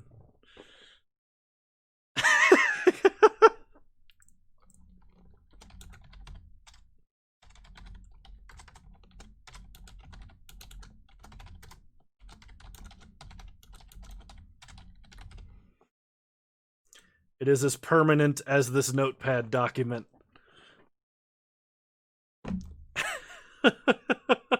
It won't be the same list. I'll make some edits and play a list that I like, I think.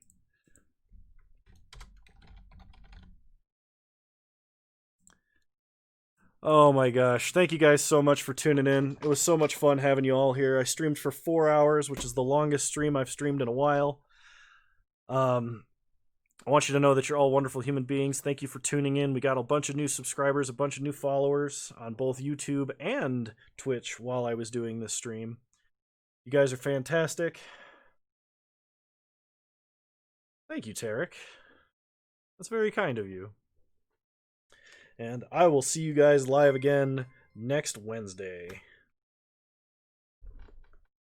Milk and Brood gifted 5 tier 1 subs. Taking the top slot before... Whoa, hang on.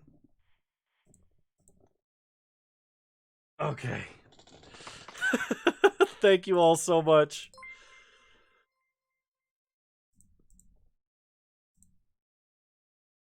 Oh my goodness. Oh my goodness.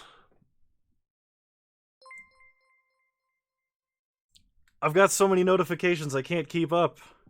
We've got a bunch more gifted subs. From Noxon this time. 5 more from Noxon. Thank you so much. Subs for everybody, apparently. Milk and Brood and Noxon were duking it out to gift more subs across the stream, I believe. So Melkin gave 6 out and Noxon gave 8 out. Thank you guys so much, both of you. I really, really, really appreciate it. Every single dollar you guys give me does help quite a bit. Because I'm just a hobbyist right now. I maintain this. I maintain my Moto account out of my own pocket, and Bones, and when he's generous to give me stuff, and whenever you guys donate. So this is going to go directly into the Moto account and the channel, and I really appreciate it, both of you. It does not go straight to the OnlyFans.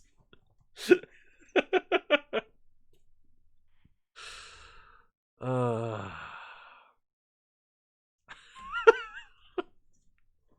all right. Okay. All right. I will see you guys next Wednesday. You are all wonderful people. Thank you so much. Good night.